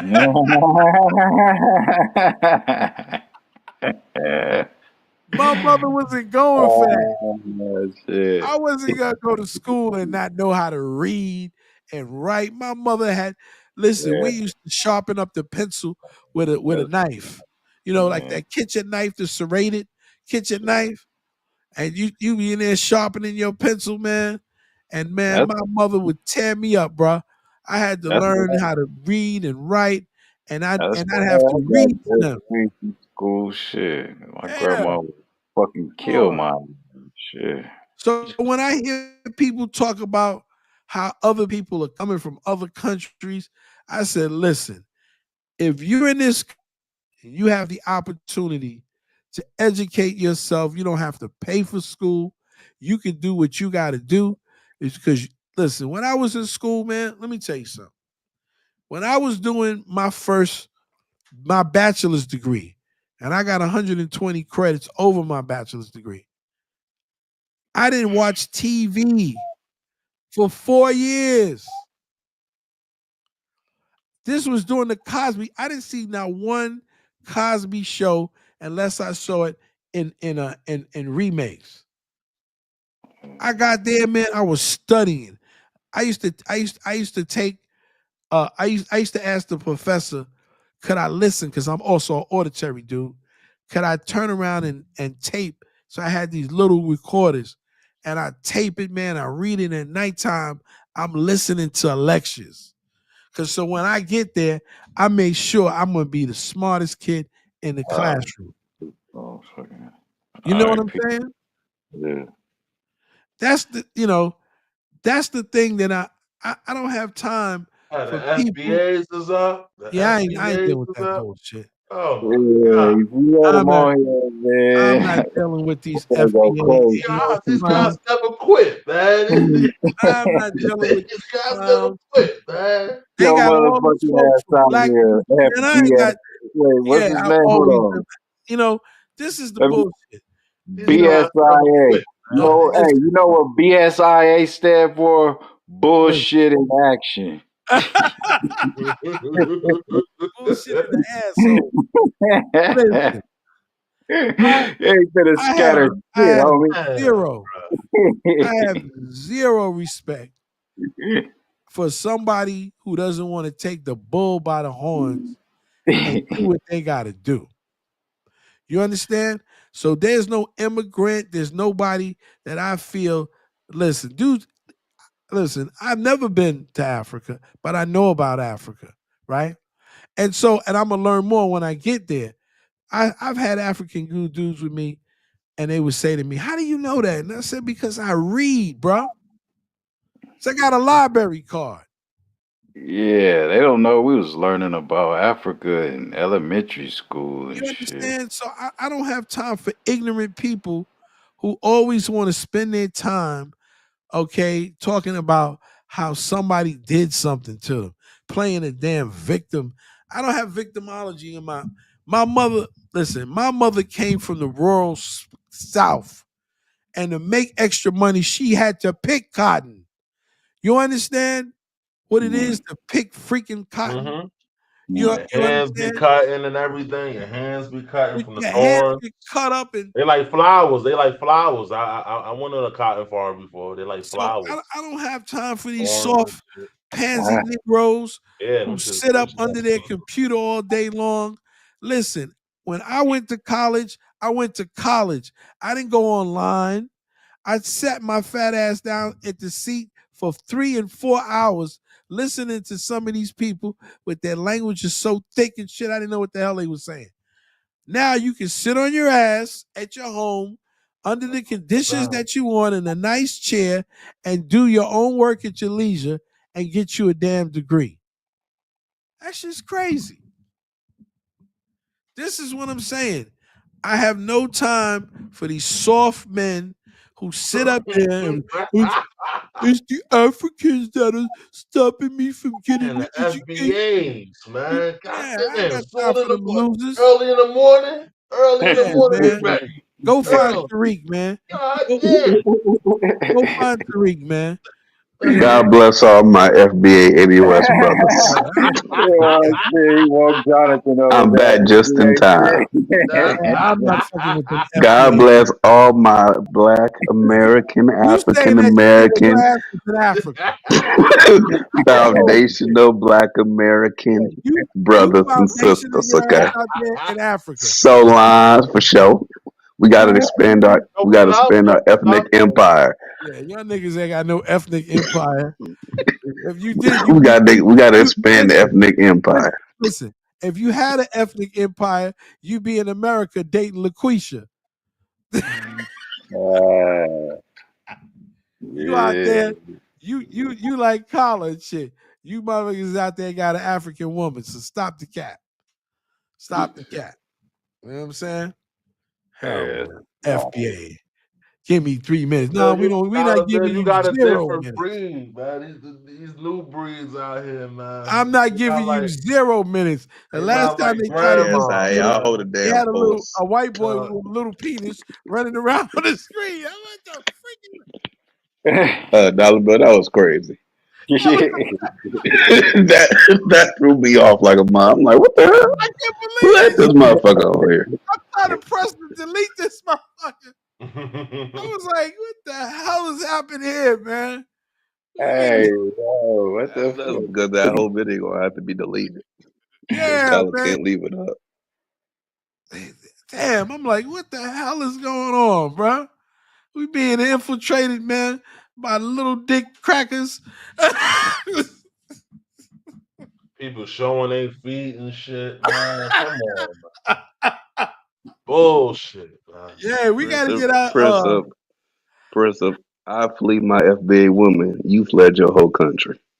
Hush. Hush. Yeah. I still see my FBA woman. You don't see your country. We ain't the same. I ain't arguing with nobody about shit, man. I feel good, man. You the Ubuntu king. You can't argue no more. I gotta carry the load by my damn self now. Shit. Don't forget. Yo, Principal be tripping in the chat room, man. And subscribe. They go Chuku, man. If Dark Migo was in there, he would have kicked him. Dark Migo would have got him. My kids 100% Haitian. No, they're not. They ain't never seen Haiti before. Who? Prince of kids. My kids 100% Haitian. Ain't never seen Haiti before. Neither have you. Cut it out. Jonathan said you please the FBA women. Oh man, I told you I had a fine ass. Yeah, word is born Haitian, man. I had a fine ass Haitian. She was Haitian and Panamanian. Oh my gosh, she was gorgeous, man. You got to come up here and explain why Haitians hate themselves. I'm not Haitian. I'm Hausa. I'm not Haitian. I'm Yoruba. I'm not Haitian. Motherfucker, you weird. Hey, y'all give up a whole good history to claim some shit y'all ain't got no real connection to, other than some shit that y'all just want to have a connection to. Wow, shit, man. Come on up, Prince. Explain that bullshit. Drop the link. Your brother Roz Morris went to Nigeria, all the way up the north. Talking about he trying to find his roots. I'm taking the time. I got my new Ray-Ban. Meta joints, man. I'm taping my dad with the Meta. Oh yeah. Oh, that's nice. I want to see when you put those videos up.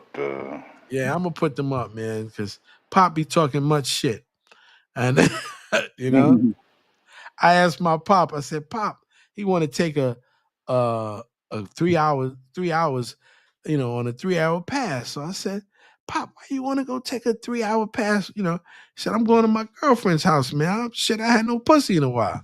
I was like, okay, Pop. Yeah. I said, shit, you still doing your thing at 90? I said, yo, God bless you. And he said, shit, I am. I ain't using no Viagra. I'm still hitting it. I said, shit, man, I hope I got your genes, bro. I hope I got them. So I'll be 90 doing my thing too. But brothers, let me go, man. Before we have this cracker try to screw up the video. Peace, my brothers. All right, peace. Later. Later.